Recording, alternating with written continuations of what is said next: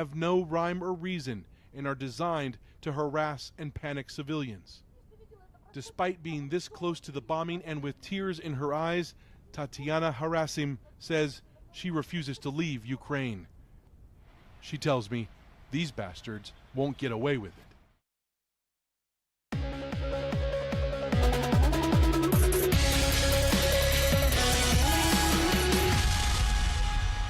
Good evening, this is Viewpoint. I'm Zaka Jacob. The island nation of Sri Lanka is going through its worst economic crisis since independence.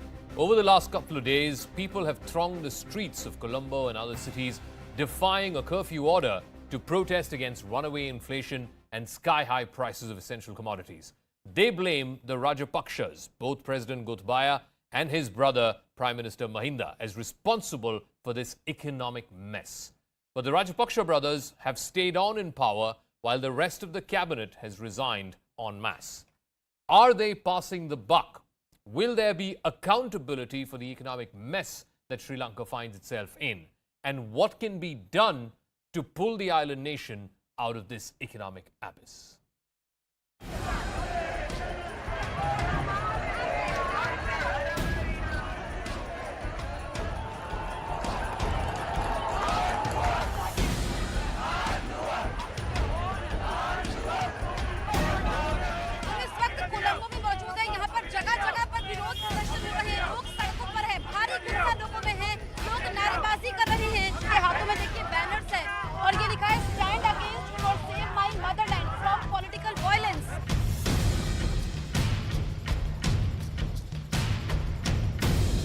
Those are all dramas that are being enacted to kind of shield themselves from the wrath of the people.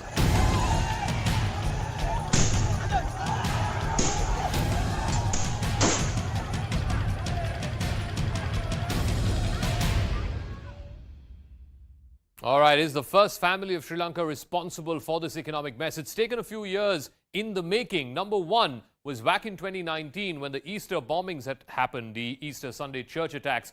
This was in 2019. ISIS had taken responsibility for it. It was the first big ISIS attack in Sri Lanka, and that led to a lot of tourists, particularly tourists from Western countries, giving Sri Lanka a miss. Number two, the 2020 pandemic, and that, of course, was debilitating to the tourism sector and also to inward remittances, a large part propping up the Sri Lankan economy. Then there was the alleged political opportunism by the Rajapaksa family. One of the first things that Gotabaya Rajapaksa did after he became president a couple of years ago was to reduce taxes. As a result, the revenues of the government took a big hit. There was also a major scandal involving organic farming and the ban on using chemicals and fertilizers. There's also the big China debt trap. Major projects, the Colombo port, Hambantota, etc., are debt financed by China, and China so far has refused to restructure that debt. Let me now go across to our guests to try and get a sense of what is going on in Sri Lanka and how things have come to such a pass. Mandana Ismail Abivikrama is the editor of the Sunday morning newspaper. Ahilan Kadir Gamar is a senior lecturer at the University of Jaffna in Sri Lanka. Pinak Ranjan Chakravarti, former secretary in the Ministry of External Affairs, served in Sri Lanka before, and Narayan Lakshman is associate editor of The Hindu. Let me start with Mandana Ismail Abivikrama. I just outlined how things came to such a pass. The point is, the action that's been taken so far, at least politically speaking, Mandana, is the president stays on, the prime minister stays on, the rest of the cabinet has resigned. Where is the political accountability here? Well, therein lies the question. I mean, the problem that we are facing at the moment, and which is why streets are filled with people protesting, because the cabinet resigning will not provide the solutions that are required at the moment, because what Sri Lanka really needs is a systematic as well as a structural change and total overhaul. Well, of course, there's a time issue and plus the economic crisis that is going on. So therefore, there needs to be a more collective effort when it comes to finding solutions, because at the moment, finding solutions is key, because we are actually, as a country, we're at crossroads. We have an energy crisis, we have a fuel crisis, we have a medicinal shortage, we have an LP gas shortage, and we have certain shortages in food commodities as well, affecting every person in the country. So therefore, it is going to be really tough because the cabinet alone, because now today several cabinet ministers were reappointed, four ministers for a temporary as a temporary cabinet, but you see it is the same faces. So how are we to expect something different? Is there a plan? The whole problem has been there has not been a proper coherent plan. So so at this stage, the biggest problem is where are we going next? Are we going to find solutions? Is that going to be a joint effort? Will it involve all political parties represented in parliament, or is it simply going to be once again just a few family members and the rest of their loyalists who are going to take over? Let Which, me if ask, it's so, I don't think that will that's work going to towards work. building confidence. Clearly, it's not going to work. Let me ask Ahil and Kadirgamar, you know, one part is the political accountability. Clearly, the president and the prime minister are not quitting. He's not fixing political accountability for the mess that Sri Lanka finds itself in. But as Mandana said, right now the focus should be on solutions. And as I understand, the two big crises are one, a lack of foreign exchange reserves, and B, runaway inflation, both food and fuel. By inviting other members of the political fraternity, other opposition parties to be part of this government, how does that help solve the economic mess in Sri Lanka? What is it that the government needs to do to tackle these two problems?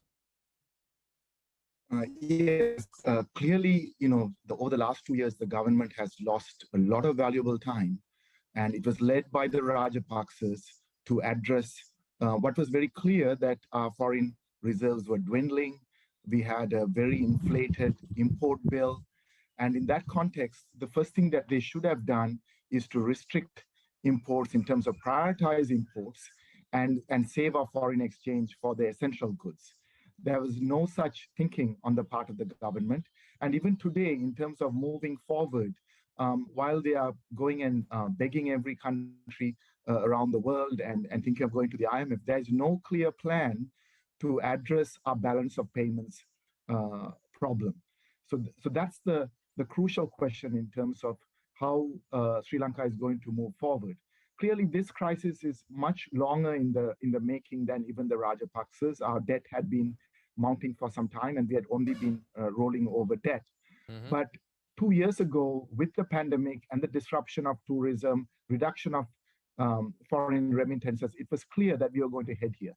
So what the people are asking for is, at a minimum, a recognition that the Rajapaksas have failed and they wanted them to go home. But instead, the two most powerful positions remain the same. The two brothers, the president and the prime minister, are still in office. So they are not going to be able to fix this issue or even recognize that how serious a mismanagement this has been. When it comes to the inflation, obviously there is continued inflation. It's partly also caused by what's happening in the global markets. The war in Ukraine has had its impact in terms of the rise in global oil prices and commodity prices. But there again, the government did nothing to take charge of the situation. What they should have done is reactivated the public distribution system, which was dismantled after Sri Lanka liberalized its economy in the late 1970s. The state has to take responsibility for importing, and it needs to distribute these goods, these essential goods, through a public distribution system. And for that, the government needs a clear mindset change, and it hasn't happened. Thirdly, in order to be able to possibly even a personnel change, because essential goods at a lower price, they have to raise revenues. And when an economy is shrinking, it's very hard to increase taxes, but they have to think of something innovative like a property tax, which the government has no political will to do because of all the business community that supported them to come to power. So there needs to be a fundamental shift in thinking. All right, let me ask Pinak Ranjan Chakravarti, how much, of course, there is a narrative here in India and also in Sri Lanka that a lot of this has been caused by hugely indebted projects that are being financed by China. And I believe a huge chunk of those loans are going to come due later this year or early part of next year. How much of that has contributed to the economic mess that Sri Lanka finds itself in today? And what can India do? I believe tons of diesel have been sent over the last few days. Some essential commodities have been sent. A $1 billion line of credit has been opened as well. But I'm also given to understand that a lot of these essential goods particularly are stuck at the Colombo port. So what more can India do? Well, firstly, the Chinese debt trap. Of course, it has played a role because debt servicing took away. While the foreign exchange reserves were dwindling, Sri Lanka had to pay, keep servicing these debts. And today the situation is that the debt to GDP ratio is huge. It's gone beyond 100%. I mean, Sri Lanka's debt is more than its GDP today. So these are some of the problems. As far as who is to blame, I think my co-panelists from Sri Lanka have clearly laid out who is to blame. And but what it is incredible, in my view, personal view, that it was building up and nobody saw this coming. And despite that, the COVID was also hitting the revenues, tourism, etc. And during that time, why take decisions that will further hit your economy, either on the revenue side and on the expenditure side? So I don't know really what happened. And this also has something to do with the fact that one large family controls the political power in that country. And I don't know how much economics they understand, or whether they had listened to the excellent economic advice I'm sure many Sri Lankan economists would have given to them. As far as India is concerned, India has definitely stepped forward and tried to be helpful. But then everybody is going through difficult times, but still, we have not only given them 400 million currency swap arrangement, the Asian Clearing Union $1 billion in deferred payment, it's like you can pay later, then 40,000 metric tons of fuel, and $1 billion in food aid, out of which 40,000 is metric tons of rice. Now, this is what we have done so far. Of course, it will take time for the food to reach, the fuel to reach, and I'm sure it will reach and it will ease the situation to some extent. But then the solutions are not in India's hands. Yeah. The solutions have to come from within Sri Lanka, and they have to pull up their socks, in my view, to set their house in order. Okay, Narayan Lakshman, again, it comes back to the question of accountability, and it's clear that the Rajapaksas, both the president and the prime minister, do not intend to resign anytime now. They seem to have parliamentary majority, a substantial parliamentary majority, and now there's been an open invitation to opposition leaders to join some form of a national unity government. But at the end of the day, with as many as 9 members of their family as members of parliament, and I think about 5 of them in the previous cabinet, unless the Rajapaksas themselves step down, do you see the situation improving? And B, what is the political incentive for them to step down? Because, like I said, they still seem to control the levers of power, both in government and in parliament. Right to say that this is a bit of a stick for the whole country, and this is a problem that has been a long time in the making. The reason, obviously, is structural. And yes, you alluded to the China factor and the debt trap. But honestly, I think economists across the world who are studying this have concurred that it goes beyond that. So yes, there is debt from China that was initially in 2018, 19, up to even 21, which has grown from $1 billion to an add-on 500 million and then further. And now there's talk of 2.4 billion. But the reason that Sri Lanka has never succeeded in servicing that debt and rising beyond that is because they do not have income-generating activities within their economy that can reach a sufficient scale to do that, to meet their debt obligations. And the reason for that is, again, Sri Lanka has always been hailed as strong on internal development, so the construction of ports, roadways, highways, infrastructure. But the problem is none of these goods are tradable. These are not tradable on the international economy, and therefore there is a concrete limit to how much foreign exchange the country can earn. There is a concrete limit to growth rate. Therefore, the problem goes back to not perhaps picking the right sorts of economic activities or industrial development plans which would enable the country to grow, say, in the manner that Singapore did many decades ago. You have to integrate and engage with the global economy to be able to weather a storm like the COVID-19 and lockdown crisis that happened. So I think this, combined with the Rajapaksas retaining a tight grip, as you correctly said, on national assets of all kinds, of retaining their political control, has been a toxic mix. I think this is going to be a break. This is going to be an inflection point for the Sri Lankan people themselves to think about whether a family and leaders who came to power on the basis of wartime efficiency, defeating the LTTE and bringing peace to the country, which is definitely a creditable achievement. But are people who did that, are they the same leaders who this country judges as suitable for governance, for economic governance, for macroeconomic management? Those are two very different questions, and the kind of soul-searching and panic that's happening is going to lead to answers to that. All right, I'm going to go back to our guests in just one second, but I also want to go back to what India has been doing over the last month or so in terms of a helping hand for Sri Lanka. As Ambassador Chakravarti said a moment ago, there's been a $1 billion line of credit to purchase essential commodities. That's food, medicines, and of course, some amount of fuel as well. There's been a $500 million line of credit that's been extended to procure fuel products. And remember, a bulk of Sri Lanka's fuel is imported. A large chunk of it comes from India. Another chunk comes from the Gulf countries. There's also development of 3 wind farms in Jaffna in northern Sri Lanka at a cost of $12 billion. And also 2 lakh metric tons of diesel has been delivered over the last couple of months. The problem, though, is a large chunk of it, both fuel as well as food, essential food items that have been sent, many of them seem to be stuck in the Colombo port. So I want to ask Mandana Abivikrame, how does this change? I mean, it's one thing for countries to lend a helping hand, but on the ground, bureaucratic red tape, the inefficiencies in the government system, that seems to be stymieing even, the glimmer of a recovery, if you will.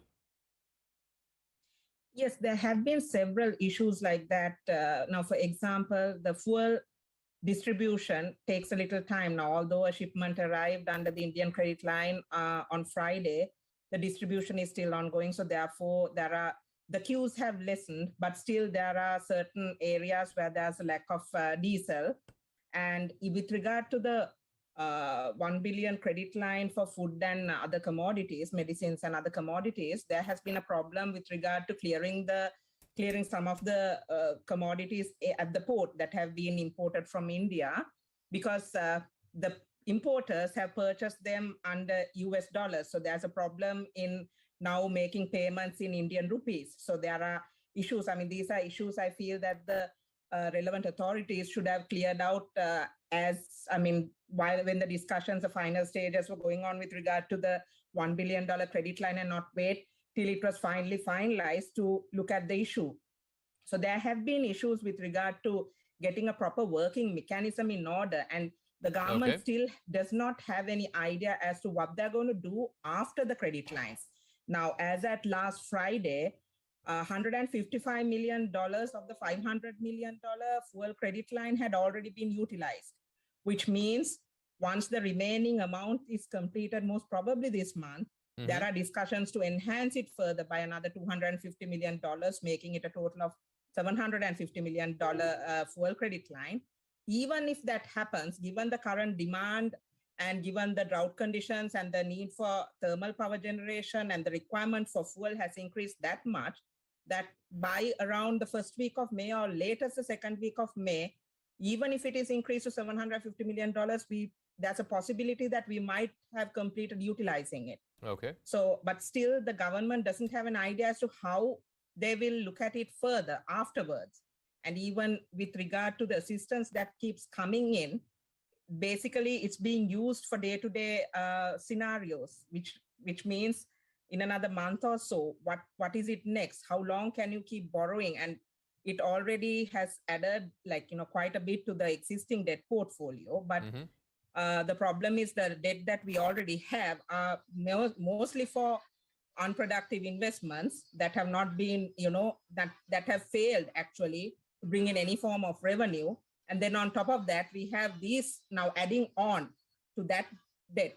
So Okay. It's Let me ask actually, as I Dr. said, Dr. Kadirama, so then what happens with the whole restructuring of the IMF debt? I believe in a couple of months that big portion of that debt is also coming due. So will this whole economic mess now be resolved only if that debt from the IMF is going to be restructured in slightly more favorable terms? And also, why the reluctance by the government to increase revenues? I believe one of the first things that Gotabaya Rajapaksa did as president was to decrease taxes. Why not going back to increasing taxes, at least for those who can afford to pay it? Yes, the problem with our debt is mainly the external debt. Sri Lanka's total debt is now, the government's debt is about 104% of GDP, of which 42% of GDP is external debt. Now, this 42% of external debt, if you break that down, even though people talk about the Chinese debt trap, the Chinese debt is only about 10% of our external debt. The real problem is 40% of our debt in the form of sovereign bonds, which are owed to the capital markets. And that is what has been the real crunch.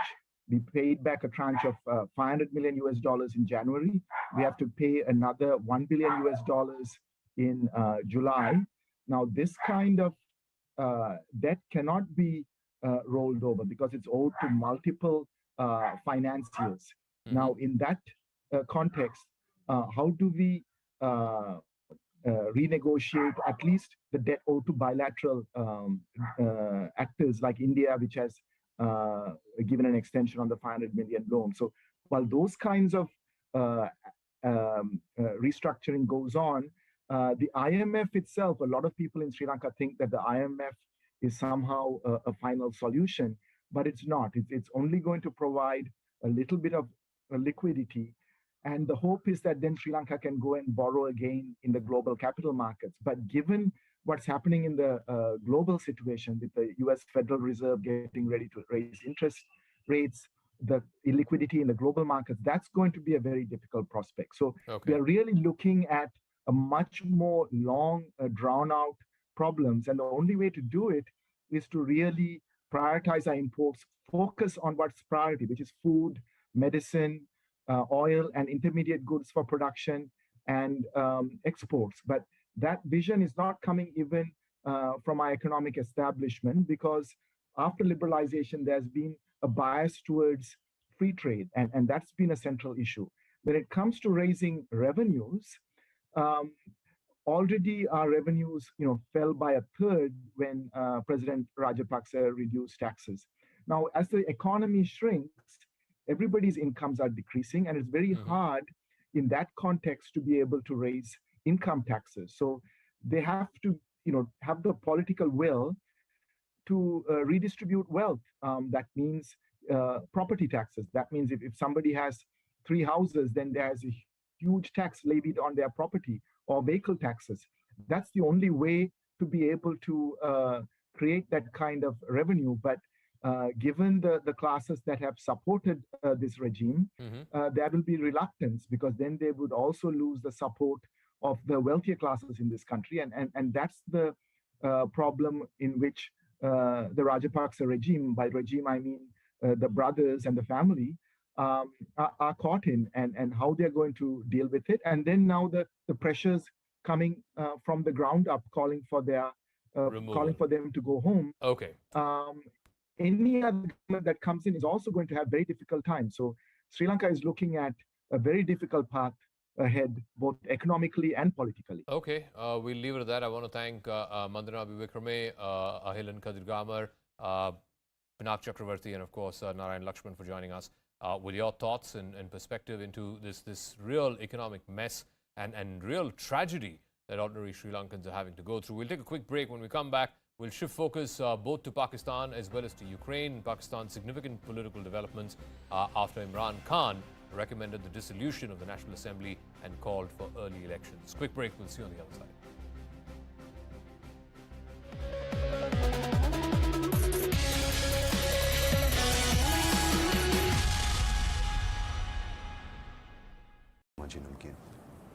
And and especially this role, I feel it's so close to him. There's so much of him in this role as well. Did you feel that?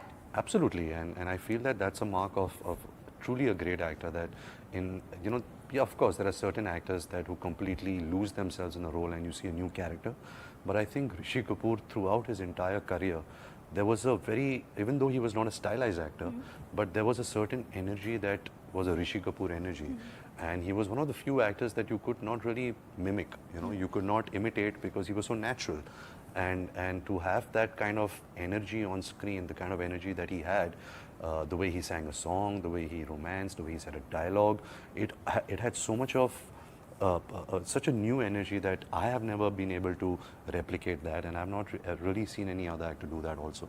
I was going to ask you that because you're such a good mimic. I know that they also wanted to put some prosthetics on you. Have you ever tried to imitate your father? Never. I would never make that grave mistake. And, being his son, throughout my entire career, there have been many opportunities where people want me to, do a song of his or do something. And I've very, very carefully stayed away from it, because I know that, I won't be able to do it.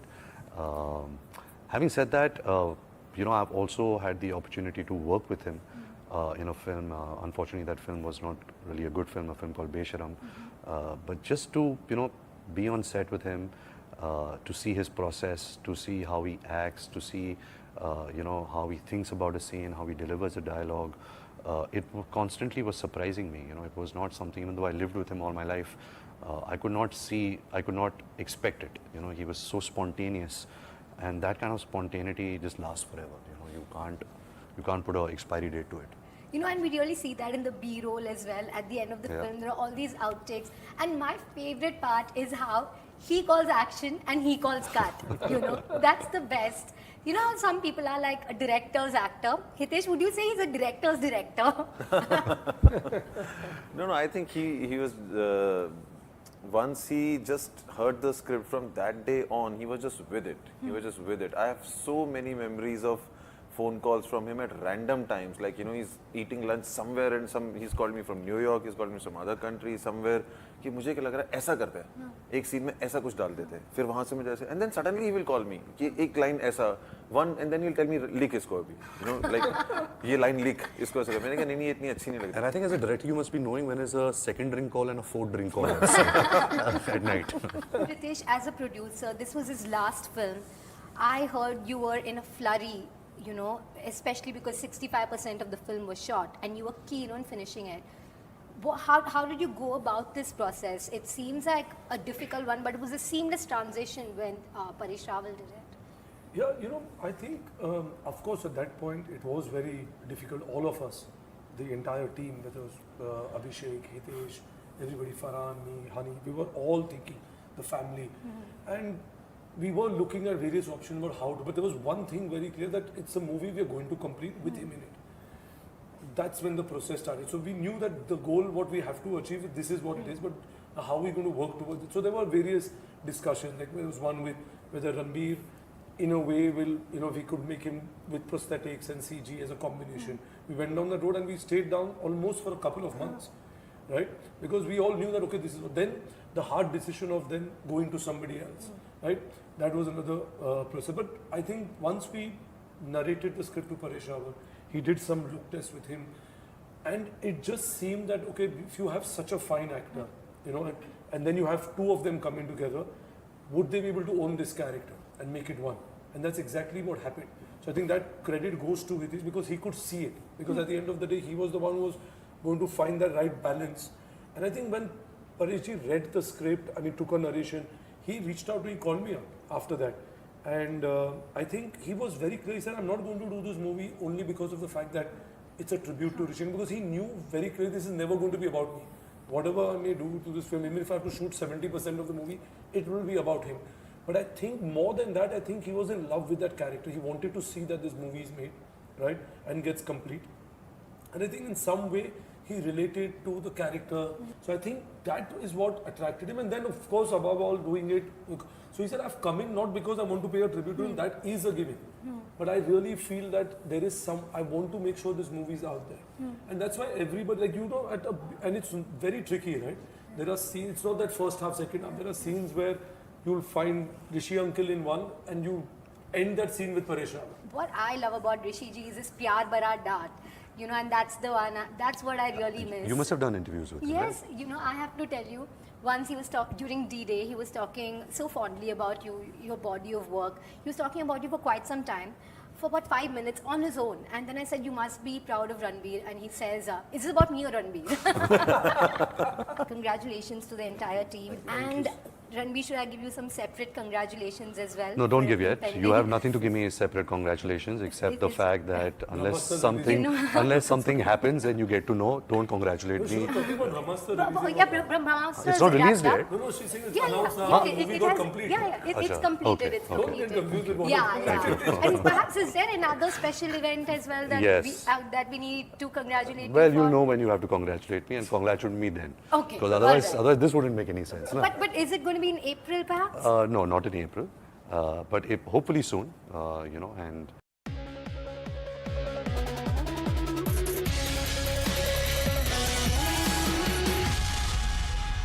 Welcome back. The Pakistan Supreme Court has adjourned till tomorrow the hearing on Imran Khan's move to dissolve the National Assembly and call for early elections. The opposition has sought time till tomorrow to respond to some of the questions raised by the Supreme Court. Earlier, the court had concluded that it needs to look into the legality of the decision taken by the Deputy Speaker of rejecting the no-confidence motion, thereby allowing the Prime Minister to recommend the dissolution of the National Assembly. Now, Imran Khan has also announced that he will be holding a protest outside the red zone, which is the high security zone, the VVIP zone in Islamabad later tonight.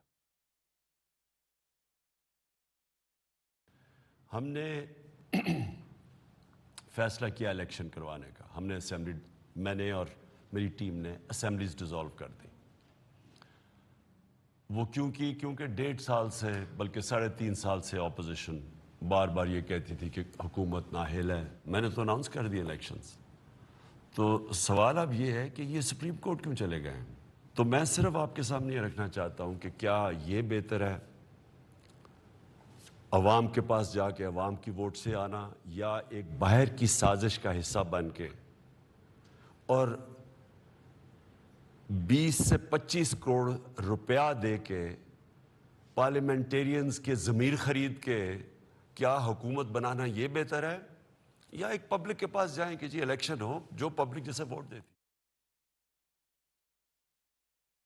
Imran Niazi ने एक बड़े साजिशी ज़हन के तहत ये आइन तोड़ा सदर ने आइन तोड़ा कल सदर ने गैर आइनी तौर पर उनकी समरी को अप्रूव किया और पार्लियामान को उन्होंने डिसॉल्व करने का कोई हक नहीं था और डिप्टी स्पीकर ने आर्टिकल 5 का हवाला देकर जो मोशन को खारिज किया वो गैर आइनी थी हम इस बात को यहाँ पर नहीं रहने देंगे हम पूरे पाकिस्तान की गलियों और मोहल्लों में एहतजाज करेंगे और हर सूरत इंशाअल्लाह हम इस मामले में अपना पूरा हक अदा करेंगे और साबित करेंगे गद्दार की बात इन्होंने की है हमने कभी गद्दार की बात नहीं की हम सब का प्रेशर की वजह से पार्लियामान के बाहर का जद्दोजहद की वजह से और उससे बढ़कर जो हमने सब मिल के 3 महीने के लिए इस हुकूमत का जीना हराम कर दिया इस अदम एतमाद के थ्रू और उसने खुद हमारा इस प्रेशर के नतीजे में बंदूक उठा के खुदकशी कर ली अपनी हुकूमत की जब मैंने पहले दिन उठ के इसको वजीर आजम सेलेक्ट कहा था तो तब भी वजीर आजम साहब जश्न मना रहा था आज भी उसका हुकूमत गई वजीर आजम नहीं रह सकता और वो जश्न मनाने की कोशिश कर रहा है All right, I want to go across to Mohit Jafri, who's joining us live. Mohit, what is the fundamental legal or constitutional question that the Supreme Court has to resolve in this matter? And also, time is of the essence. So, is there any indication from the court how soon they'll be able to come to a verdict on this? The way the Supreme Court is approaching this issue in this particular conundrum makes it appear that this will be sorted in maximum 24 to 48 hours. Because the question they're asking is not about the legality, they're not talking about the authenticity, they're not talking about the substance of the letter, which is the basis of this action by Deputy Speaker, Mr. Suri. They're basically questioning the constitutionality of Mr. Suri, the speaker's actions, basically based on Imran Khan's whims and fancies. They're questioning if it is constitutional for a speaker to judge, number one, somebody as a traitor based on their own perception, their own understanding of something. The question number two they're trying to ask is, even if a speaker believes that according to his or her perception, somebody has been guilty of jeopardizing sovereignty, can they or can they not dismiss a vote of confidence based on Article 5, which deals with these issues of sovereignty and security? So these are the two fundamental questions that the Supreme Court so far has shown the intent of approaching. And if they find that the Deputy Speaker, Mr. Qasim Suri, acted in violation of the Constitution, or he overstepped his jurisdiction as the Speaker, they would overturn his actions. However, if otherwise, the action would stay in the way it is. The second thing is we yet don't know, once this question is answered, would the Supreme Court then maybe, in addition to this, go into the details of authenticating if the letter was legitimate enough for the country and for the Prime Minister to perceive it as a threat to the sovereignty of the country. For this matter, Bilawal Bhutto Zardari has requested the military, the Director General Public Relations of Inter-Service Public Relations, that is Pakistan Military's media wing, to clarify if in their perception, this letter constituted a direct threat to Pakistan's sovereignty or was a clear and eminent recipe for regime change in Pakistan, because that is what would clear out this entire muddy waters that have been created by this current situation in the assembly and outside it. Mohit Jafri, we'll leave it at that. We'll be in touch with you as this political drama, this legal drama plays out over the next few days in Pakistan. Meanwhile, some domestic news now. A youth was caught on camera attacking constables and civilians outside the Gorakhnath Temple in Gorakhpur. He barged into the temple premises and raised religious slogans. 2 soldiers were also injured in the attack, and the police have arrested the youth responsible for the incident. UP Chief Minister Yogi Adityanath is slated to visit the site. ADG Law and Order Uttar Pradesh, Prashant Kumar, has also said that an FIR has been registered and a probe is underway. He also alleged that there might be a larger plot to it, as it looks like a terror attack, but facts will emerge after the ATS probe. Meanwhile, security has been beefed up in Mathura, Ayodhya and Kashi, all temple towns. उस व्यक्ति के पास से जो चीज़ें बरामद हुई हैं, वो उन चीज़ों को देख के लगता है कि एक गंभीर बड़ी साजिश की तैयारी थी, और इस चीज़ से इनकार नहीं कर सकते कि आज के डेट में ये आतंकी घटना नहीं थी। तत्काल इसको वहाँ ATS की टीम गई है। आज वहाँ ADG ATS और ADG STF दोनों रवाना कर दिए गए हैं।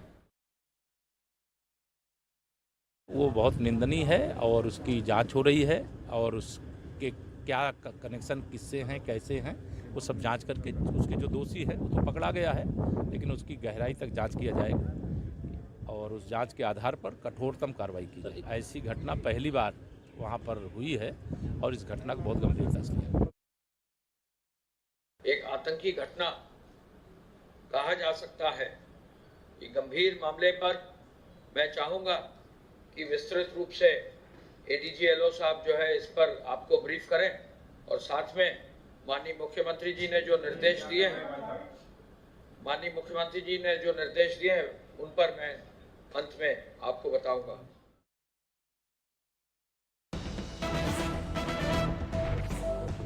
We're getting breaking news in connection with this particular story. The UP ATS have now picked up 2 suspects from Maharajganj. Both are suspected of having given arms to the main accused, Murtaza, who's been sent now to 14 days judicial custody. Pranshu Mishra has more details on this. Pranshu, do we know who these 2 are who've been now picked up by the UP ATS, what their role is, and what connection they had with this main accused? Well, Zakasi, this is an open investigation going on so far. So if you talk to the authorities, they'll say that they do suspect a terror module, but there's nothing confirmed about it. So at the moment, interrogation is going on. Now, 2 people, of course, have been picked up. but a sort of weapon which was being used by the accused. You know, it is a very commonly used weapon, and it's a sharp-edged object which was being used. So it was not a firearm, in fact. So the two people, of course, have been detained rather, at the moment, in order to verify the connections which Murtaza actually had. As we have told our viewers earlier on, that larger probe is being done as to ascertain that whether it was just a case of an attack by someone who was mentally challenged, who was not in best of his mental state, or else there was a larger terror plot to it. Authorities at the moment say that, you know, at the moment they can't rule out the terror module, but they also say that ultimate truth could be only unearthed once the ATS comes forward with its report. So at the moment, ATS teams are out. Two people have been detained in Maharajganj. Other team has been rushed to Mumbai, from where Murtaza has gained his high education. Also, his family members in Gorakhpur are being, in question. But as of now, the latest, of course, is that Murtaza has been sent to 14 days of judicial custody. And of course, as a part of interrogation investigation, police will seek a police custody remand on him. Okay, Pranshu, we'll leave it at that. We're getting more breaking news, and this time away from Uttar Pradesh in the national capital. This is big. The South Delhi mayor has demanded the shutting of all meat shops during the Navratra festivals. Remember, it's going on for the next 8 days or so till the end of next week. Just a few days ago, we had the Ghaziabad Municipal Corporation suggesting that there be no sale of meat during these 9 days. That was an order that they subsequently withdrew. Now, the South Delhi mayor, and remember the MCDs, or the municipal corporations of Delhi, are all controlled by the BJP. The South Delhi mayor has asked for a 9-day reprieve or a 9-day stoppage in the sale of meat in South Delhi. Akash has more details on this. Akash, is this tenable? I mean, we saw last week the Ghaziabad Municipal Corporation first making that order of ban of sale of meat, and then subsequently they had to withdraw that. So is the South Delhi Municipal Corporation actually serious on going through with what the mayor has said? So, Zaka, first of all, let me tell you that this is not an official order. Okay, this is just a letter that a mayor has written to the commissioner. So clearly, this letter has been written by a mayor himself and to none other than commissioner, and he's saying that meat shops should be closed for 9 days. And he is saying that during the Navratri festival, keeping in mind that religious belief of people and also the hygiene issues are there. So he has said that this is necessary to maintain cleanliness and all the hygienic factors. Definitely, this is not the official order that will not be enforced until unless the commissioner put out an official order. But clearly, this is important because as you mentioned that even in Ghaziabad, this kind of order was issued and later it was withdrawn. But at this point of time, it is not an official order, and mayor has just written to commissioner, and we are waiting for official order as of now. And two quick clarifications. One, has there been any reaction, officially or unofficially, from the Aam Aadmi Party and the Delhi state government? Because surely they'll have a thing or two to say about this suggestion that's come from the South Delhi mayor. And two, just bring us up to speed with what about the neighboring cities around Delhi, in Gurgaon, in Ghaziabad, as you mentioned a moment ago, in Noida, etc. What is the rule about sale of meat during Navratri?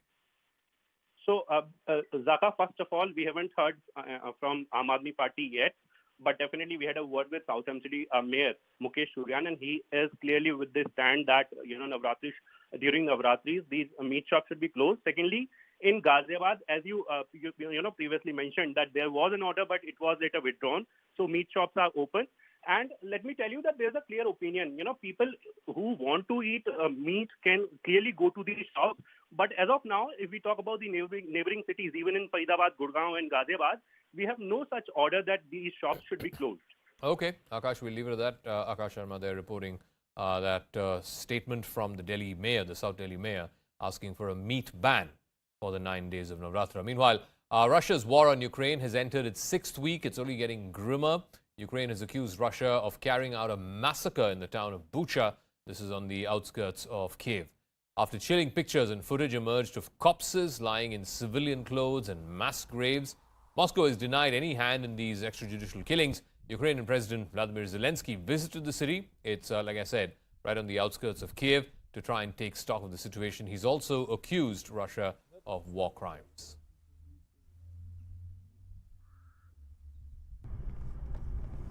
As Russian forces retreat from the area north of Kiev, in their wake, scenes of utter destruction. Whole blocks of houses flattened, Ukrainian authorities saying they believe dead bodies are still lying underneath. But here, the dead also lay in the open. Ukrainian National Police showed us this mass grave in Bucha, saying they believed up to 150 civilians might be buried here, but no one knows the exact number. People killed while the Russian army occupied this town. This is what it looks like when the hope is crushed. Vladimir has been searching for his younger brother, Dmitry. Now he's convinced Dmitry lies here, even though he can't be 100% sure. The neighbor accompanying him with strong words for the Russians. Why do you hate us so much, she asks. Since the 1930s, you've been abusing Ukraine. You just want to destroy us. You want us gone. But we will be. Everything will be okay. I believe it. Video from Bucha shows bodies in the streets after Russian forces left the area. Some images even show bodies with hands tied behind their backs. The Russian Defense Ministry denies killing civilians and claims images of dead civilians are, quote, fake. But we met a family just returning to their house in Borodyanka, which they say was occupied by Russian soldiers. They show us the body of a dead man in civilian clothes they had found in the backyard. His hands and feet tied with severe bruises and a shell casing still laying nearby. Russia's military appears to have suffered heavy losses before being driven out of the area around Kiev. This column of armored vehicles in Bucha completely destroyed. The way the Ukrainians tell us is that Russians were trying to go towards Kiev and they were then intercepted by Ukrainian drones, artillery, and also the Javelin anti-tank weapons. It's not clear how many Russians were killed here, but they say many were, and others fled the scene. A national police officer says the Russian troops were simply too arrogant. They thought they could drive on the streets and just go through, he says, that they would be greeted as though it's all right. Maybe they think it is normal to drive around looting, to destroy buildings, and to mock people, but our people didn't allow it. And now it appears all the Russians have withdrawn from here. Ukraine says it is now in full control of the entire region around Kiev. But it is only now that the full extent of the civilian suffering is truly coming to light. I want to go across to Lieutenant General retired Ben Hodges. He's the ex-US Army commander. Thanks very much, General Hodges, for speaking with us. It's been a little over a month since this war began. From a military standpoint, what is your assessment of how this war has gone so far? And how long do you think it can be sustained? Because at some point, Vladimir Putin needs to say, okay, I need to call my forces back. I can now declare military victory. What may that point be? Well, we are in the decisive phase of the campaign right now. The next 3 weeks, in my view, will determine the ultimate outcome. Clearly, Russian forces have been defeated in everything they've tried to do in the opening stage of the campaign. They have failed to accomplish their objectives. And so they have culminated what we would call, they've reached their culmination point, meaning that they no longer have the ability to conduct sustained land offensive operations. So they're beginning to transition to the defense, and they are refocusing their efforts just in the Donbass region and to harden what it is they have. Now, this is not going to last forever. We have a window of opportunity, I think, the next 3 weeks, where if we, the West, push with a real sense of urgency what Ukraine is asking for, then Ukraine can finish off the Russians and get them back to at least the pre-24 February line.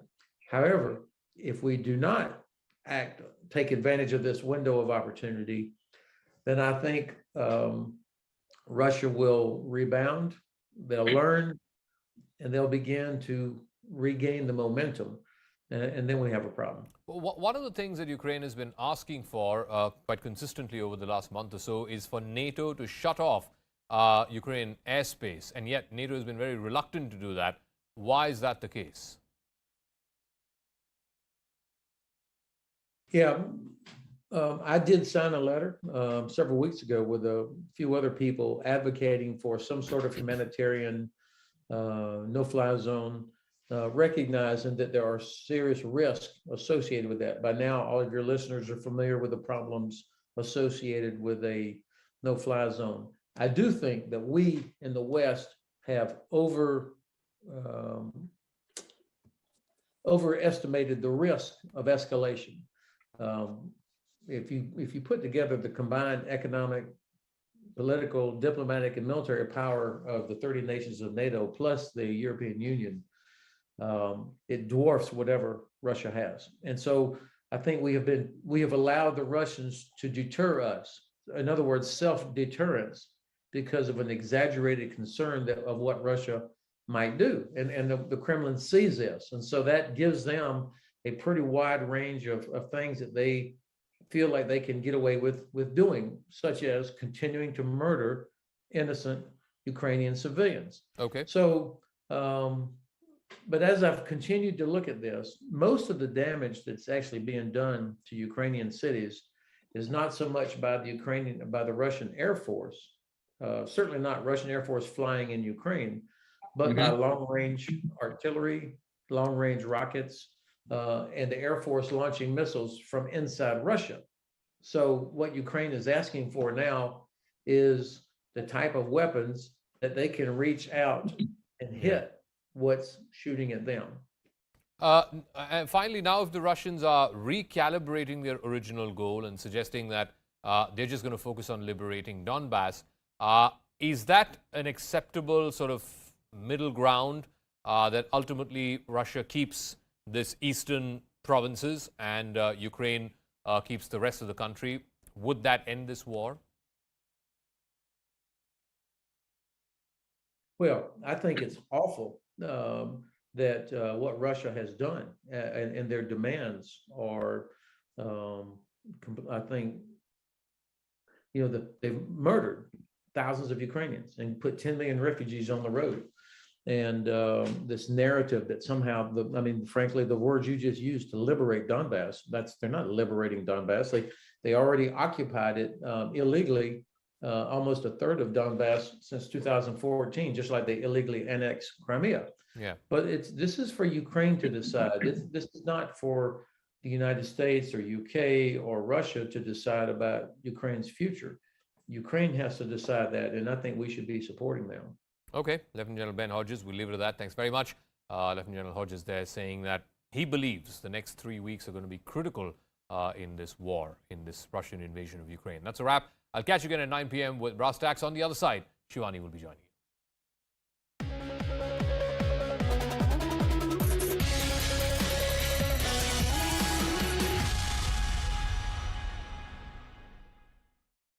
For about 5 minutes on his own, and then I said, you must be proud of Ranbir, and he says, is this about me or Ranbir? Congratulations to the entire team. And Ranbir, should I give you some separate congratulations as well? No, don't give yet. You have nothing to give me separate congratulations, except the fact that unless something happens and you get to know, don't congratulate me. It's not released yet. No, she's saying it's announced now. Movie got completed. It's completed. It's completed. And perhaps is there another special event as well that we need to congratulate you Well, for? you'll know when you have to congratulate me and congratulate me then. Okay. Because otherwise this wouldn't make any sense. No? But is it going to be in April perhaps? No, not in April. But hopefully soon, and hopefully by the end of the year. Don't know, we haven't planned. I think we are very instinctive people and we're very much in love, and hopefully soon. Well, congratulations, and thank you for not keeping it in April. It's so hot. I know. But you're not invited, so I must people keep telling me that. I mean, we'll discuss that. We'll discuss that. Thank you. Thank you so much, guys. Thank you. Thank you. It seems like the game is over for Imran Khan, or rather stumps, or light has interfered with the performance, or the batsmen are claiming they can't see the ball. Anyway, as the Pakistan Prime Minister, well, he may lose the majority in the House, and from what we gather, it's not very clear. He may or may not be a Prime Minister as we speak. Joining us now is alleged spokesperson for Imran Khan to clarify this for us, because we don't understand our politics, forget the neighbours' politics. Mr. Pareshan Khan, sir. Yes, thank you. Mr. Pareshan Khan, what exactly happened? What happened? I mean, that's the question we're asking ourselves, you know. Imran Khan was the captain, and then he was forced out because of circumstances. Then he comes back again, inshallah, that will happen again, and, you know, he'll come back and it'll go on. Yeah, but what happened this time? All I want to say is that the googly has come because of the ball tampering. I mean, the vote tampering done by the Pakistani army. You can say it's a case of picking the seam, you know, ruffling the ball, you know, touching the underside and taking off the stitching. I don't want to point fingers at the writer, but obviously he doesn't know his cricket. Because you don't mention googly and ball tampering. It doesn't work. Ball tampering and googly don't work. Googly is an art of leg spin, where you make the ball go the other way with a similar action. So nothing to do with ball tampering per se. But I don't want to lecture. I'll just go on and ask you, do you blame the army and not the opposition? I mean, you know, what can the opposition do? I mean, you know, it's the army. After all, their bat is wider than my stump. I do not react to that phrase. I hope that in Punjabi it sounded better, because in English it sounds horrible. But isn't this a vote of no confidence from the parliament that we are seeing? Parliament? Now, what is a parliament? Why would you use such a word? Parliament? You don't know what a parliament is? Ah, you mean those people who sit in one big room and argue? Let me tell you, my friend, this is not India. We generally just tend to ignore them. You generally ignore Parliament? We generally, and well, the generals definitely. So wait and see. Imran may just be not out. I mean, he may be out, but it's not clear. He may be not out. It's still pending. My God, really, this is tougher than talking to an Indian politician. But if your parliament says Imran is out, then Imran is out, right? So what? I mean, he could decide not to walk, you know. I mean, after all, technically, not walking is not cheating. Yeah, not working is not cheating. Not working is what happens in our part of the world. But go on. Although, now that you've set me on to this, he may have a couple of other things he would like to do if he actually leaves. Good, thinking of the future, now you're talking. So what plans does he have for the future? What do you think Imran Khan will do? Well, you know, I mean, his heart will always be in Pakistan, but he will move to Russia because they desperately need his help. Russia needs help with the war? No, they need help with their cricket team. All right, of course. At a time like this, when they're in the middle of all that criticism and crisis, build a cricket team for the future, yeah? Or better still, he may start as a coach in the PSL. You know, the next season is due any moment now. The Qalandars have been calling. I don't want to take names, but we're expecting good things, good money as well. And he can base himself in Dubai, where, you know, it's easier for him to train in peace, because here he's a bit of a sex symbol and things are difficult for him. Wow, yeah, that would make sense. Of course, because of the problems with the countries, IPL is a no-no for now, right? Only one thing, if I may add here, he will have to call up the army and ask for permission, you know. That's right. Do you have the number? If they don't want Imran, then from Naya Pakistan, it will become Gaya Pakistan. I'm just putting it out there, you know. Don't shoot the messenger. In fact, don't shoot. In fact, I tell everybody, you know, do what Will Smith did. I mean, you take it that far, you can slap someone, but don't take it further than that. Let's end there, as far as we're concerned. I don't want to be critical of the writer of this segment, but I just feel, honestly, he doesn't know his cricket. And instead of Gaya Pakistan, we say Gaya Lekhak. The writer's gone forever. Thank God for that. A star, a legend, and a fond memory for so many of us. His inimitable candor spills over on screen in his swan song, Sharma Ji Namkeen, because too much of sweet is very boring. And who better to talk about that than Ranbir, Ritesh, and Hitesh. Hello and welcome. Thank you for having us. Hi. Ranbir, I watched the film yesterday and it was an emotional experience for so many of us who've met Rishi Ji, who've interacted with him. How was it for you when you watched it? Well, I think I had a similar reaction, you know, apart from him being my father, keeping that aside, the same kind of admiration that you have or anybody has, I have that for him as an actor. And to see his last work, and in a film like Sharma Ji Namkeen, and not just me, my entire family, Ritesh had a screening for my family, and we all had, you know, such a large smile on our face. You know, we were happy that, you know, there was another piece of work that audience could remember him by, and extremely proud that that piece of work was a film like Sharma Ji Namkeen. You know, and especially this role, I feel it's so close to him. There's so much of him in this role as well. Did you feel that? Absolutely, and I feel that that's a mark of truly a great actor, that in, you know, yeah, of course, there are certain actors that who completely lose themselves in a role and you see a new character. But I think Rishi Kapoor, throughout his entire career, there was a very, even though he was not a stylized actor, but there was a certain energy that was a Rishi Kapoor energy. And he was one of the few actors that you could not really mimic, you know, you could not imitate because he was so natural. And to have that kind of energy on screen, the kind of energy that he had, the way he sang a song, the way he romanced, the way he said a dialogue, it had so much of such a new energy.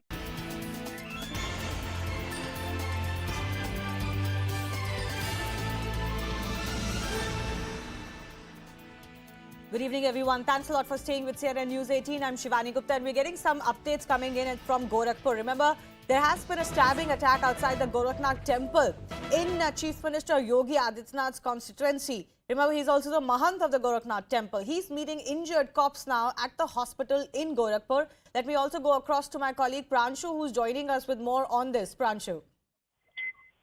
Yes, Shivani, that's right. Yogi Adityanath was slated to visit Gorakhpur this evening.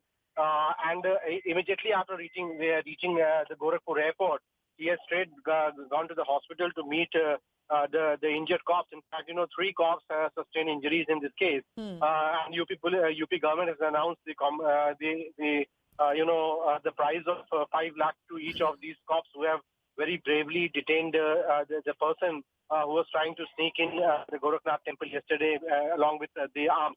So in that case, it is being seen as a terror case that has been foiled, and that's the reason why Yogi Adityanath is presently at the hospital meeting all the 3 brave cops. And subsequent to that, he'll be going to the Gorakhnath Mutt, where of course the security has been in hand. And as for the pre-planned plan, he would be doing the night stay at the temple itself. All right, Pranshu, we'll leave it at that. Thanks a lot for bringing us those updates. Moving on to our big focus this evening, the attack on Hindu New Year celebration procession in Rajasthan's Karoli has come as a shock, but not as a surprise. There are countless such incidents that take place in many states in India, especially in North India. Why are such processions on Hindu festivals pelted upon? Or why is there a mindset that such a procession cannot pass through a Muslim area, otherwise often referred to as a sensitive zone? Why should a procession be polarizing for anyone? Why should it offend anyone, especially in India? And have state polices failed to break down the barriers of these unofficial no-go areas for Hindus? What has compounded the questions in this case is now the role of Popular Front of India, who wrote a letter warning of violence in this rally and wanting a change in route that was passing a Muslim-dominated area. The PFI, for some reason, believed there can be violence in this rally. I'll break down briefly what their letter says to the state government. First, they said that communal slogans should be banned at this rally. What exactly constitutes a communal slogan in this case, which is a religious procession, is left to everybody's imagination. That police should ensure that rally is peaceful. They allege that outsiders, quote-unquote, participate and make inflammatory statements. They added that it is sensitive to take out the rally in this Muslim-dominated area and demanded a route change. Now, BJP has raised the question over how PFI had a premonition about this violence and why was the state government unable to check the situation.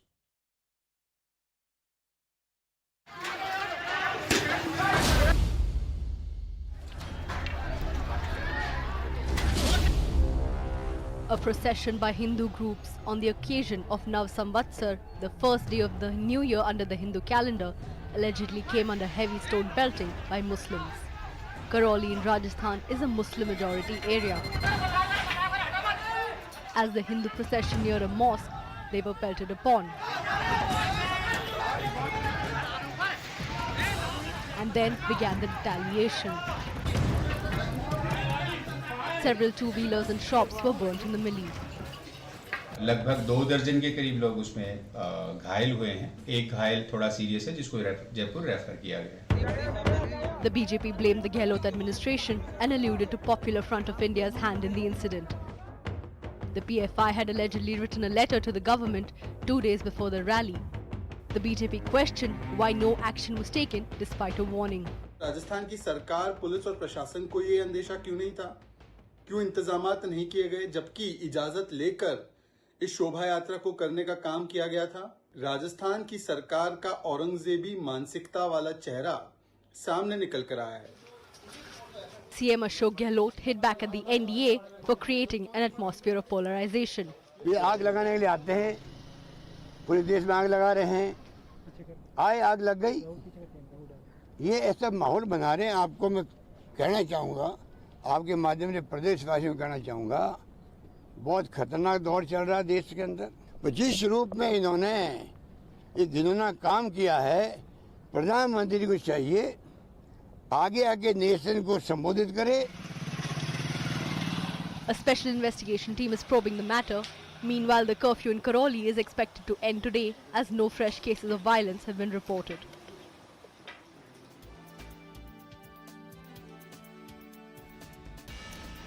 What is the role of the PFI here is one big question, but the larger question we're also asking is why are there these no-go areas for Hindus in India? Why allow or tolerate this such a mindset, and are such areas only increasing rather than decreasing? Let me go across to the guests who are joining us. Shehzad Poonawala of the BJP, Swarnim Chaturvedi of the Congress Party, Abhishek Banerjee, columnist, Syed Asad Abbas, political analyst, and Amber Zaidi, social activist, all joining us on the show. Swarnim Chaturvedi, I want to come to you first up because this case has come from Rajasthan. But this Rajasthan is not alone. You know, stone pelting or attacks during Hindu processions have been seen from as far from Rajasthan to West Bengal in India and across many North Indian states. So I'm not really making this a Rajasthan issue. But the question is that why should there be a demand, for example, by PFI in this case to change the route? Why is there this mindset that if a Hindu festival procession goes through a certain area which may have Muslim population, then somehow it's problematic? Who gives anyone the right to stone pelt on a religious procession like this? देखिए, this is an unfortunate incident और अभी जो हमने देखा यहाँ पे राजस्थान में जो हुआ उसमें परमिशन दी गई थी. There was a permission to take the procession from a certain route, but they change the route on their way and the stones were pelted. But we are investigating that there is a larger conspiracy. जो आप देखेंगे कि जो incident हुआ है उसमें there was a stone pelting and within few minutes the shops were gutted. तो ये सब जो हुआ है ये अनफॉर्चुनेटेड है. जो स्पेशल इन्वेस्टिगेशन टीम है वो इसी उस पे काम कर रही है कि इसमें कोई larger conspiracy. Yes, this was pre-planned because whenever there is an incident, that some time takes to react for the reaction. But the person who gutted the shops, they were not in a mob. They just came, put kerosene in the shops. There were 3 shops that were gutted first, and then fire took the whole market. तो ये सब जो चीजें हुई हैं ये pre plan था. इसी की जांच की जा रही है. एसआईटी ने कुछ लोगों को हिरासत में लिया है. There 14 people have been arrested so far. और इसके ये देखा जा रहा है कि इस सब के पीछे जो मास्टरमाइंड कौन है और ये जल्दी ही राजस्थान गवर्नमेंट अनाउंस करेगी. The other question that also arises, Shehzad Poonawala, that how is it that, you know, this keeps happening? That how is it that such processions from West Bengal to Madhya Pradesh to Rajasthan to Uttar Pradesh, there have become these no-go areas where a Hindu procession cannot go from? How can we have this kind of a mindset or an apartheid in India? Shivani, this is what I call as the Aurangzebi mindset, and today the Karoli files will unveil the anti-Hindu agenda of the Congress party, because look at the laundry list of events that have taken place in Rajasthan. The Baran riots in April 2021, the riots and the exodus, forced exodus of Hindus from Tonk, from a town in Tonk, Malpura, whether it is the destruction of the Salasar Balaji Pravesh Dwar by the Congress party, whether it is the destruction of the Ram and Sita ji Pratimas, whether it is the attack on various sadhus and saints including Babulal Vaishnav, the imposition of 144 to prevent people from watching Kashmir files. There's a pattern or a trend when you see the anti-Hindu Aurangzebi mindset that prevails in the state. Now my friend from Congress has actually admitted that yes, it is pre-planned, which means there was a massive failure on the part of the state. How did PFI know that this would happen? And if PFI had the intelligence, why did the state not have the intelligence? This means that PFI was actually part and parcel of this. And one of the Congress corporators has, by the way, been booked by the Congress government police. Mr. Matloob Ahmed has been booked and he's on the run. Congress government has not been able to catch him so far. This means that they're trying to protect the accused. Apart from this, Shivani, this idea of creating Article 370 zones in various parts of the country, wherever one particular religion or people of one particular religion lives, is the handbook of the Congress party. You look, they try But to this encourage happens in them BJP and the controlled other states parties as well, which believe in Shehzad. this kind of politics. This happens in BJP ruled states as well. Yes. This is actually done at an ideological level to create these ghettos of Article 370 type areas in various parts of the country, to mobilize and to polarize the particular vote bank, and then to utilize it to create danga. I and don't therefore understand. I say this is not a sayog what has happened in Karoli. It is a prayog. Two things, Shivani, very quickly, just two aspects. One, that why is it that the PFI can remove a march in Rajasthan, in Kota district without any issues, but a Hindu cannot even take out a Shobha Yatra after due permission is taken from the But police. that's the larger question I'm asking, that how can in India there can be a no-go area for any Hindu procession, for any procession for that matter, but how can a Hindu religious procession be quote-unquote so polarizing, so sensitive that it cannot go through certain areas? I mean, let's not fool ourselves, let's not kid ourselves. There are several such areas in India.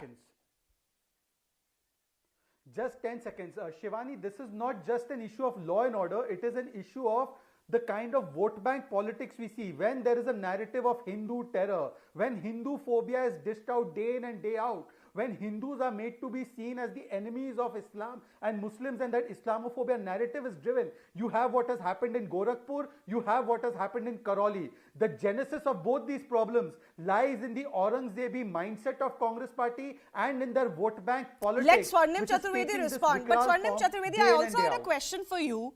You said this is pre-planned. So the question that also arises is that how is it that, let's say, if this route was changed at the last minute, last second or whatever, the police route was not adhered to, how do people suddenly have so many stones to pelt at a procession? And there are visuals that are emerging where there are hordes of stones, etc., lying on rooftops. For what? Are you saying that was not pre-planned? Has this not become a modus operandi? देखिए, मैं आपको बताना चाहता हूँ, ये पूरी चीज अभी शहजाद पूनावाला जी की भी बात सुन रहा था। इन्होंने मालपुरा इंसिडेंट का 12 की बात की, इन्होंने कश्मीर फाइल्स की बात की। मैं आपको पूरी जो है सीरियस जवाब देता हूँ इस बात का। देखिए, जो राजस्थान में यहाँ पे करौली में हुआ, ये हुआ अभी जब जेपी नड्डा जी अभी सवाई माधोपुर में जो जो करौली है, it was part of Sawai Madhopur district, और अभी वहाँ पे उन्होंने मीटिंग ली। उन्होंने ईस्टर्न राजस्थान को कंसोलिडेट करने के लिए बीजेपी के लिए यहाँ पे आए थे, अपने कार्यकर्ताओं से बात की। उसके जस्ट बाद सुनिए, उसी से ये मतलब है कि भारतीय जनता पार्टी जब जब चुनाव में आती है, चुनाव की तैयारी करती है, यहाँ पे कम्युनल राइट्स होती है, कम्युनल तो उसको बिल्कुल उसके जो your Congress corporator has been booked, you allowed PFI a free run.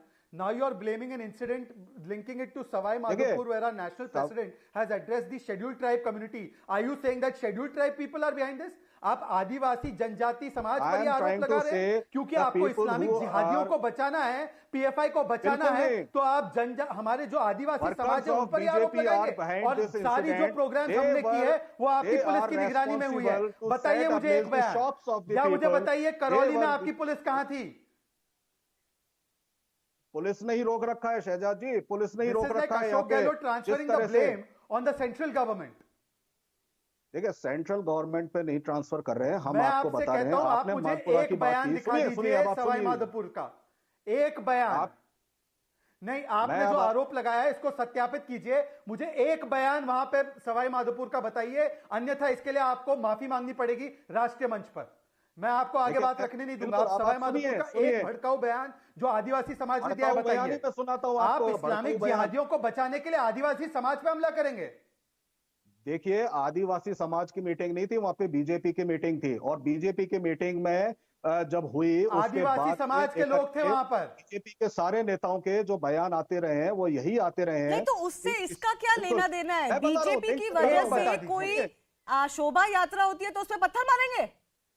आप जस्टिफाई कर रहे हैं? यात्रा पे पत्थर जिसने भी मारा वो तो जेल में है और जेल में जाएगा। Why are you making intellectual cover fire for them?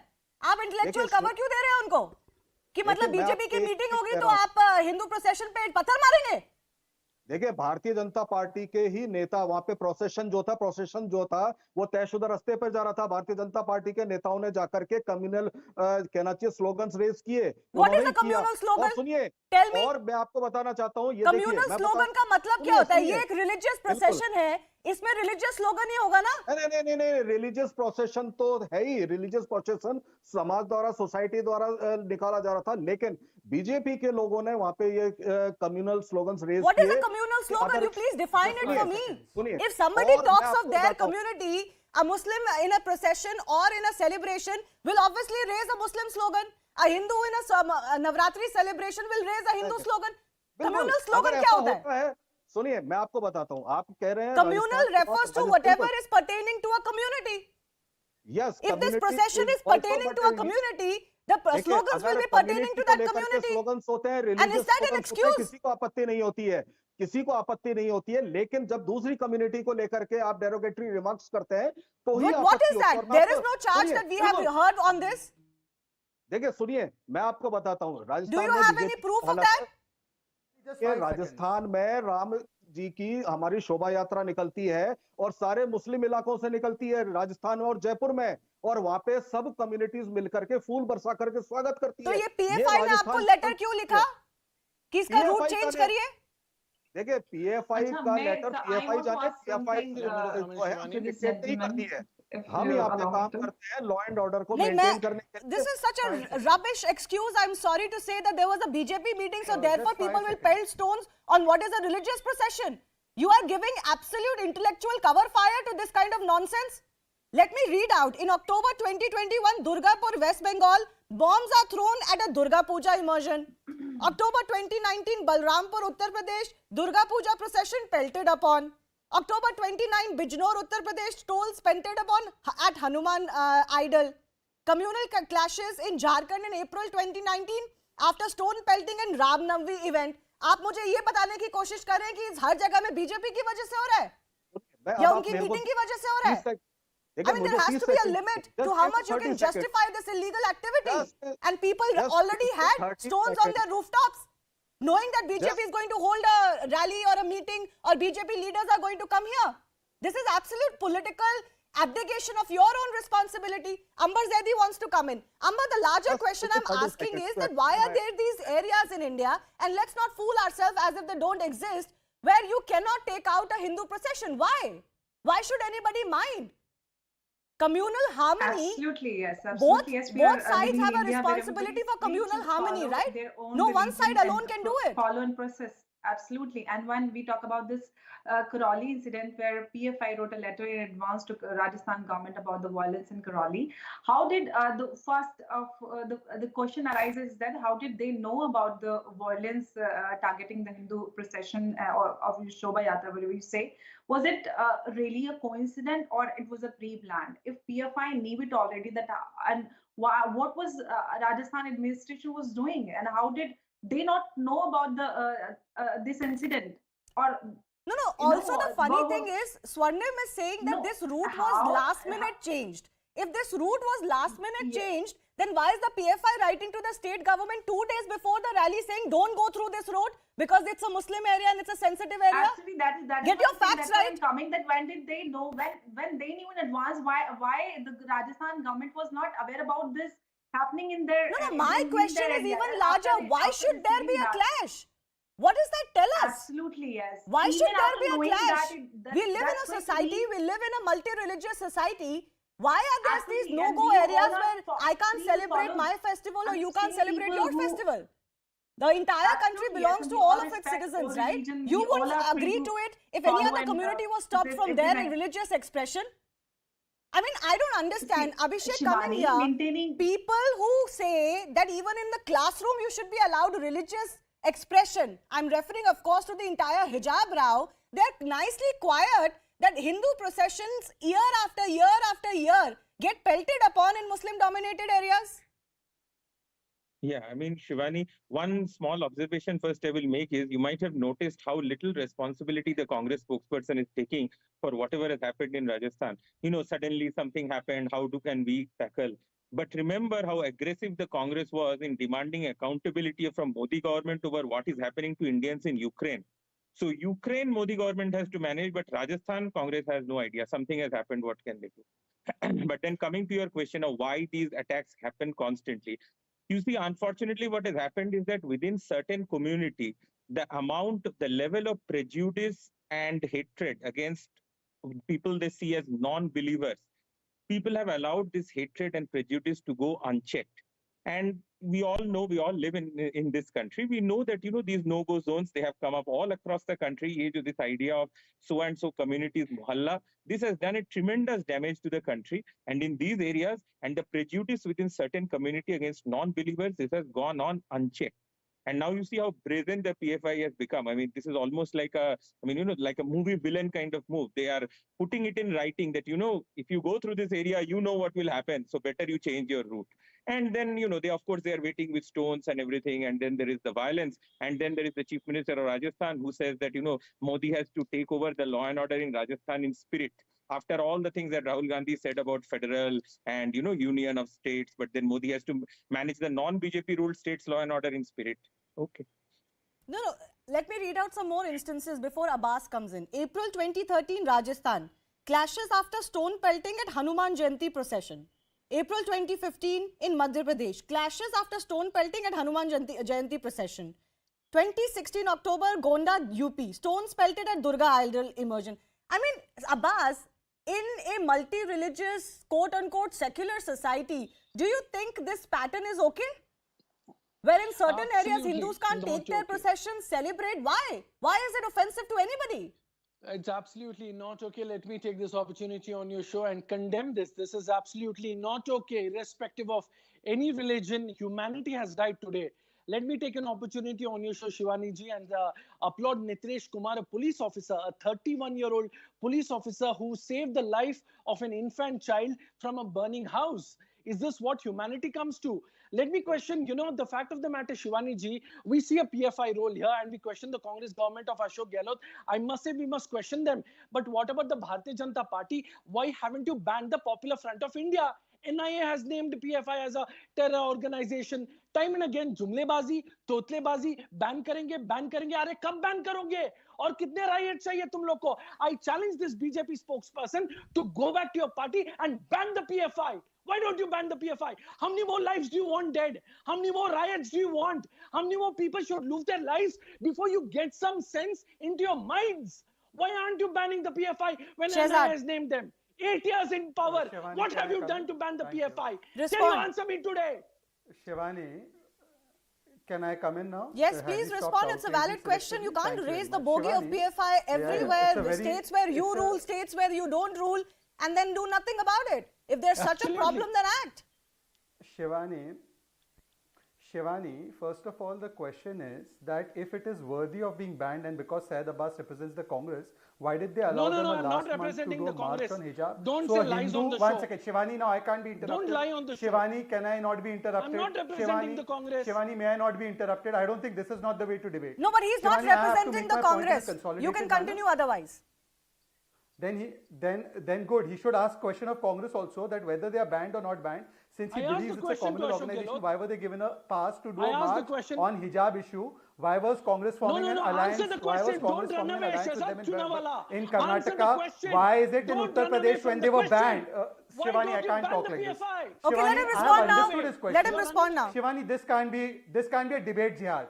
We are already seeing Mohalla jihad. We can't have debate jihad. Let me make my point. Okay. Temples down, please. Let him respond. Abbas, let him respond. But respond to the question. It's a valid question. How many times are we going to be told, Shehzad, that PFI is responsible for something and then meet no action? Shivani, you have to give me some time to answer. Go ahead. Shivani, may I answer? Yeah.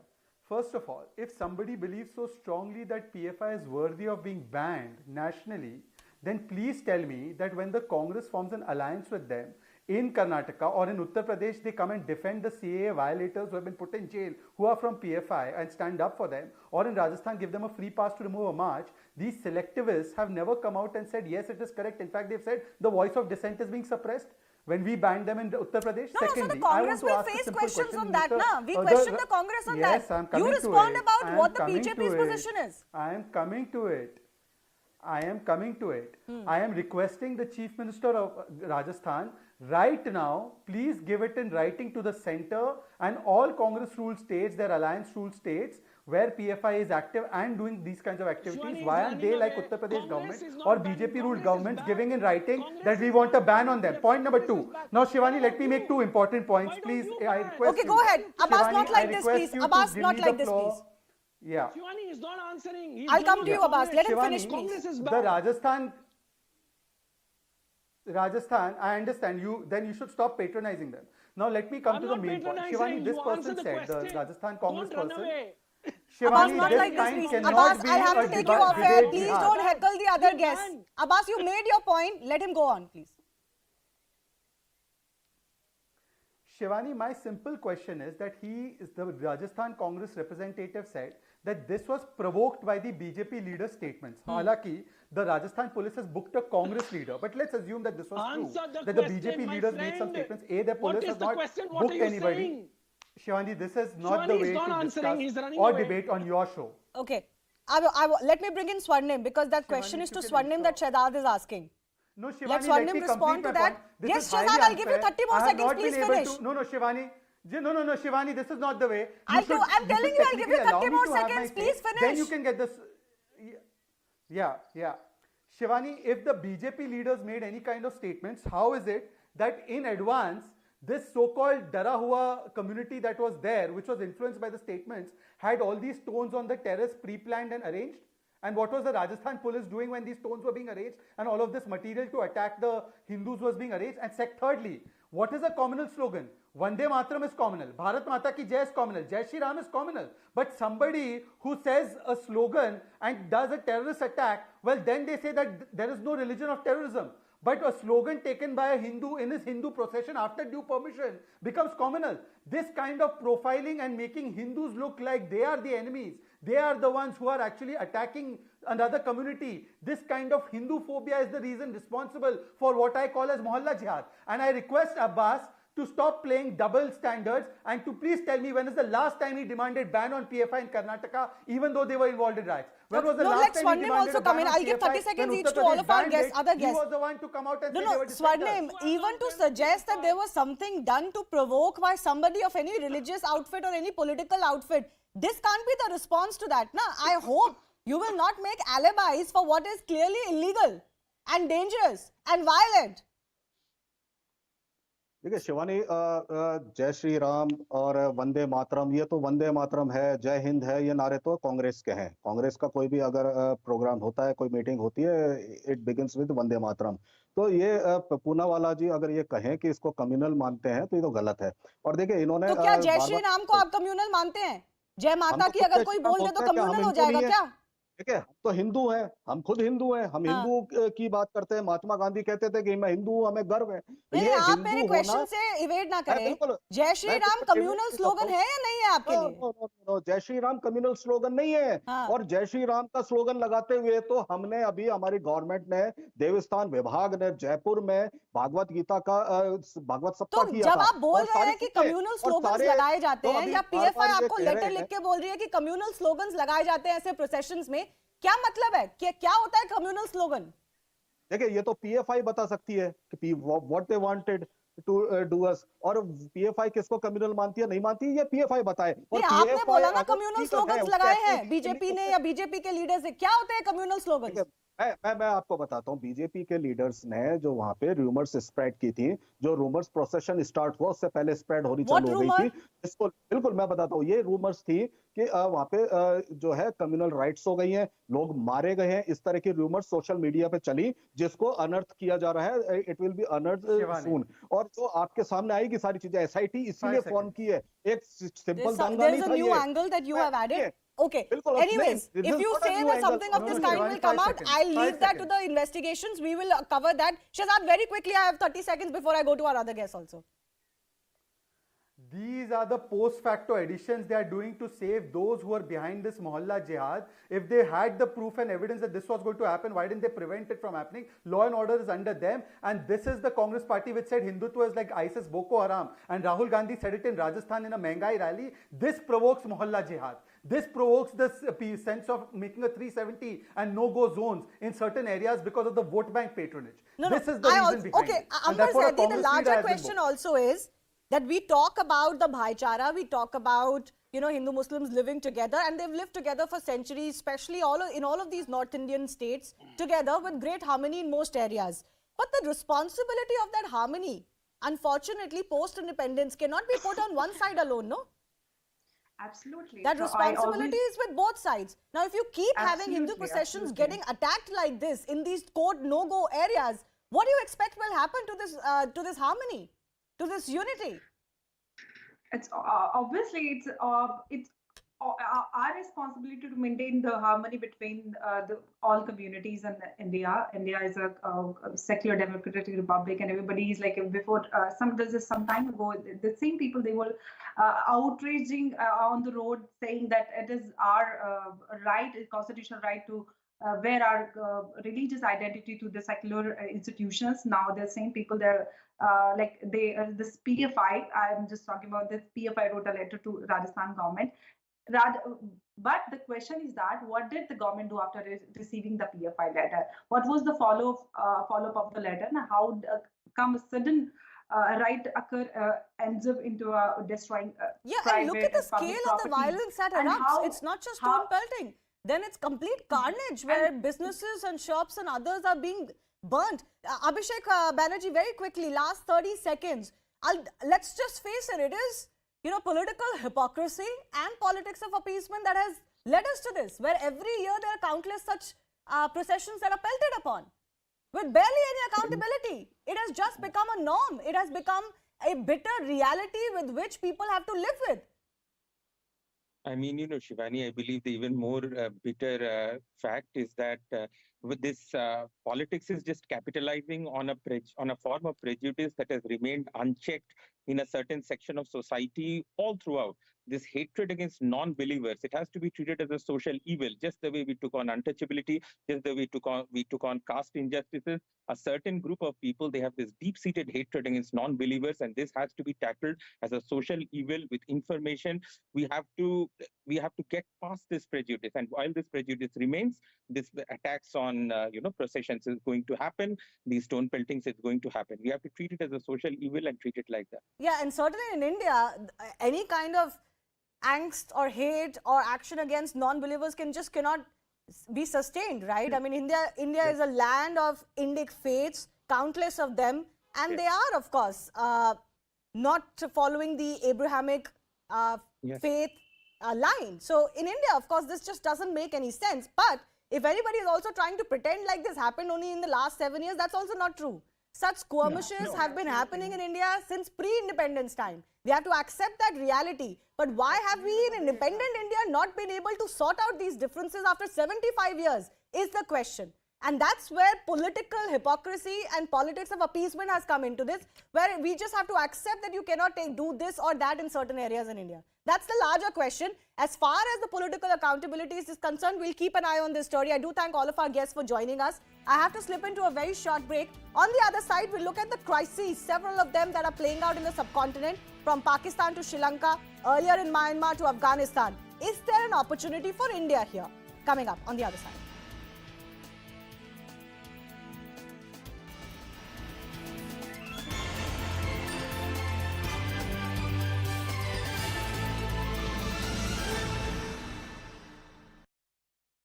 It was an emotional experience for so many of us who've met Rishi ji, who've interacted with him.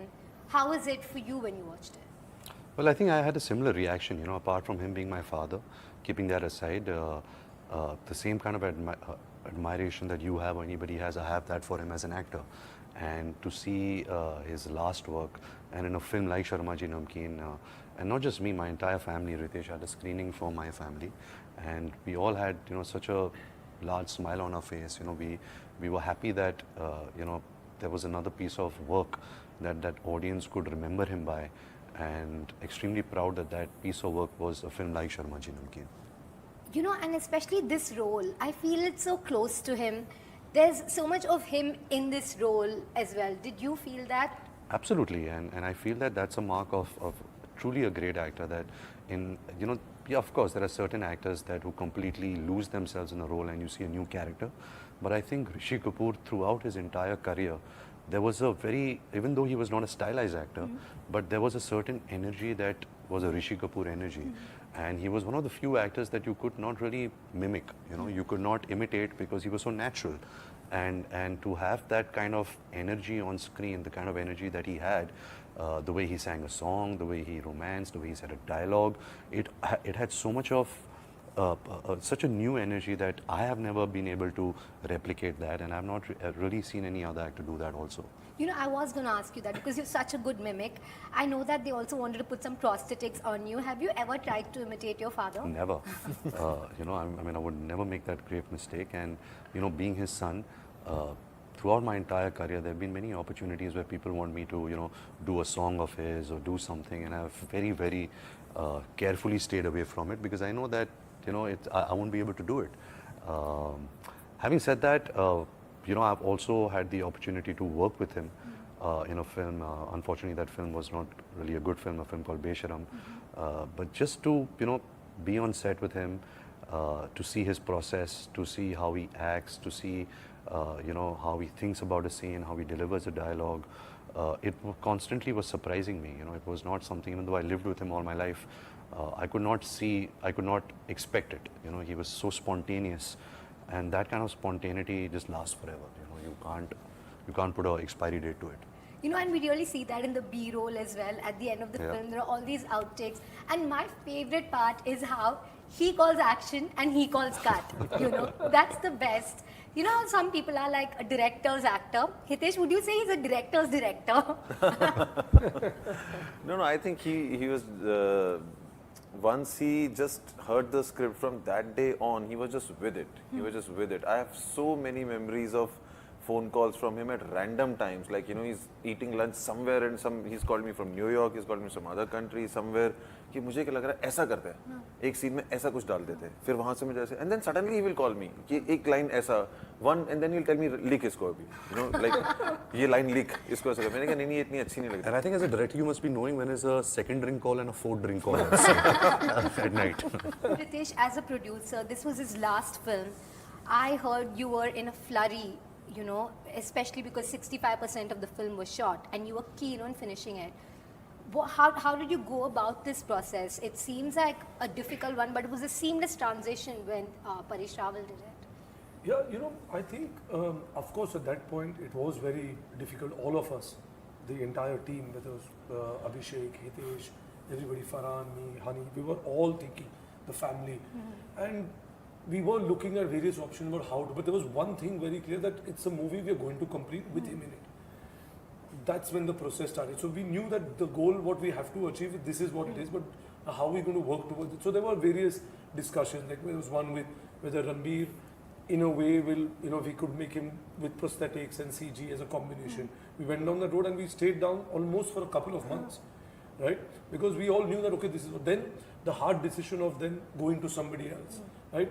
That was another process. But I think once we narrated the script to Paresh Rawal, he did some look tests with him, and it just seemed that, okay, if you have such a fine actor, and then you have two of them coming together, would they be able to own this character and make it one? And that's exactly what happened.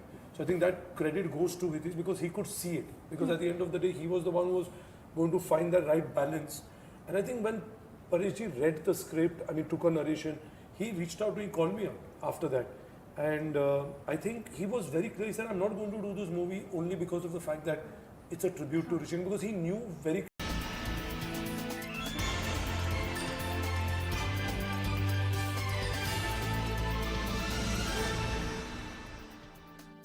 Welcome back. It's been a rather tough 2 years for the entire world, but politically, economically, and even from a strategic security standpoint, the situation in the Indian subcontinent has been in turmoil for more than a year now. I just break down, even if I leave aside what's happening in Russia, situations in China. Look at what has transpired in the last 1 year or so in the Indian subcontinent. Myanmar. There was a coup in Myanmar in February 2021. The military rule is now in place. Then look at what happened in Afghanistan. In August 2021, there was a Taliban takeover with massive ramifications for the entire region.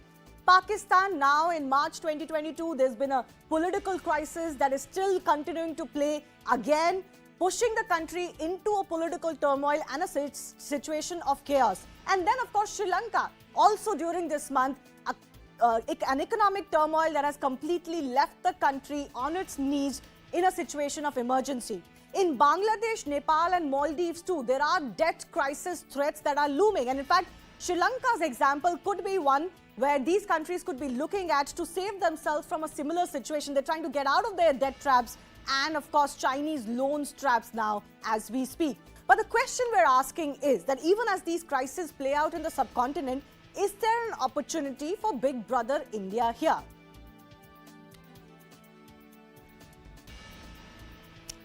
We're going across to Professor Brahmachaleni, strategic affairs expert, and Baswati Mukherjee, former diplomat, joining us. Brahmachaleni, let me come to you first up. If we look at the crisis in Sri Lanka, for example, more particularly, given the snubs that Sri Lankan political leaders or establishments have given to India in just recent past and the situation they find themselves in now, what is the opportunity you think for India as far as this crisis is concerned? And do you believe India can make good of this opportunity?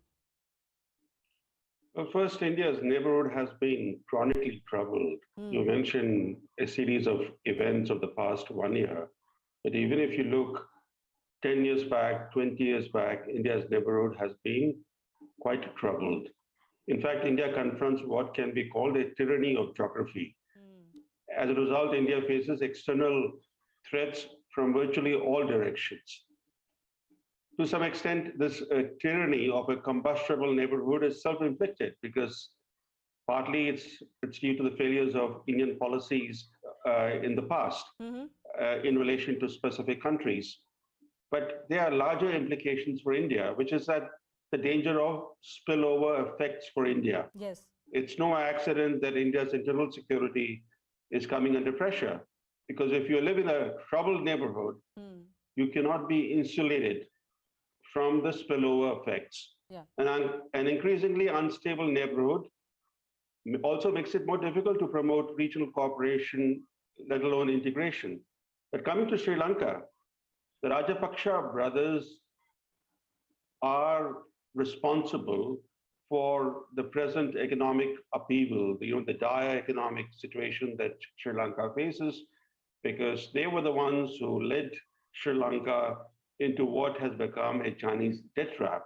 Of course, there are other factors also involved, including the pandemic being a factor. The pandemic has deprived Sri Lanka of its earnings from tourism, which was a mainstay of the economy.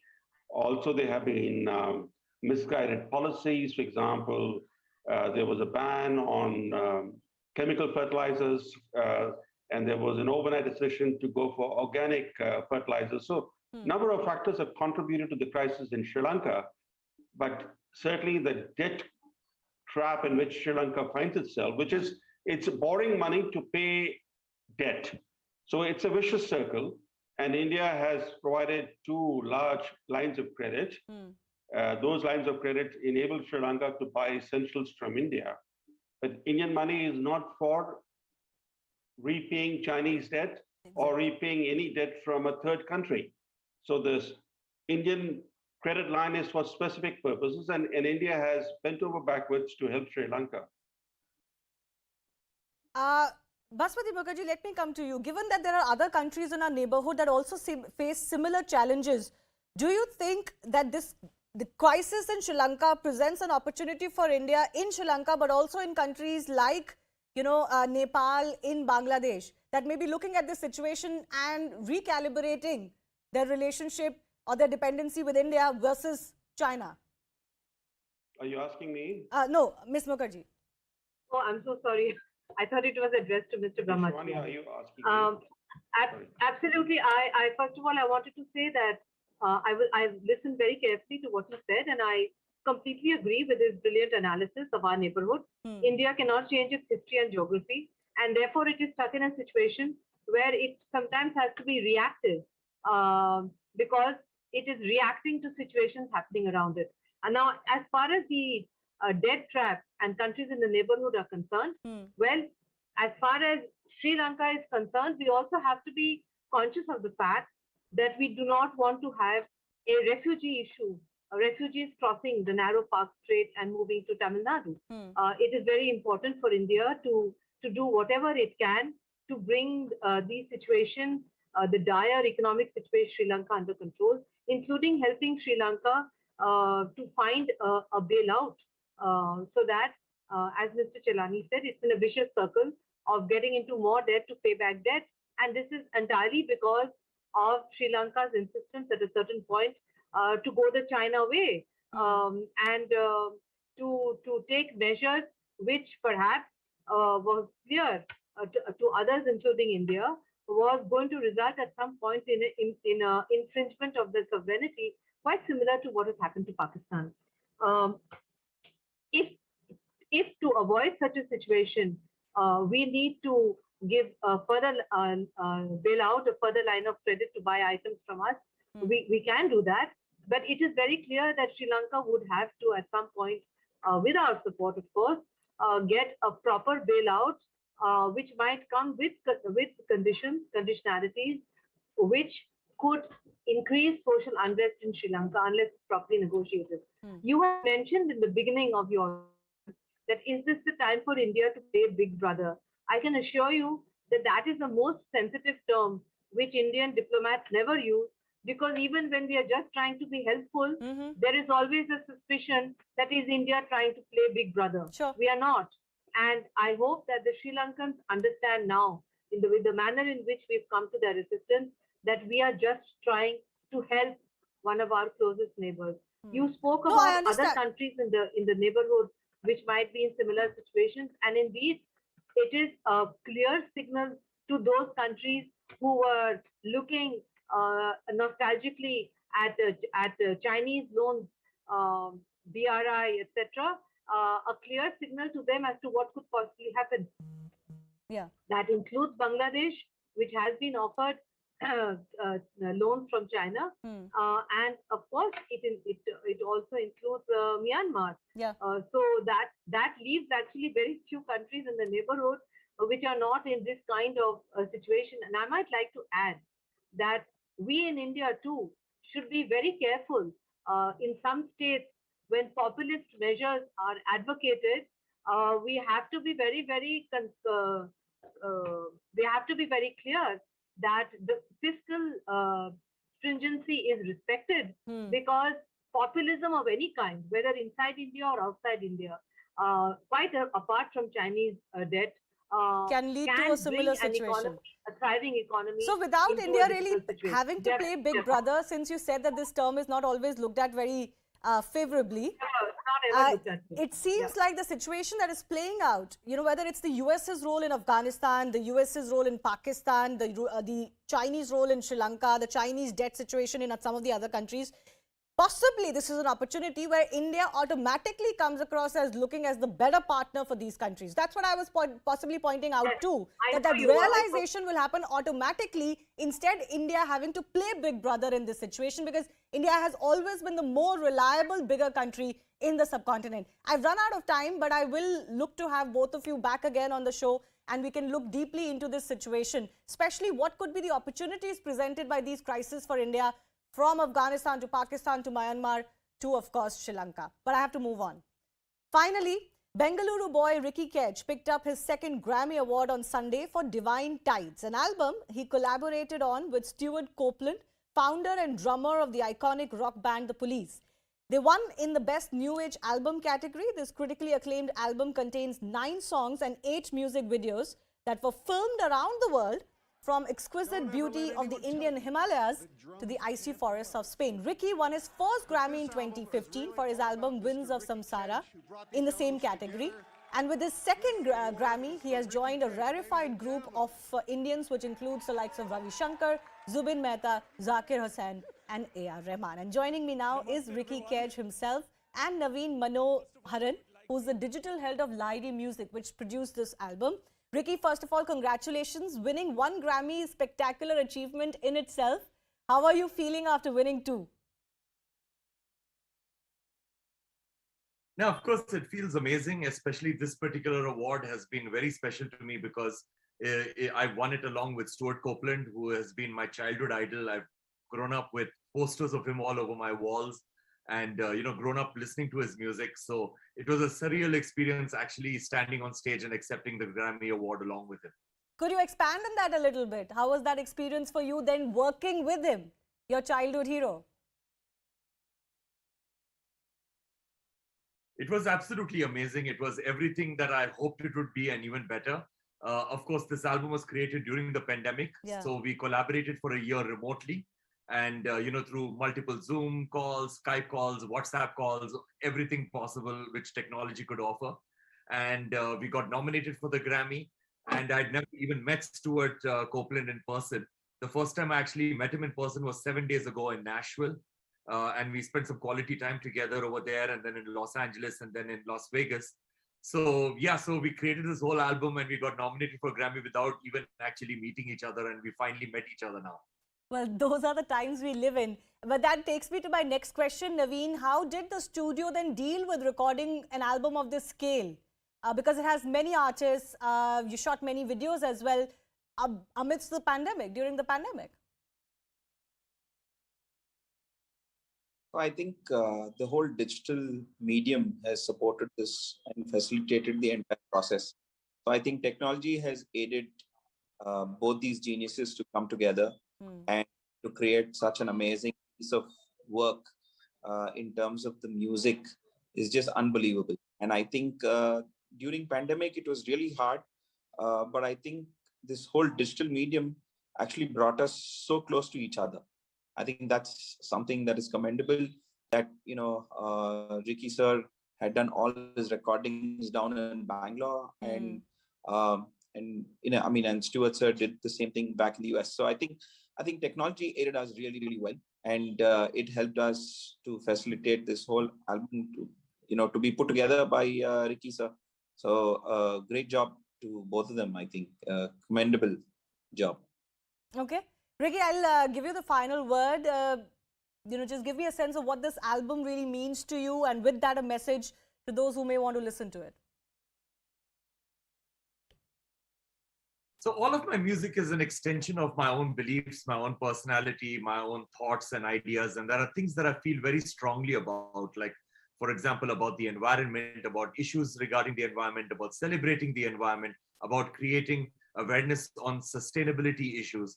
So that's what this album is all about. At the heart of this album is a missive for coexistence, because at the end of the day, when it comes to coexistence, the only thing that comes to our mind is coexisting between different parts of the human species. So this album speaks to us directly and tells us that coexistence is not just about living in peace and harmony among humans, but we have to widen the net and we have to live in coexistence with all species, all animals, forests, wildlife, and including the elements of nature like the water we drink, the land we walk on, and the air we breathe. Well, that's a very good message. I personally do like that message, and I do thank both of you for joining us. Congratulations once again. Speaking of the Grammys, Olivia Rodrigo, all of 19 years of age, won a whopping 3 Grammys. Best New Artist, Best Pop Solo Performance and Best Pop Album. We leave you with one of Grammy's youngest winners ever now. Thanks a lot.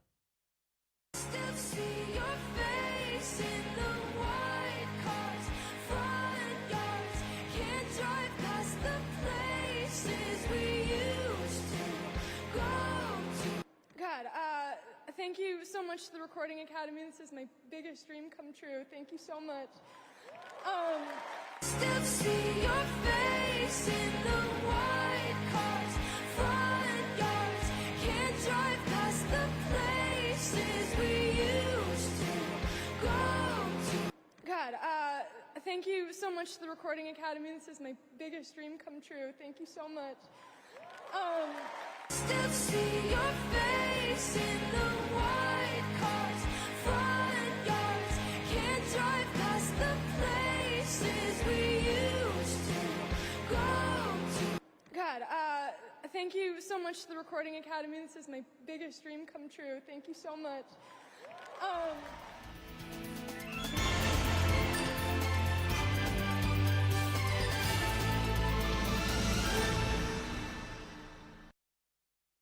Not out. I mean, he may be out, but it's not clear. He may be not out. It's still pending. My God, really, this is tougher than talking to an Indian politician. But if your parliament says Imran is out, then Imran is out, right? So what? I mean, he could decide not to walk, you know. I mean, after all, technically, not walking is not cheating.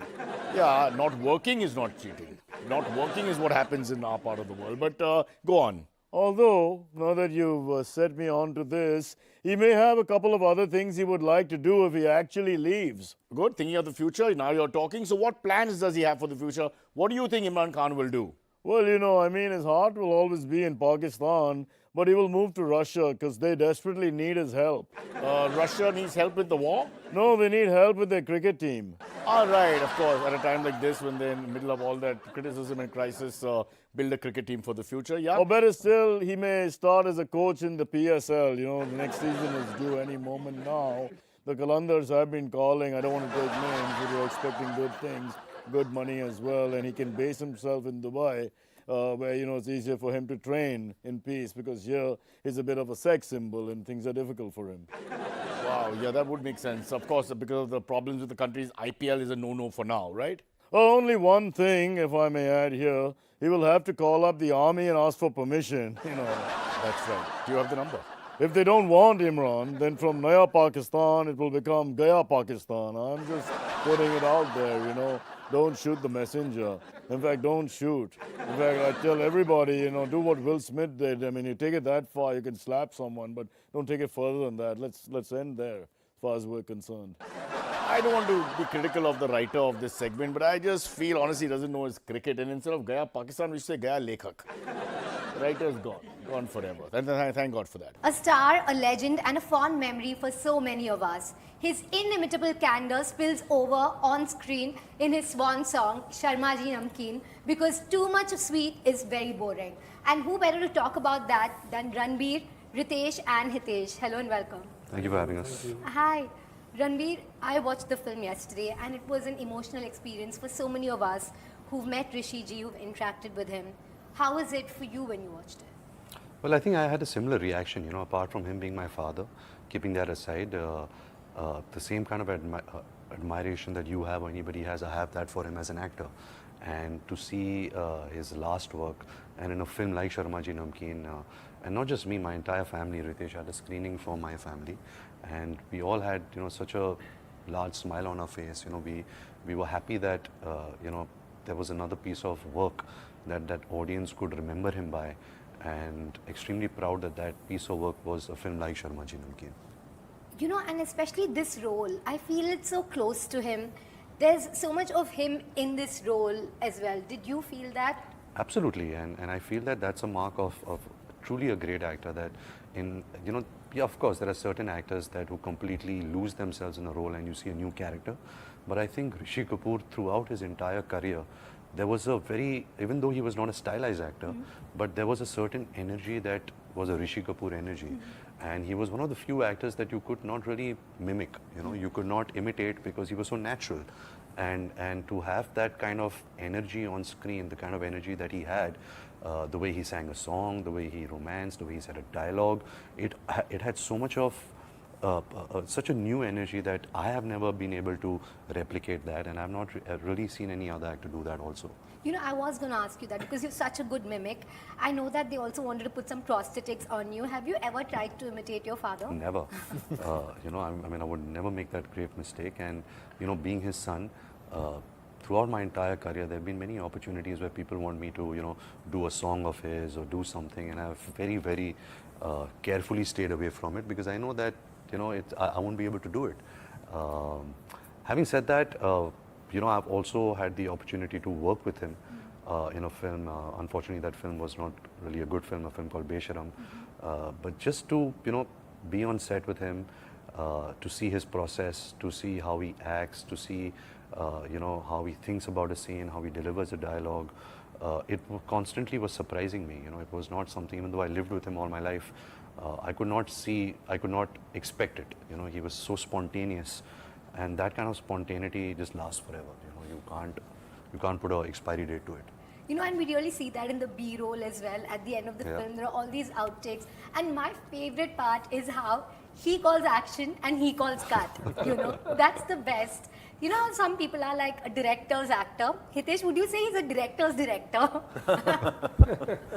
No, I think he was once he just heard the script from that day on, he was just with it. He was just with it. I have so many memories of phone calls from him at random times. Like, you know, he's eating lunch somewhere and he's called me from New York, he's called me from other country, somewhere. कि मुझे क्या लग रहा है ऐसा करते हैं एक सीन में ऐसा कुछ डाल देते हैं फिर वहां से मुझे ऐसे and then suddenly he will call me कि एक लाइन ऐसा one and then he'll tell me lick इसको अभी you know like ये line lick इसको ऐसा कर मैंने कहा नहीं ये इतनी अच्छी नहीं लगती. And I think as a director you must be knowing when is a second drink call and a fourth drink call at night. Ritesh, as a producer, this was his last film. I heard you were in a flurry.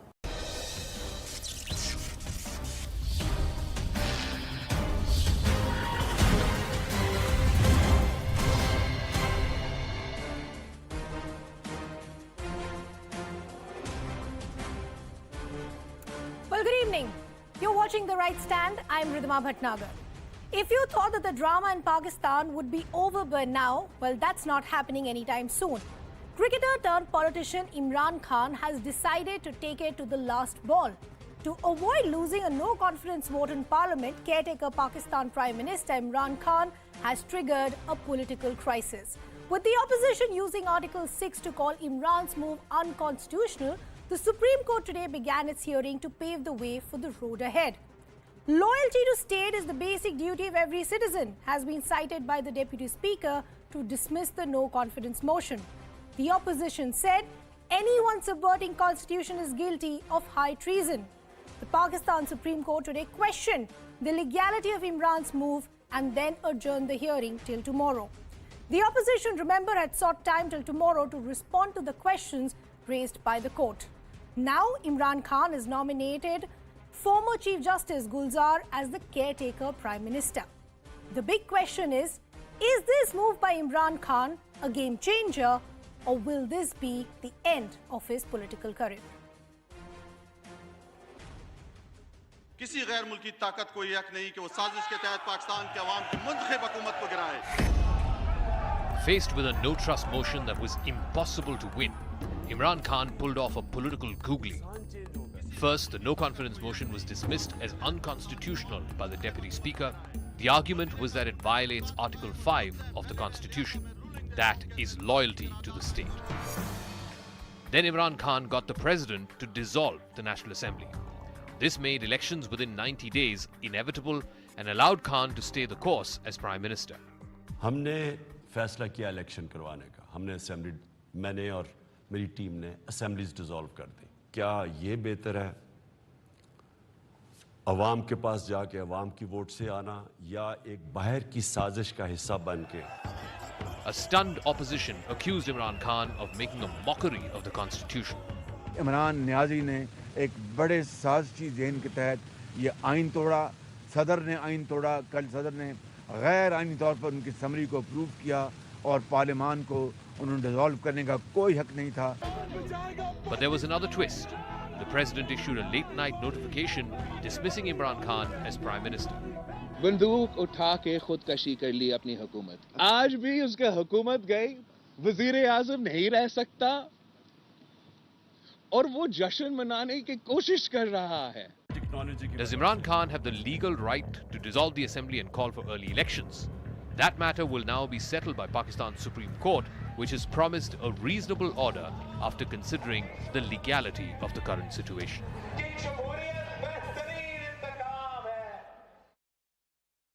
Our colleague from Pakistan for CNN News 18, Moed Jafri, is now joining us. Moed, there was a lot of back and forth, and of course, all eyes today were on the Supreme Court. That hearing has been adjourned for tomorrow. But with the kind of word that came in from the Supreme Court, especially them questioning the legality of the move by Imran Khan, are we getting an indication of which way the Supreme Court could go, or is it too early to say? It is, in fact, too early to say which way the Supreme Court will go, especially after the opposition demanded more time to answer the questions raised by the Supreme Court. However, one positive thing that came out for the opposition today was remarks by the Chief Justice of Pakistan, where he said that even if the Speaker believed that the opposition was in violation of Article 5 of the Pakistan Constitution. The right to vote comes ahead of that. It's a supreme right, the Article 17 of Pakistan's Constitution. And there was no way the Speaker could have called off the no confidence vote. So that is one thing that has come out as a silver lining in this constitutional and political chaos in Pakistan, which apparently is going against the opposition right now. Imran Khan has called for a rally of celebrating his victory and his political genius in pulling off this scenario where all of the moves of the opposition were trumped. Now, regarding the hearing of today, one significant factor which may play a significant role, as we discussed earlier, was Bilawal Bhutto Zardari's request to the Pakistan's armed forces to clarify their stance on this letter, which Imran Khan claims is proof of the fact that Washington was doing a regime change in Pakistan in collaboration with Pakistan's opposition. If Pakistan's military decides to answer that tomorrow, that would make things very easier for the Supreme Court of Pakistan. Otherwise, it's anybody's game, it's anybody's call right now. Okay, Mohit, we leave the conversation there. As Mohit was rightly pointing out, it possibly looks like it could be anybody's game, but all eyes will be back on the Supreme Court as it resumes that crucial hearing. Let's break down some details in terms of why are we saying that there is a constitutional crisis that is currently playing out in Pakistan. Now, what happened in the Supreme Court today? The Supreme Court to scrutinize the dismissal of the no confidence motion and assembly dissolution. This, of course, will be the biggest things to watch out from as far as the Supreme Court proceedings are concerned. As we pointed out, that hearing will resume once again tomorrow. The Supreme Court will also assess if the dismissal of the no confidence motion is protected under Article 69 or not. Now, what does Article 69 essentially talk about? It restricts the court's jurisdiction over functioning of the parliament. So remember, till today, we had literally seen the fight of Article 5 versus Article 6 as far as the narratives of Camp Imran Khan vis-a-vis that the opposition. The big question is, which way will the Supreme Court go? Now, we are currently working with two scenarios. The first scenario is it's an unconstitutional ruling. That means a fresh no confidence vote takes place. This will be a big setback for Imran Khan and his camp because this is what he wanted to avoid, numbers not being in his favor. The other option is the SE may allow for early elections. This is exactly what Camp PTI has been saying, that let the people of Pakistan decide, let it be their mandate.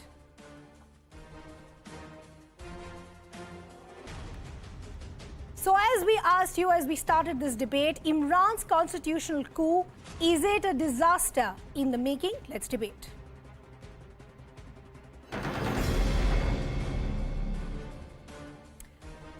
Let me introduce our guest joining us on this broadcast. We have former diplomat, Ambassador Rajiv Dogra. We have Dr. Swasti Rao. She's an associate fellow at Manohar Parikar IDSA Europe and Eurasia Center.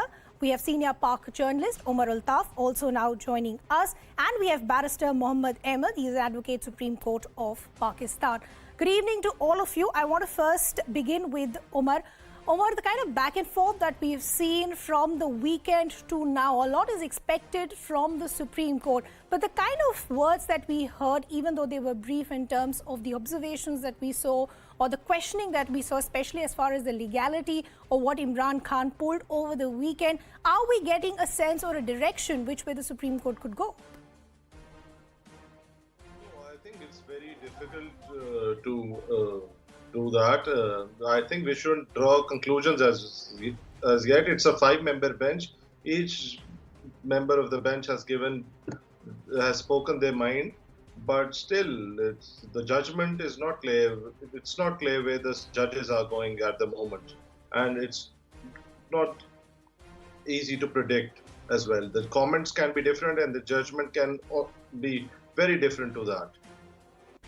Okay, so too early to comment which way the Supreme Court could go is what you're saying. I want to bring in Ambassador Rajiv Dogra here before I go across to the PTI spokesperson as well. Ambassador, I want to begin by understanding from you.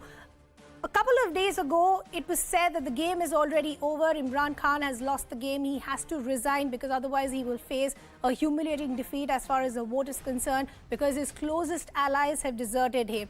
things have completely taken a 360-degree turn post that. What happened over the weekend? Had anybody predicted that?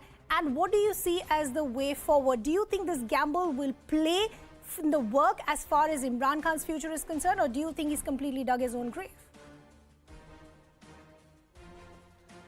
Well, that's a very long question which you asked, but in hindsight we can always be wise and we can say that, look, Imran Khan was saying all along that I have a trump up my sleeve and I'll reveal it at the last moment, which is exactly what he has done. But is the trump that he's played legal? Is it fair? And is it correct constitutionally? I think the answer to all these is no. But it also reveals the character of the man. He was accused of ball tampering. He's been accused of not being straight in his dealings with others. He's been accused of being arrogant. And now, finally, he has proved everyone right by being arrogant with the constitution. And he continues to act that way. For example, his appointment or proposed appointment of the caretaker prime minister is again, violative of what is happening in Supreme Court. Because if the matter is sub judice, leave aside appointment, one shouldn't even talk about the issue at all. And here he is addressing the nation on television and holding within the next hour or so a mass rally which is to celebrate his victory. So he is prejudging the decision of the Supreme Court in a way. But for us in India, and I think others in the world are also watching this issue very closely. No, and also the fact that this call to people that come join the protests on the street, is Imran Khan now working with the idea that let's just add to this entire confusion in a way to buy some time? But I want to go across to Abdul Yaqub, and he's the spokesperson of the PTI. I want to begin by understanding from you, if what the Supreme Court says tomorrow or in a couple of days doesn't go in your favor, if the decision is reversed, does the PTI have the numbers? Well, now at this moment, number doesn't matter. I mean, everything has two aspects. One is a political aspect and one is a constitutional and a technical aspect. There was a battle between united opposition and the ruling party PTI and allies. So at the moment, I think the things are diffused. I mean, if you let me try to make you understand that at that moment, temperature was very high.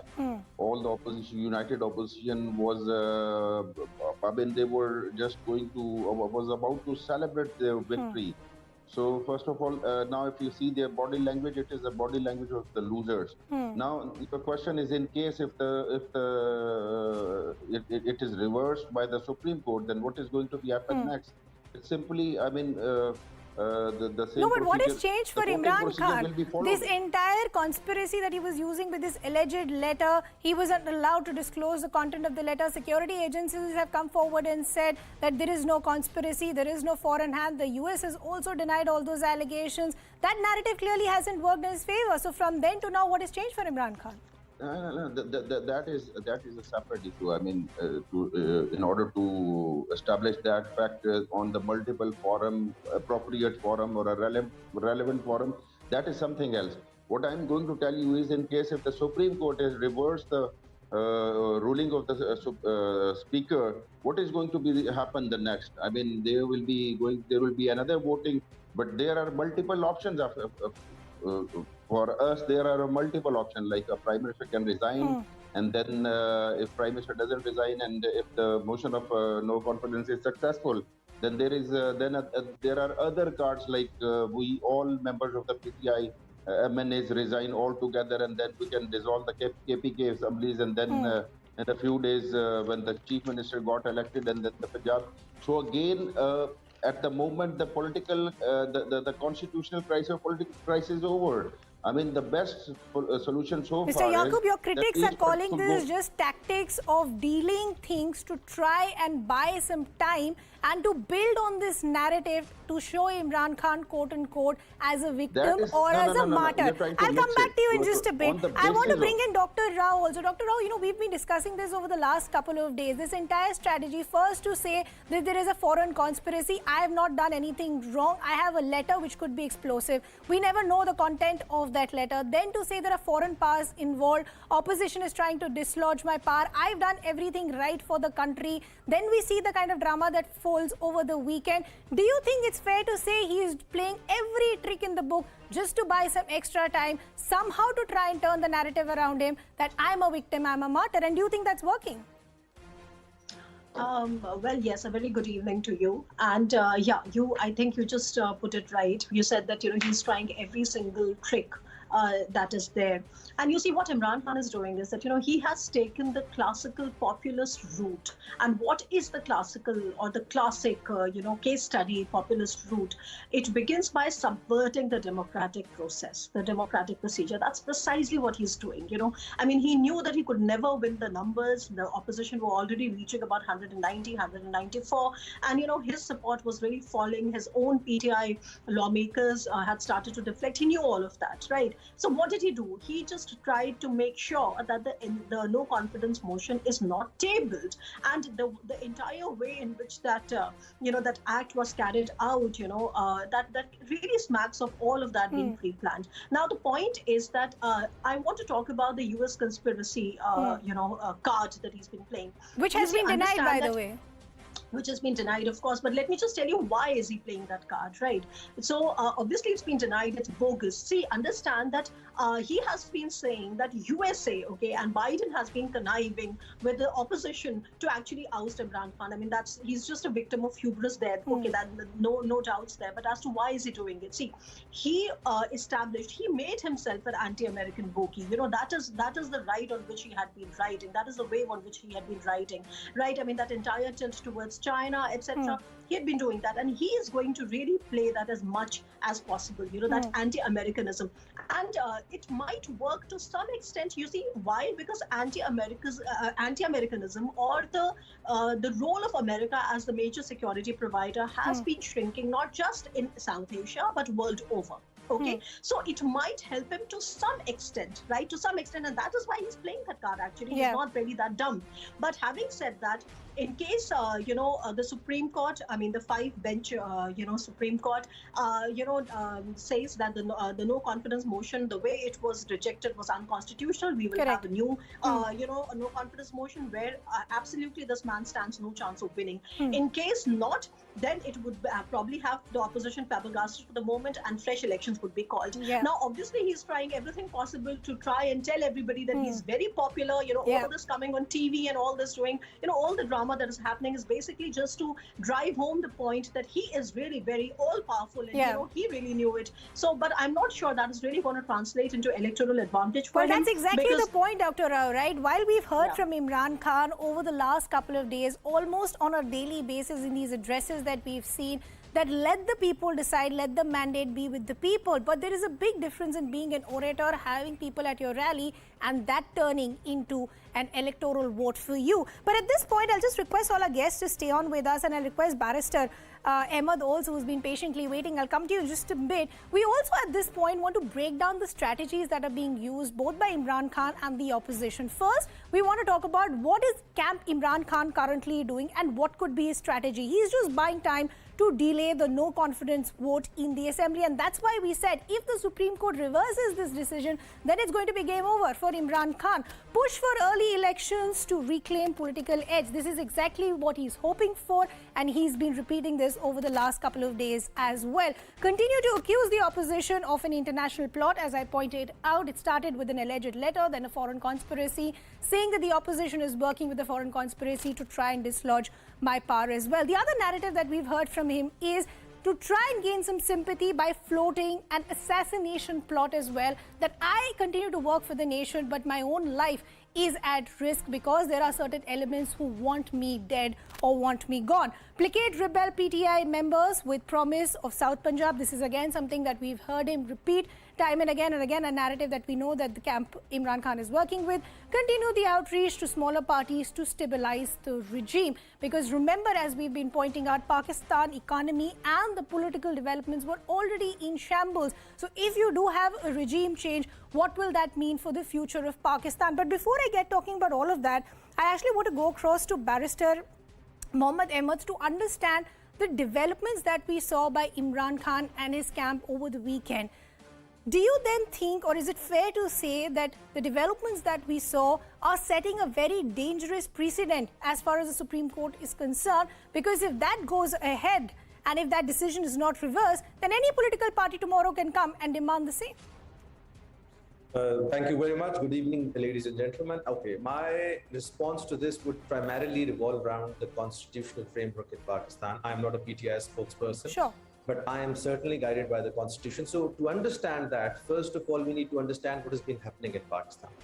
The treasury benches, the government in Pakistan, certain number of the members, they sort of defected. So an opinion was sought from the Honorable Supreme Court of Pakistan, whereby Article 63A, which talks about defection, an opinion was sought from the Supreme Court, and the Supreme Court was asked to opine on the question whether this would amount to defection or not, or whether they can vote or not. In that very backdrop, the no confidence motion was eventually floated, and 2 days before, like 2 days ago, this no confidence motion was taken up. So Prime Minister Imran Khan, of course, has two sides. One is the political side, and another is the upholder of the Constitution of Pakistan. Now, remaining within that Constitution, there is a principle that any ruling that the Speaker of National Assembly passes, that cannot be called into question. So what essentially was done by the Treasury members or the government was that the Honorable Law Minister delivered a speech, and in that speech he sought support from Article 5 of the Constitution, which said that loyalty of the state is the most important thing for any citizen of Pakistan. And based on the letter, which, mind you, that letter is not only been highlighted by the Honorable Prime Minister, but also by the National Security Council, it has been endorsed that this letter amounts to violation of our sovereignty. So the contents of that letter are still not made public. However, based on that decision by the NSC, this was made public, and this was made public before the Speaker, Deputy Speaker. The Deputy Speaker, based on that, passed a detailed ruling. Now, from here onwards, the constitutional crisis or the constitutional debate that has emanated in Pakistan. Now, the important question before the Honorable Supreme Court at the moment is whether the Speaker's ruling is protected under the Constitution or not. And there is ample case law from Pakistani jurisdiction which says that Speaker's ruling cannot be called into question unless it is unconstitutional per se or illegal. But at this point in time, I think it is difficult to predict that. Once that step opens up, or that floodgate opens up, and Speaker's ruling is called into question, then I think this ruling can be problematic. Why? Because the purpose of this ruling appears to have been, defeating the no confidence motion itself, which once again is linked to Article 63 being so the as I said, of course, the ball is in the Supreme Supreme Court's arena. And whichever way the Supreme Court goes, that will actually define the future of the politics of Pakistan. But I want to bring Ambassador Rajiv Dogra back, and I want to understand India's positioning and how India should read these developments as well. There is a lot of turmoil happening in a lot of neighbors. One side is Pakistan, one side there's an economic crisis happening in Sri Lanka as well. But this back and forth that's happening, of course, the close proximity with Beijing comes into play as well. How should India view the developments that are taking place in Pakistan? I'll certainly respond to that, but I just want to carry on from where the barrister from Pakistan left off. There's another article in the Pakistan's constitution, Article 58, which spells out very clearly that in case there is a no confidence motion in progress in the National Assembly, then the Prime Minister cannot dissolve the Parliament, the National Assembly. So I think Supreme Court would or should surely consider this, but there is also this fact, which, if I can say it openly, that in February the present Chief Justice was appointed by Mr. Imran Khan. The second thing which intrigues me and which intrigues us in India is that the army except for that very short cryptic statement that we had nothing to do with this political issue and developments, they have not said whether they agree with the version which is being sort of carried forward by the Prime Minister and his supporters, that National Security Council agrees that a foreign force is involved in toppling my government and working against my government. I think it is time that army should state its position clearly, because otherwise there may be some discontent within the ranks of the army and surprise within the people of Pakistan, because they have been used to army led by chiefs who have been clear, who have been confident, and who have set the rules of the game. In this case, army is taking a back seat. Now, as far as India is concerned and how it views developments in Pakistan, I think there are two issues to be considered. One, we are certainly concerned that people of Pakistan should progress, they should develop, and they should develop under a duly constituted democratic government. The present developments do not suggest that that is the course in the coming days, unless Supreme Court gives a firm ruling. The second thing is that if there is sort of instability, if there is some sort of violence for any length of time, then naturally India would be concerned, because Pakistan is one of our closest and biggest neighbors, and anything that happens there, directly or indirectly, has some effect, if not repercussions, in India. So I think we are watching the situation unfold closely, but also with the hope that democracy will prevail. Okay, the hope is that democracy will prevail. Also, there are larger issues that are playing out on the ground. There is rising inflation, there is a crippling economy, loss of job, the impact of COVID-19. How is the Imran Khan camp so confident that if it does go to the people's mandate, the votes will be in their favor? I'll take that to Abdul Yaqub in just a bit. But as we've been pointing out, that we also at this point want to understand what is the strategy that the opposition is currently working with. Of course, their biggest idea is to try and portray Imran Khan as this traitor who does nothing good for the country. The first is to delay snap polls to deter the sympathy wave for Imran Khan. Imran Khan, of course, working parallelly to try and delay things, to try and build on this victim narrative. The opposition, of course, wants to create hurdles to that. Portray Imran Khan as a traitor, as I pointed out, to the constitution. This is their biggest talking point, that he is a traitor. How can you trust him as far as the future and development of this country is concerned? Accuse Imran Khan of high treason and conspiracy, and thus we've seen the use of Article 6 that has actually been quoted as a narrative by the opposition. Corner Imran Khan for corruption, inflation and unemployment, exactly the topics that I was pointing at. And this is the question that I want to take to Abdul Yaqub.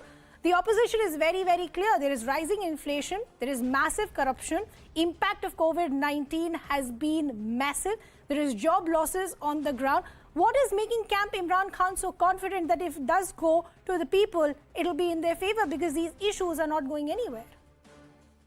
We certainly believe that the reason of this high inflation and the mess is not done in last 3.5 years, not only in PTI's tenure, but this is that the Pakistan was messed up, and it was, I mean, from last 70 years and last 3 decades, the People's Party and these united opposition parties ruled the Pakistan, and they have, I mean, looted the money, plundered Pakistan, and what people believe, I mean, at this moment, I mean, they believe that no matter, even if they have a resentment about Imran Khan or any doubts on the Imran Khan's performance, but yet they are not going to vote to those parties. I mean, they and we at this moment, you're right that I agree with you that yes, we have a victim card.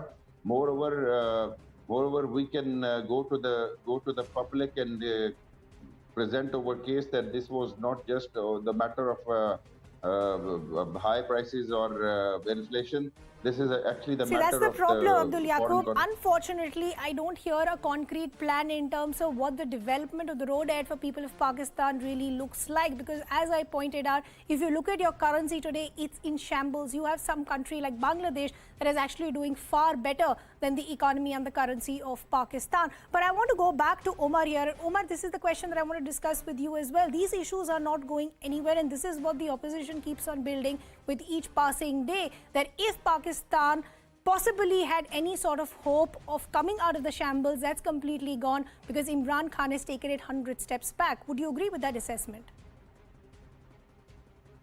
Yes, absolutely. What he has done to save his office is just absolutely unprecedented. This is something which no civilian ruler has ever done.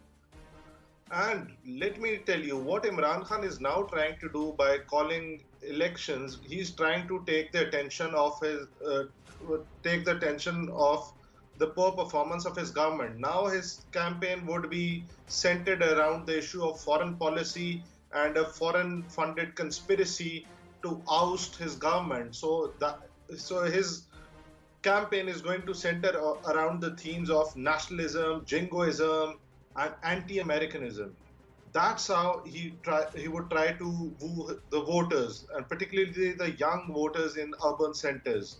So because in 3.5 years, his government hasn't achieved much. The largest province, Punjab, was governed in a way. Now his own party members, the governor has spoken.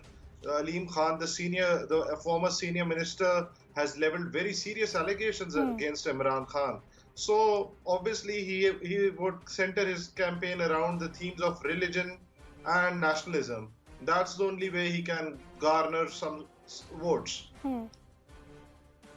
Okay, but the big question is, for how long will this jingoism or this narrative help Imran Khan buy time or somewhat try and salvage the situation, or will he actually go down completely and end his political career? But before I wrap, I want to quickly go back to Dr. Rao also, and we were discussing this earlier. One, of course, is this entire concern for India, because Pakistan is our neighbor. Instability is not going to augur any good news for us. But the other is, where does it leave Pakistan and Imran Khan? With this entire allegation of a foreign conspiracy, the US is already denying it. India, of course, very closely monitoring. What about ties as far as the proximity with Beijing is concerned? Right. So, I mean, I've been kind of highlighting this entire axis that Pakistan has been having with China, and in fact, he went to the extent, Imran Khan, and this was a foreign policy mistake, I would say, rather a blunder, that he actually started using phrases like Pakistan and China relations are going to be the cornerstone of Pakistan's foreign policy. Cornerstone is I think a term he didn't really understand very well. What really he did by that cornerstonering, okay, I mean, getting close to China, is that he actually pushed Pakistan into a debt trap. Okay, let us understand that as well, that he pushed Pakistan into a debt trap. And it was during the Imran Khan years that, there was a 40 billion, debt that we saw happening in Pakistan. So, I mean, all of that's like a very important point there as to what really getting close to China actually did for him. That's one. B, like I said, that there's something important again that I'd like to mention, which is that, whoever comes to Pakistan next, remember that in 2014, they started out with this policy document, which is called the National Security Policy, right? And that the document was out, I think, this year. And it was started, I mean, it was commissioned in 2014, where it very clearly showed that the way ahead for Pakistan is to sort of come back and, reinforce the geo-economics, okay?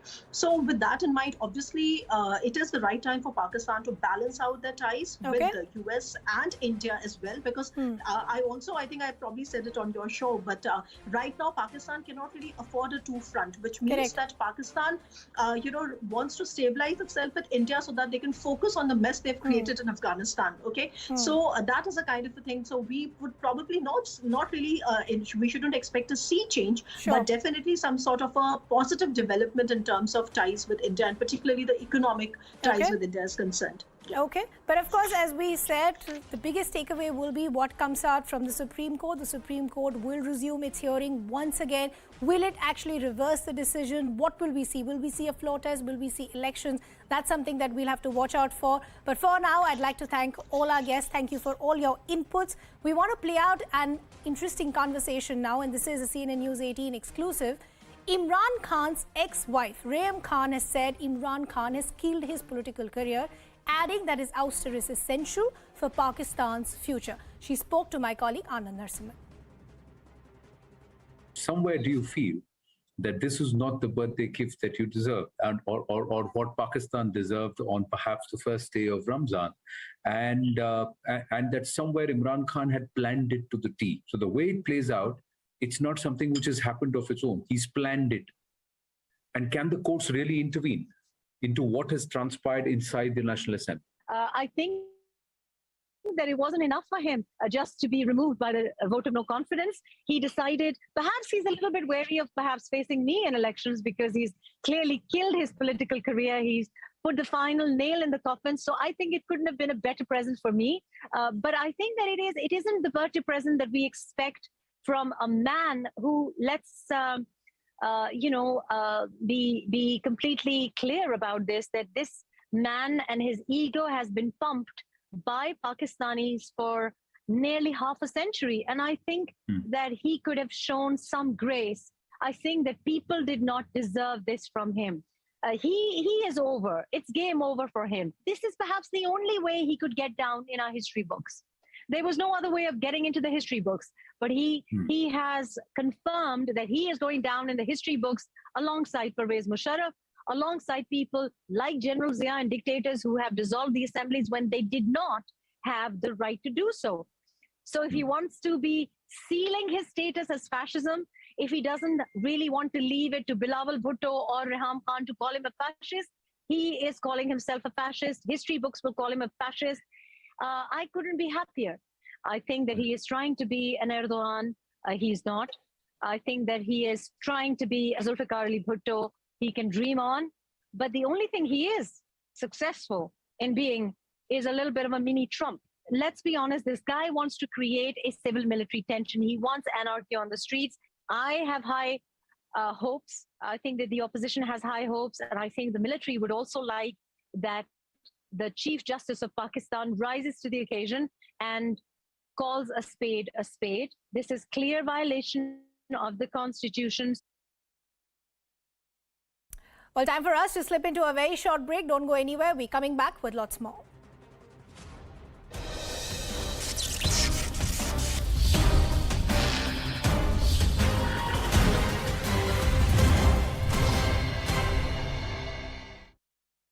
So I think that is what attracted him, and then of course above all doing it.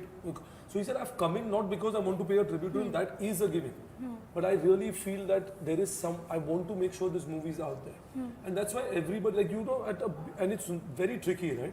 There are scenes, it's not that first half, second half, there are scenes where you'll find Rishi uncle in one and you end that scene with Paresh Rawal. What I love about Rishi ji is his Pyar Bara Daat. And that's the one, that's what I really miss. You must have done interviews with him, Yes, right? I have to tell you, once he was talking, during D-Day, he was talking so fondly about you, your body of work. He was talking about you for quite some time, for about 5 minutes on his own. And then I said, you must be proud of Ranbir. And he says, is this about me or Ranbir? Congratulations to the entire team. And Ranbir, should I give you some separate congratulations as well? No, don't give yet. You have nothing to give me separate congratulations except the fact that unless something happens and you get to know, don't congratulate me. It's not released yet. No, she's saying it's announced now. The movie got completed. It's completed. It's completed. Don't get confused with what Thank you. And perhaps is there another special event as well that we need to congratulate you Well, for? you'll know when you have to congratulate me and congratulate me then. Okay. Because otherwise this wouldn't make any sense. No? But is it going to be in April perhaps? No, not in April. But hopefully soon, and hopefully by the end of the year. Don't know, we haven't planned. I think we are very instinctive people and we're very much in love and hopefully soon. Well, congratulations and thank you for not keeping it in April. It's so hot. I know. But you're not invited, so Oh. I must say. People keep telling me that.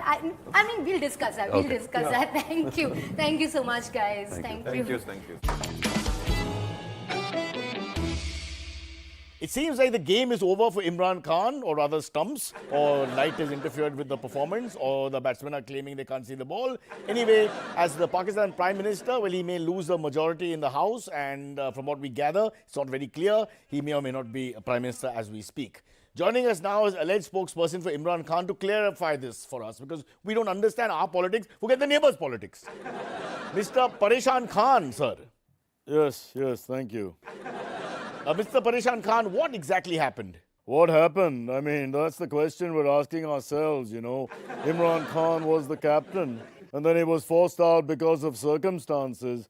Then he comes back again, inshallah, that will happen again, and, you know, he'll come back and it'll go on. Yeah, but what happened this time?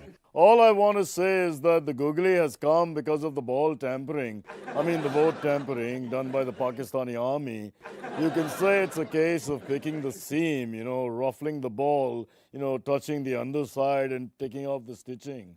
I don't want to point fingers at the writer, but obviously he doesn't know his cricket. Because you don't mention googly and ball tampering. It doesn't work. Ball tampering and googly don't work. Googly is an art of leg spin, where you make the ball go the other way with a similar action. So nothing to do with ball tampering per se. But I don't want to lecture.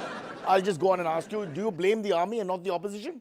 I mean, you know, what can the opposition do? I mean, you know, it's the army. After all, their bat is wider than my stump. I don't know how to react to that phrase. I hope that in Punjabi it sounded better, because in English it sounds horrible.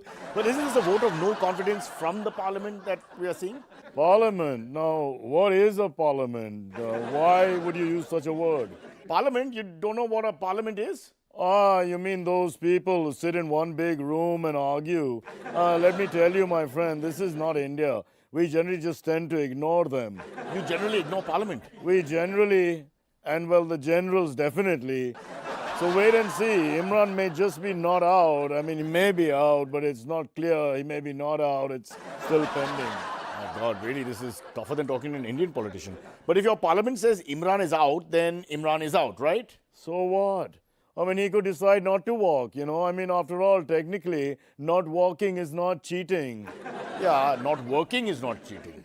Not working is what happens in our part of the world. But go on. Although, now that you've set me on to this, he may have a couple of other things he would like to do if he actually leaves. Good, thinking of the future, now you're talking. So what plans does he have for the future? What do you think Imran Khan will do? Well, you know, I mean, his heart will always be in Pakistan, but he will move to Russia because they desperately need his help. Russia needs help with the war? No, they need help with their cricket team.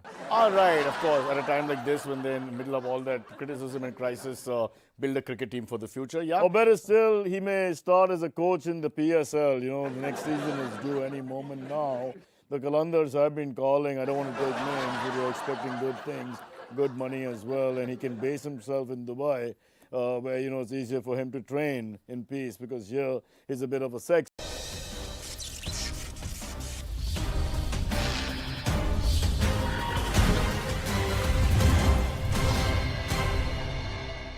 Welcome back. Thanks for staying with us. A youth was caught on camera attacking constables and civilians outside the Gorakhnath Temple in Gorakhpur. He barged into the temple premises, raised religious slogans. 2 soldiers were also injured in this attack. Police have arrested the suspect. UP Chief Minister Yogi Adityanath visited the site. The UP government says the incident may be a part of a larger terror plot. Security now has been beefed up in Mathura, Ayodhya as well as Kashi.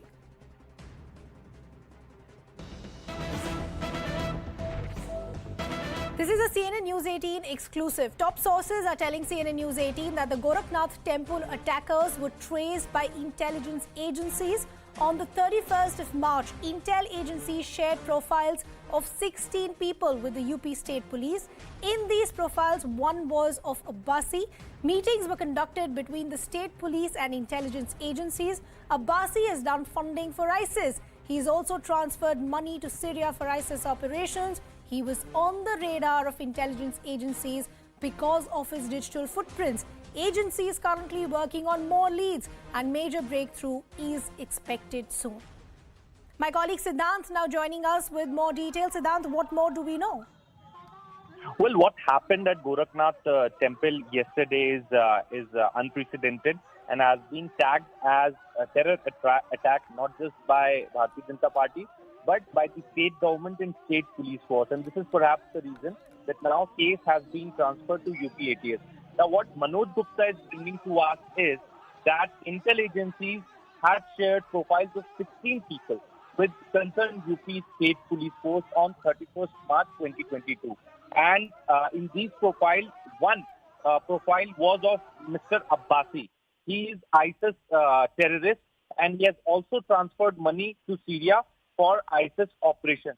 Manoj's report also say that he was in intelligence agency's radar because of his digital footprint, and later on investigation was found that he was trying to do some serious activities. Basically, this is for the first time we are getting this input for our viewers that intel agencies and state police suspect hands of ISIS in this entire episode that happened at Gorakhnath Temple yesterday. One, Abbasi has been zeroed down by intel agency. He was well connected with ISIS terrorists, and in fact, he had transferred some funds to Syria for ISIS-related operations. Now, we don't know further details about this particular lead that intel agencies have got. Agencies are still working on more leads, and breakthrough in the matter is expected soon. Siddhant, thanks for getting us all those details.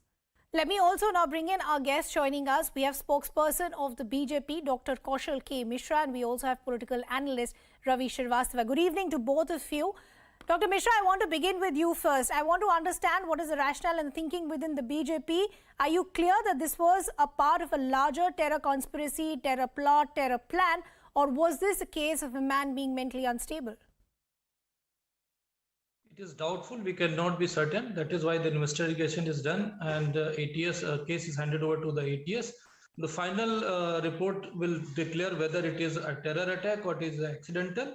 But because of the you yourself, your report has already told that the intelligence has already given the feedback to the police, UP police. So we have to see any attack on any temple or any type of these suspected terror activity must be investigated before giving the clarification to them. And you must be known that this particular person is shouting a religious slogan like Allahu Akbar, which is very common slogan whenever there is terror attack, whether it is blast, or whether it is attack on parliament, whether it is attack on any temple or any place, there is always this type of slogan. So it creates a big doubt in the backdrop that our intelligence has given the feedback. So we have to take every step with the proper caution, and unless the investigation is not done, nobody can be given a clean sheet. So, but after that, whether it is a terror attack, it is related to terror attack, or it is just accidental, which is in this scenario of the Uttar Pradesh, which is very less likely. Ravi Srivastava, where do you stand on this? The BJP is saying there are enough hints to say this could have been part of a terror plot. The kind of slogans that were chanted hint towards a very clear terror plot. And of course, given the sensitivity of the area and the location, this can't be ruled out today. It is definitely an heinous crime what he has done, and he should be definitely brought to book. He should be definitely punished. But one thing I want to clarify is that I think the matter is already in the hands of ATS and STF, all investigative agencies. They are finding out he was a BTech chemical engineering from IIT Bombay. He was 7 years before he had passed it, and all those credentials are there attached to his name. But what I want to say it is such type of people are not specific to a particular religion. What I want to say is that this kind of fanatics, radicalized people are in every religion. They have to be isolated. Any particular religion should not be generalized on the basis of one individual doing this kind of act. This man needs to be punished. This man needs to be tried in the court, and all kind of things should happen. But before having the full evidences, documents in hand, we should not jump to the conclusion. We should not become a prosecutor, a jury, judge, executioner, everything, and declare him then that he was a terrorist. I want to recall you that on 11th of July 2021, there was some Al-Qaeda operatives were caught in Lucknow. I think they were sharing the intelligence of making some pressure cooker bomb and all those things. I mean, we don't know that what has actually happened even after 9 months, that what has actually come out of the report. So what I want to say is that let there be thorough investigation and see that what kind of person was he. And Dr. Mishra, how do you respond to what Ravi who was Srivastava also is saying? in Let's Bombay. not make the narrative towards one particular religion and try and isolate them before the investigation is complete.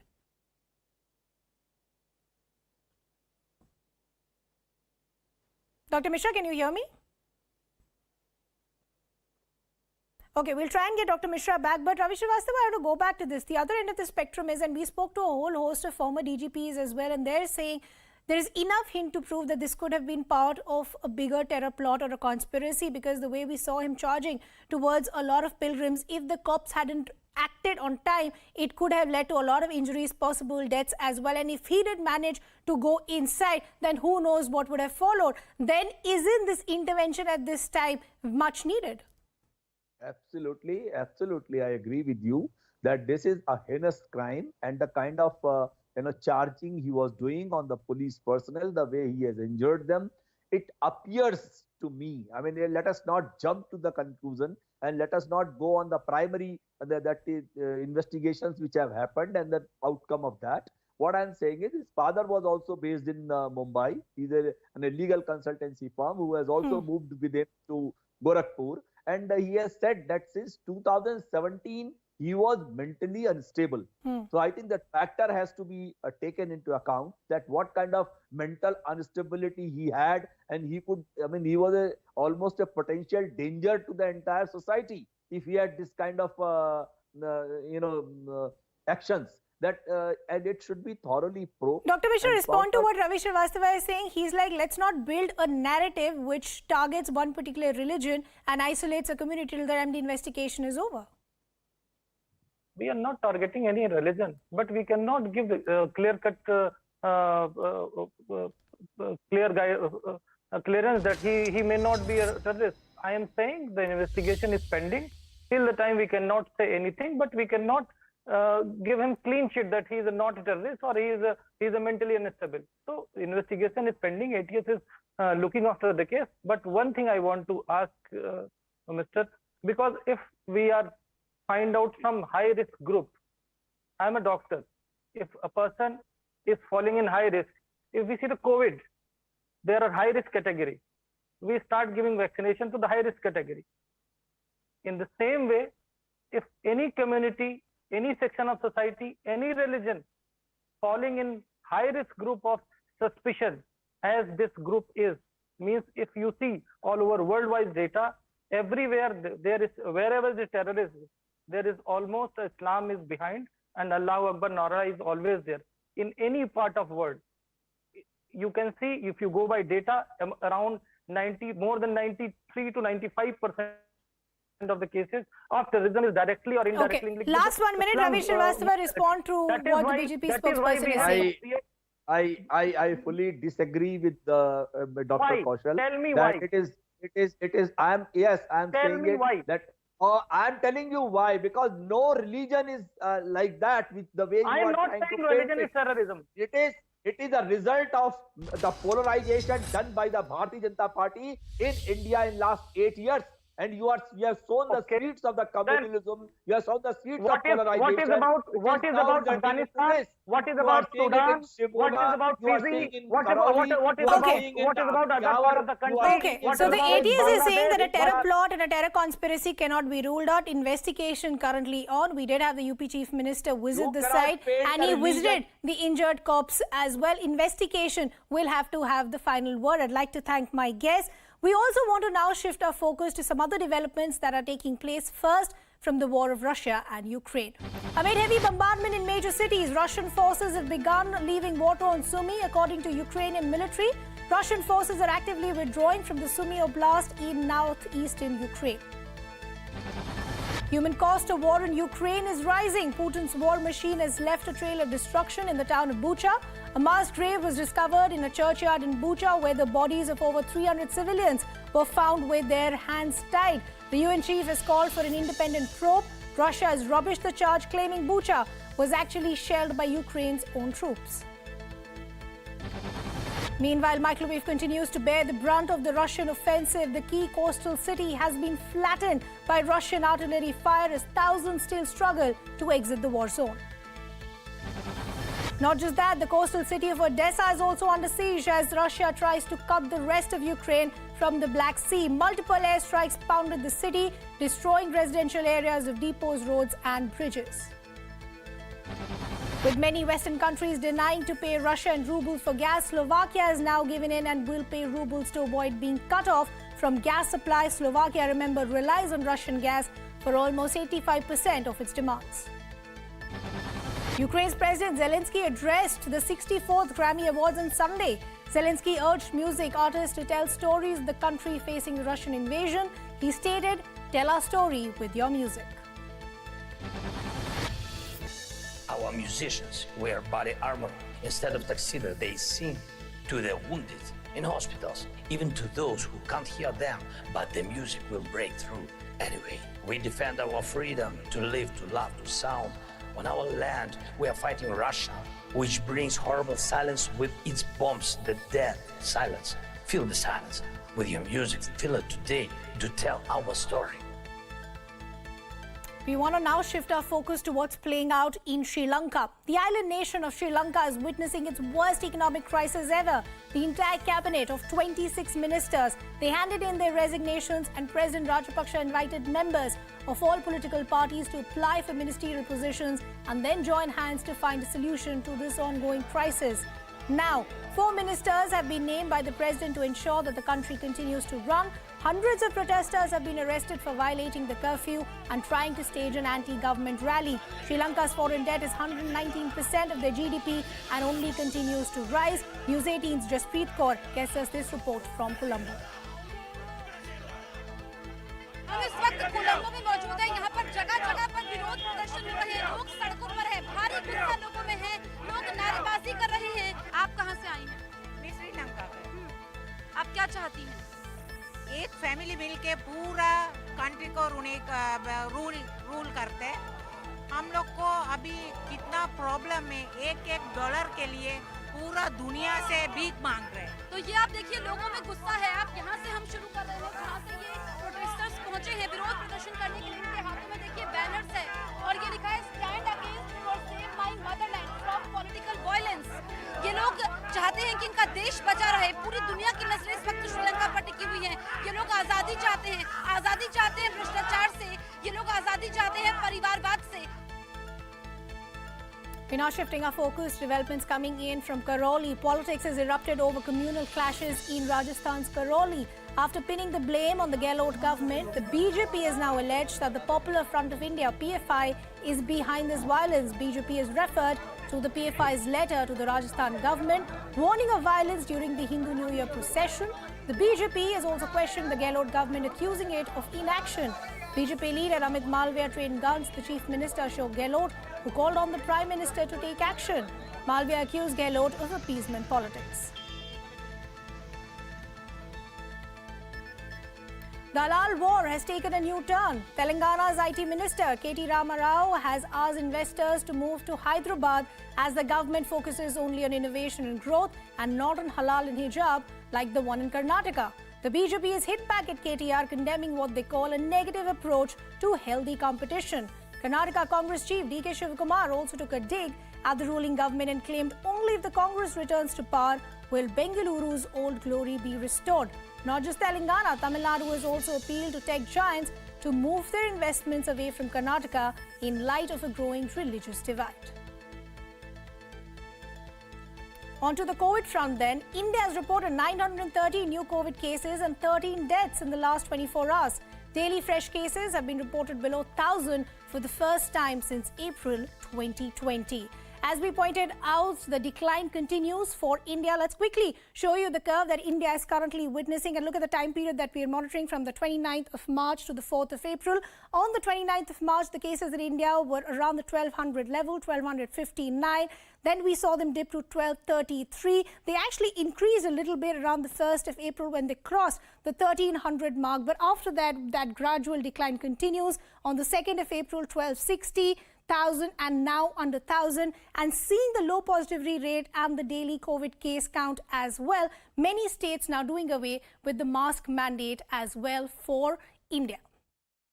Fuel prices have gone up once again by 40 paise per litre. With this, the total increase in prices in the last 2 weeks is 8 rupees per litre. IGL has hiked CNG prices by 2.5 rupees per kg. The price now stands at 64.11 rupees per kg, which comes into effect from today. So let's also now show you how the fuel prices continue to increase with each passing day. Let's first begin from the 30th of March. At that time, the prices were at 101.012 litre. We saw a hike of about 80 paise. Then the next day, in 24 hours, again an 80 paise hike was seen. The prices increased to rupees 101.81. On the 2nd of April, that 80 paise hike continued. The price at that time was rupees 102.612 a litre. On the 3rd of April, that hike continued. On the 4th of April, that hike continued. Now petrol prices are at 103.812 a litre. Diesel prices are not far behind, and this continues to burn a big hole in the pockets of people like me and you. If you look at the diesel prices, again, the same time period, 30th of March, we saw an 80 paise hike that came in. Prices were at 92.272 a litre.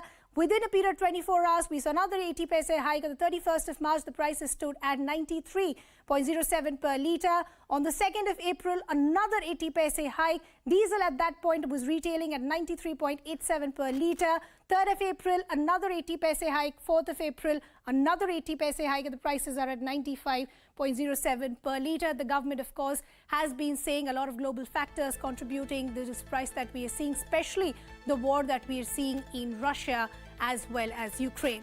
Now, Indian-born Falguni Shah has won a Grammy for her album A Colourful World under the category for Best Children's Music Album. Falu, as she is popularly known, is the first Indian origin woman to be nominated for the Grammys twice. Well, with that, it's a wrap from my side. I'm tossing it over to Zaka Jacob, who brings you Brass Tacks.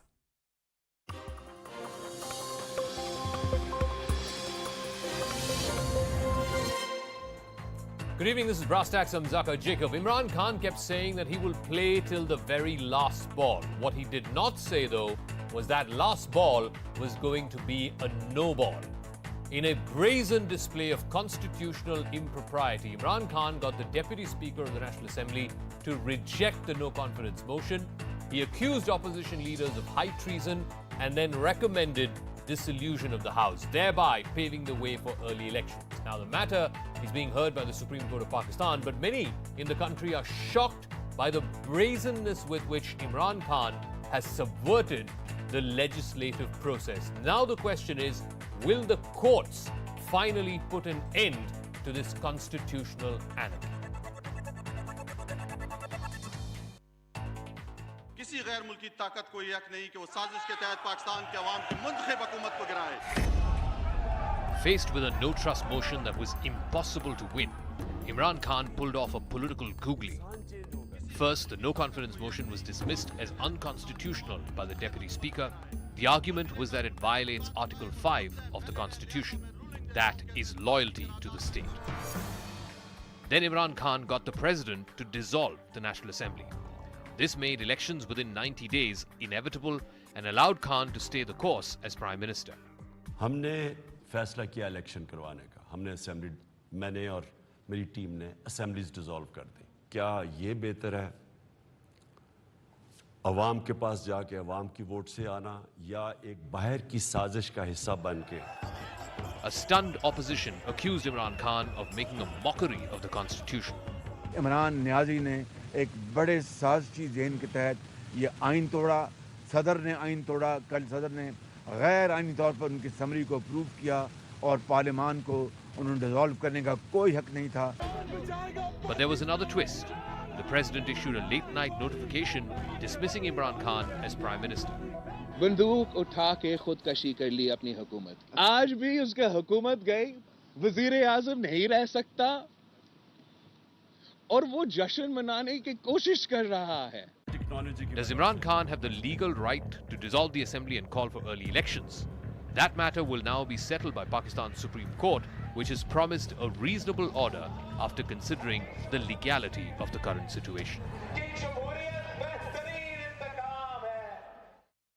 Now, after a series of fast-paced developments, what is going to happen next in Pakistan? There are two options in front of the Supreme Court of Pakistan, both of which could have far-reaching consequences. The number one thing is that Imran Khan has already made his move by nominating the former Chief Justice Gulzar Ahmed as the caretaker. He had given the opposition an option to choose. They said no. What the Supreme Court of Pakistan is going to decide whether the Speaker, in this case the Deputy Speaker, had the constitutional authority to overthrow the no trust vote without actually going through the vote in the National Assembly. The army so far has refused to play ball. They are simply saying that they are going to be neutral in this. In fact, General Bajwa had a speech just the day before this whole drama in the Assembly. He did not refer to even once to the ongoing political turmoil in Pakistan, simply saying that the army will play a neutral role. Now, the question that beckons is, what is it that the Pakistan Supreme Court will rule? What are the options before the Supreme Court? And both of these options have far-reaching consequences. The first, it can nullify the Deputy Speaker's decision, hold it null and void, say it is an unconstitutional move to reject the no-confidence motion without a vote. This will then force the National Assembly to reconvene, and the no-trust vote will have to be gone through. The other option is that the court says that they will not interfere with the dissolution of the House. That is in line with the Constitution. The Prime Minister is free to recommend the dissolution of the House, and this will pave the way for the early elections, even though the act of holding or not holding the no-confidence motion and rejecting it under Article 5 was unconstitutional. Now, let me go across to Moyed Jafri, who's reporting for us from Pakistan. Moyed, first things first, is the Supreme Court of Pakistan giving you any kind of timeline as to how quickly they will dispose of this matter? Because time seems to be of the essence. The opposition does not want Imran Khan to pave the way for early elections. Imran is desperate for those early elections.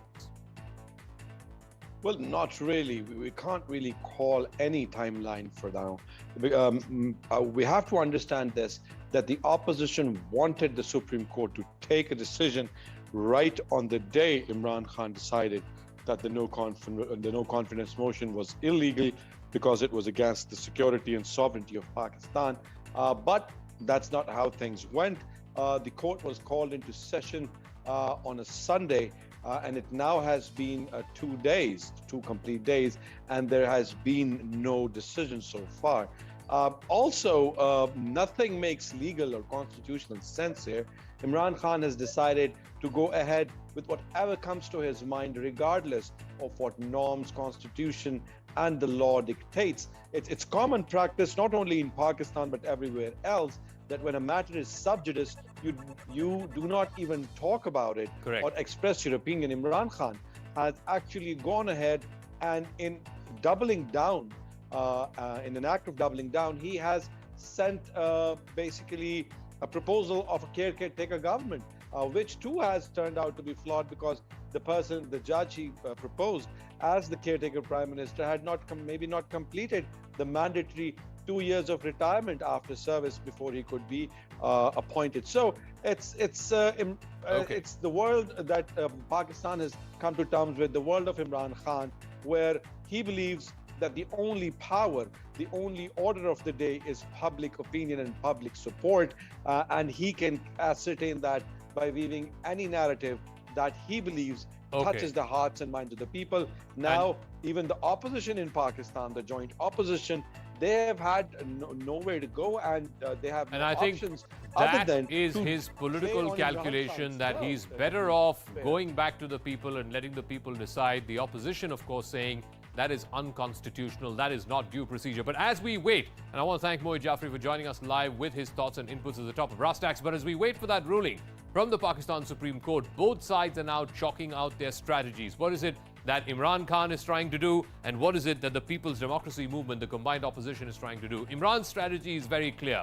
Call for early elections, because that seems to be his big bet. that he wants to ensure that he goes to the people, he can then campaign to them that he is standing to protect Pakistan and save Pakistan, whereas the others who looted Pakistan for 30 years, they are the ones who are ganged up against him. He will also placate some of the dissidents, try and weaken the opposition. Remember, there's a significant number of his own MNAs who had deserted him on the day of this trust vote. He will try to play the victim card, go to the people of Pakistan and say that he is the one who's trying to be the savior of Pakistan, save it from corruption, from NAB, from NRO, so on and so forth. The opposition's game plan is to accuse Imran of treason, of unconstitutionality, and of acting in an absolutely brazen fashion with any disregard to constitutional propriety.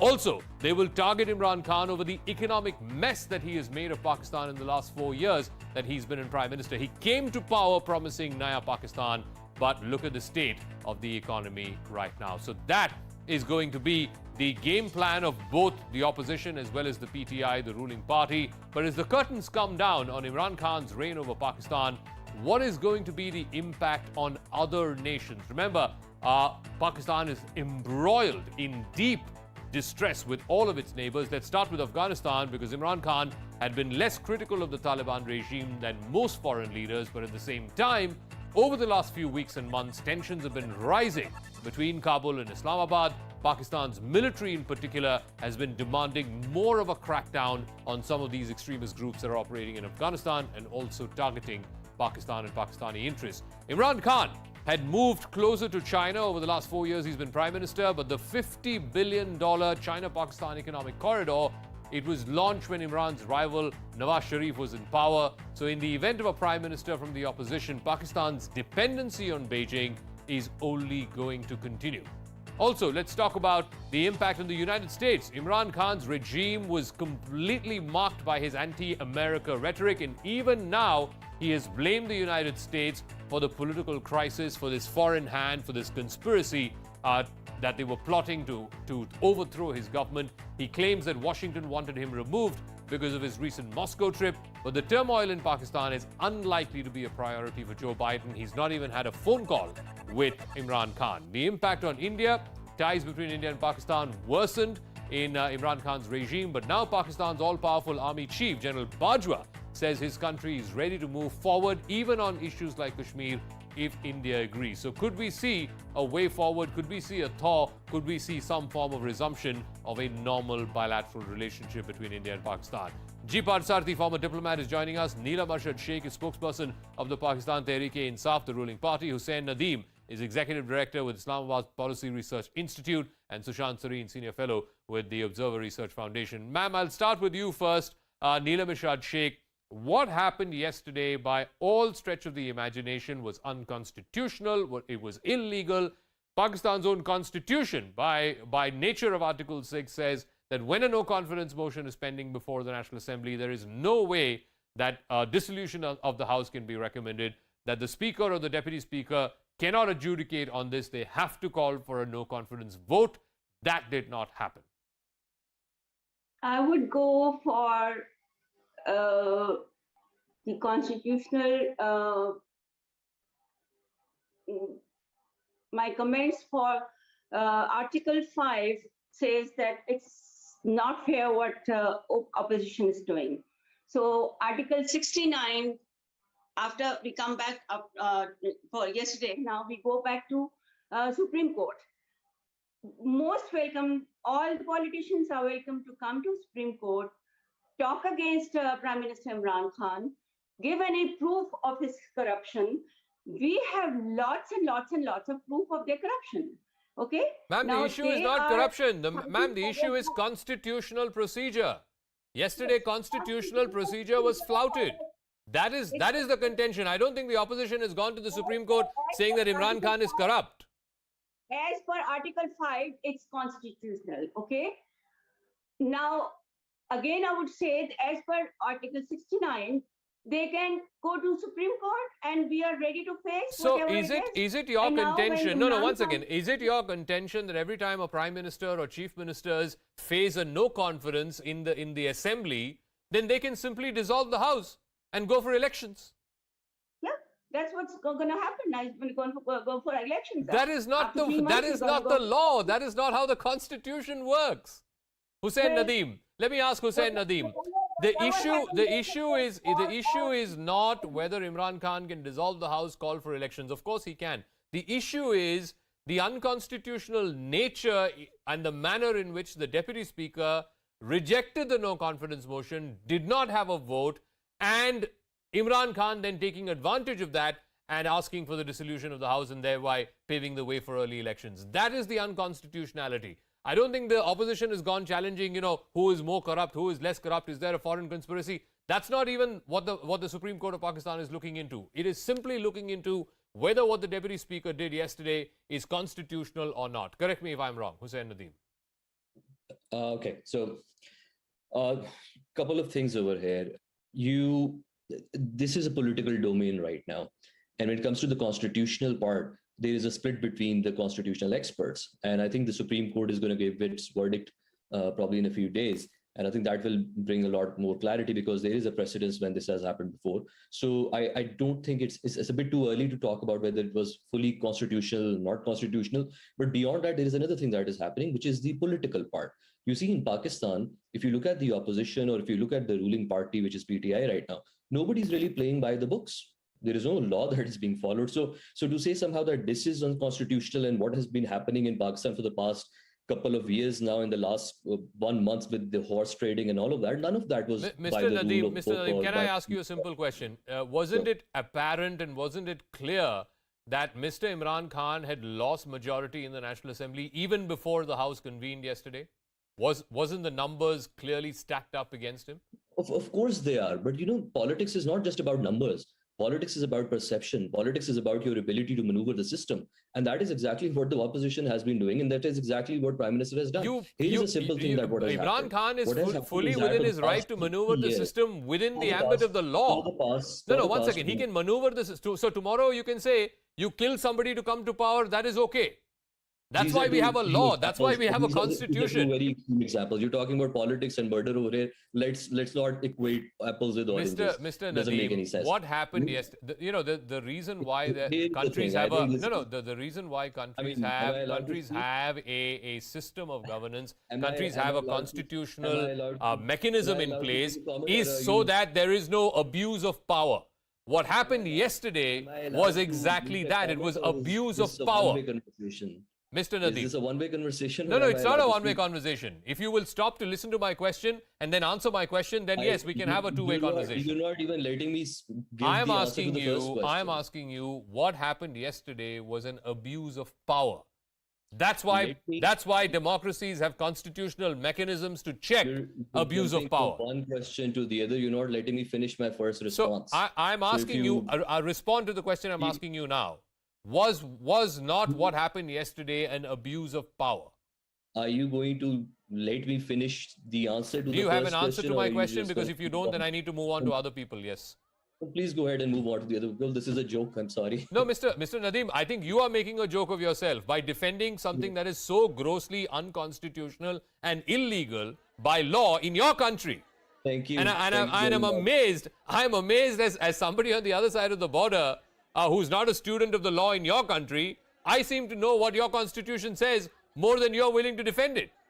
And now he's cut that. So I'm going to keep that blank. Hussein Nadeem, supposedly executive with the Islamabad Peace Research Council, does not know the constitution of Pakistan, does not know what happened yesterday in the National Assembly was a grossly illegal act. So let me ask Ambassador Parthsarthi, you as somebody who has served there, it is very, very apparent, sir, that what Mr. Imran Khan did was a political move. It was certainly outside the jurisdiction. It was outside the constitution. Let's let the Supreme Court of Pakistan decide that. I'm only curious to know one thing.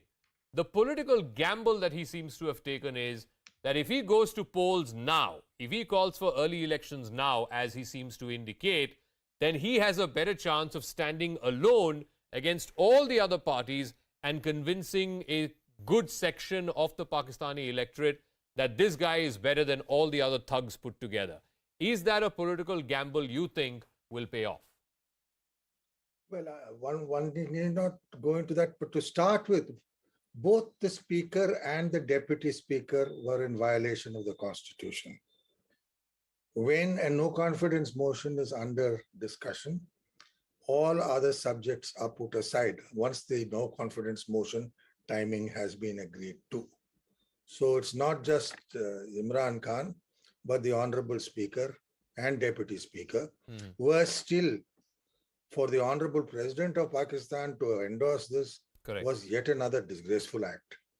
It's, as I said, clearly a violation of the Constitution. Now, where do we go from here? Because Imran Khan obviously knows that if that vote had gone through, he was in trouble.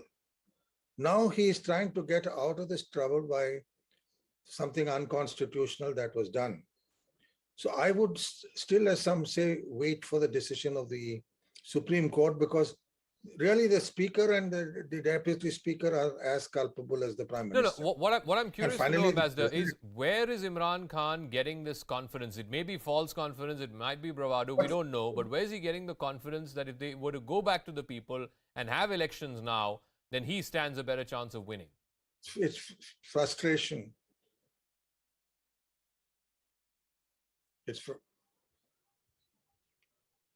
It's frustration, you're saying? Okay, I think we've lost that audio link with Ambassador Parthasarathy. We'll try and go back to him in a moment. But Sushant Sareen, I know you and I have a difference of opinion on this, but from the events of the last few days, it's very clear the only card that Imran Khan has is the call for early elections. Why is he so confident in that hand? You seem to think that that's a bad hand. He's playing a bad hand. But I don't know what you and I have a disagreement on. I think everything you've said today in your program, I more or less agree with you. And the fact of the matter remains that, look, number one, he went in for fresh elections because that was the only way he could preserve his ego, that he's defeated the opposition, even though he cheated. Pure and simple cheated. And he fixed a match. Because what happened in Parliament was a complete travesty, simply because the law minister gets up, he makes a certain, seeks a certain ruling from the speaker without giving the other side a chance. When he makes that presentation, basically what the speaker has ruled is that all the members of Parliament who were supporting the no confidence motion are traitors and punishable by death under the Article 6. The lady before me spoke about Article 5. She obviously has never read the Constitution, doesn't understand the law. But the fact of the matter remains that essentially you're accusing them of treason. You're accusing them of being involved in a foreign plot. And what you have done is that here a person makes a presentation, the speaker, without giving the other side a chance, which flouts all principles of natural justice, rattles off a ruling which has already been written, because within 2 minutes, nobody can write 3 pages of a ruling. He reads that out and he just gets up and he prorogues the House, dismisses the motion. Within minutes, the Prime Minister goes on television. He has already sent a communication to the President. If this is not a conspiracy, what else is? So that is as far as the legality of it is concerned. As far as the judiciary is concerned, Zaka, frankly, Ambassador Parthasarathy knows Pakistan more than me, but the sordid history of the judiciary in Pakistan gives absolutely no confidence that the man who is the Chief Justice right now, he's a really dodgy character, and the bench which he has made is full of dodgy people. If anybody really expects this bench to change the verdict, overturn what the speaker and the deputy speaker have done, because both were involved, and the Prime Minister and the President and the law minister, if anybody thinks that he's going to overturn it, good luck to them. I have serious doubts if he will. No, Neelam Irshad Sheikh has been Neelam Irshad Sheikh wants to respond to what you're saying. What is the contention? What is the point you're making, ma'am? What is wrong in what Sushant said? He's living in a country where his grandparents and his family is there, and he should be ashamed of talking against Pakistan and his Pakistani judiciary an army or politician. Ma'am, The can you politician- can you explain to me? No, hang on one second. There have been judges and justices of the Supreme Court of Pakistan who have had to flee the country because of illegal wealth that they amassed. There have been instances where judiciary versus politicians went to such an extent. No, ma'am, one second. Where judiciary versus politicians went to such an extent that there was a breakdown of the constitution. So what is wrong in what he said? It's not a breakdown of the constitution. Again, I would repeat that if they play against the constitution, the opposition, and Article 5 says that they should be like again. What is this high treason you're talking about? There are pictures of Imran Khan with Donald Trump. There are pictures of Imran Khan with American diplomats. What is this high treason you're talking about? No, he didn't take any money to sell Pakistan. What is the evidence? Are you telling me Asif Ali Zardari got paid money by a mid-level American diplomat to overthrow Imran Khan's government? You're telling me Nawaz Sharif, who is living in exile in London, took money from a mid-level American diplomat to overthrow your government? Are you telling me Bilawal Bhutto Zardari took money from a mid-level American diplomat to overthrow your government? Like, really? I mean, who do you think are the fools here? Or where are they buying all these MNAs, MPs from, and the senators from? So what is the They are proof that spending you money have? to What get is the into proof power. that you have? No, Yeah, what and is the proof that you have, Neelam Irshad Sheikh? What is the proof that you have that all of these folks have been paid off? Have been paid off dollars? What is the proof that you have? What is the proof? Now they're fighting for their balance payment. That's the proof. Yesterday they had a row. They're fighting that where is the balance money they were supposed to give. Now People's Party says that it was. Let me please enlighten you. When there is an allegation of corruption, as there have been numerous in Pakistan in recent history, there is something called a money trail. Do you have a money trail of which opposition politician has been paid off how much money and by who? Because I've not seen it in the public domain. Okay, you're not saying so you don't watch TV, you don't know. No, or I'm you asking just you, want to close do your you eyes? have a money trail which you can share with viewers who are watching this program right now? Which opposition politician took how much money and from whom? Where is the money trail? 4 crore each from People's Party in Sindh House in Islamabad. Fleet of cars, I would say rally of cars, rally of Land Cruiser, black Land Cruisers came from Sindh with Sindh police for their security, and they brought cash. I can send you the videos if you want to close your eyes. It's up to you. But they were paid, and the balance payment was supposed to be after all this nonsense they want to trade. Okay, now Neelam Irshad they Sheikh, are not, I'm gonna go to another piece of breaking news as well. I request you to stand by for a moment. We're getting this again from the ongoing political tussle in Pakistan. The Pakistan Democratic Movement head Maulana Fazlur Rahman has said that the court should nullify the speaker's ruling, otherwise it would make the loyalty of 197 National Assembly lawmakers suspicious. Remember this whole thing. Yesterday, the no confidence motion was rejected on the basis of Article 5, which is high treason. Now, Fazlur Rahman, who's one of the main faces of the People's Democracy Movement, is saying that it should be nullified by the Supreme Court because otherwise, 197 legislators who are against Imran Khan, lawmakers of the Assembly who are against Imran Khan and his government, it will make their loyalty suspicious. Now, this is something that Fazlur Rahman has said, but I want to go back to Ambassador Parthasarathy. And I want to look forward. I want to look forward to what is going to happen next, irrespective of which way the Supreme Court rules. And I agree with Sushant. I highly doubt if the Supreme Court will overturn what happened in the Parliament yesterday. But be that as it may, I want to take the story forward, Ambassador Parthasarathy. What happens now? Does Imran Khan get his way? Do we see elections in Pakistan in the next 3 months?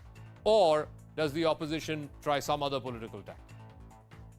No, I think really, if, as Sushant says, the judiciary is that corrupt, I'm not sure if they can be that corrupt on a matter of law. The matter of law is very clear. When the no confidence motion is under discussion, you can't bring in other subjects. You have to finish the subject of the discussion. That is what is their parliamentary rules. If they break it, well, as I said, you can have one. You will have a split verdict, but you're not going to have a unanimous verdict, because one can't really say that he's got a full bench of the judiciary there, and they've got to be careful of their own reputation with their own people.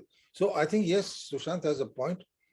We can leave that on its own, because it would be a grave travesty that the judiciary is committing and getting itself a really, really bad name if it violates the provisions of the rules of business, which means in the presence of a no confidence motion, which has been accepted for discussion, you cannot change it into other subjects. No, I also want to ask Sushant, what one of the curious things, Sushant, has been the role of the army, and so far, I think on a couple of occasions they have said that they're going to remain neutral to this entire political, crisis.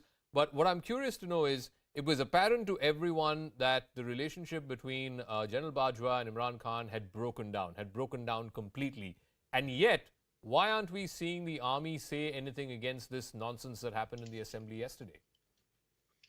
Yeah, the army, the army has kept more or less a hands-off kind of an approach, and they've said that we are neutral. We don't want to get involved in this mess which is happening. But even their neutrality actually goes against the government, because the government has been leaning on the army and trying to seek the assistance of the army to defeat the no confidence motion. But they finally realized that they're not going to get that. But yes, it's a bit of a surprise that the army hasn't really asserted itself, that the laws be followed, the constitutional processes be followed, that you don't make a spectacle of Pakistan, which Imran Khan has very spectacularly done. He's made a spectacle of Pakistan. Pakistan looks like a banana republic today. It always was, and I'm a little surprised that Ambassador Parthasarathi thinks that the judiciary wants to save its own reputation. When has it saved its own reputation? In the past 75 years, they've always been lions under the throne. So I suspect something similar might happen, or they might, this thing that he'll give a reasonable verdict, the Chief Justice said. Yes, he did. That is a shorthand for saying that, look, I'll give a balanced, wishy-washy kind of a thing. I'll say that what happened was wrong, but now that elections have been called, you go for elections. Imran Khan thinks that he has actually regained his popularity by going completely ballistic on anti-Americanism. So he thinks that is one thing. This will get him a lot of support. He won a local body election recently in the KP province, where earlier, just a couple of months earlier, his party had got a drubbing. So he thinks that he's getting the traction. I would be extremely surprised that if elections were to be held and Imran Khan was to win. Although I would really wish he wins the election, because, what he will then do to Pakistan, I don't think any number of Indian secret agents or James Bond could go and do. Because that would be ideal for us. Parthasarathi, again, come in on the role of the army. Given how, how much of a breakdown. Just 2 days before this meeting, there was a meeting which General Bajwa, accompanied by Lieutenant General Nadeem, had with Mr. Imran Khan. That is the army chief and the ISI chief. Both met him together separately, and they discussed very clearly what needs to be done, and they had reached some what they felt were some face-saving agreement for the Prime Minister. But the army and General Bajwa have no great love. So when they have come and discussed this, they obviously, he must have agreed to what they said. They were very, very clear about what had to be done. And if he chooses to also act funny and violate something he has agreed to in a meeting just 2 days before with the army chief and the ISI chief, who went and saw him, God save him. That's all I can say. Okay. All right. We'll leave it at that. We'll see how this plays out. Does God save Imran Khan? or does God save Pakistan from Imran Khan? We'll see. Ambassador Parthsarthi, Neelam Irshad Sheikh, and Sushant Sareen, many thanks for joining us. But one thing is very clear. You look at the entire subcontinent and beyond, from Pakistan to Sri Lanka, the entire neighborhood seems to be in turmoil. But India, on the other hand, the only beacon of stability, as it were. Let's start from Pakistan. There is a massive political crisis that's going on in Pakistan right now. We've seen what happened with the entire no confidence motion. In Sri Lanka, there is a massive economic turmoil as well. Food and fuel inflation is going through the roof. In Afghanistan, just 6 months ago, the Taliban took over, and we're already seeing, how women are being kept out of schools, etc. In Myanmar, the military junta is continuing to rule. They still have not been recognized by major countries around the world. In China, Xi Jinping has consolidated his hold, his propensity, as it were, over the Chinese Communist Party and the Chinese government in a way that no one since Mao has done. And of course, in Russia, we have seen what one man's ego and one man's sort of insecurities have fueled to this war in which tens of hundreds have died. Amidst all of this chaos and confusion, India seems to be the only sort of oasis, if you will, of political stability on the one hand, and also, more importantly, economic growth after 2 years of the pandemic. All right, we'll take a break here on the program. When we come back, we'll shift focus to the war that we mentioned. Now, very, very dramatic pictures coming in over the weekend of mass graves, civilians being killed in the hordes from the outskirts of Kiev. We'll have that horror story. We'll also have voices from both Ukraine and Russia joining us right on the other side.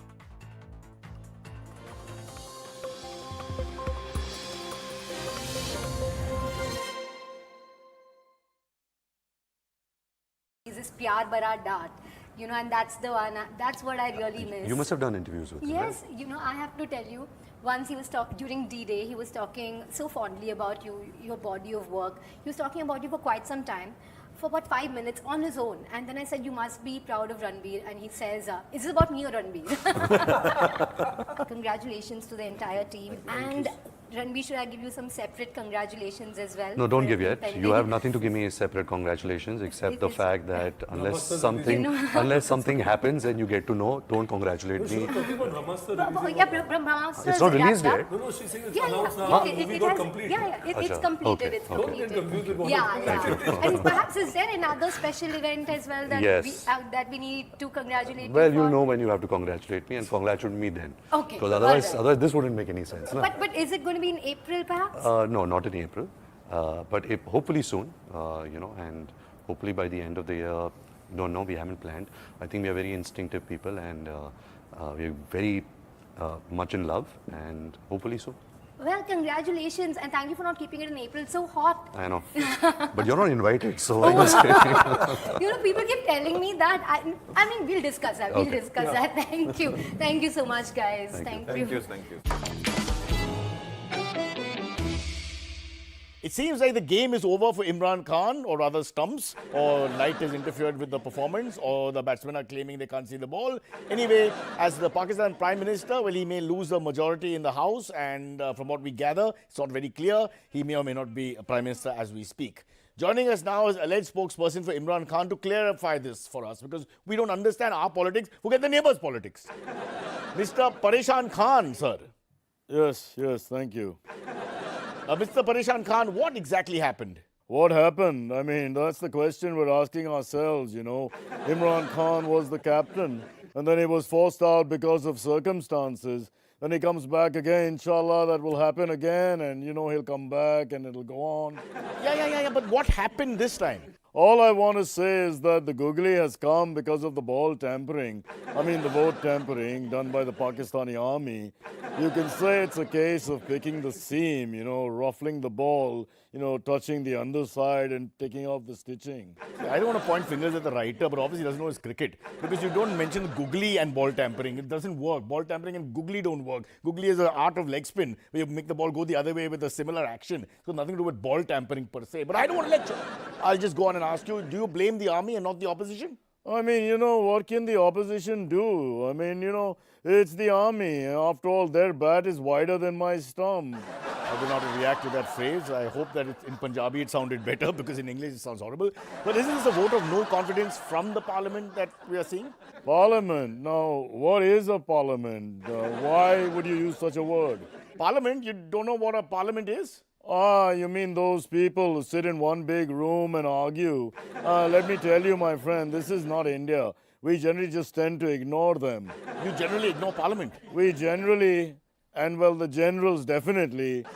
So wait and see. Imran may just be not out. I mean, he may be out, but it's not clear. He may be not out. It's still pending. My God, really, this is tougher than talking to an Indian politician. But if your parliament says Imran is out, then Imran is out, right?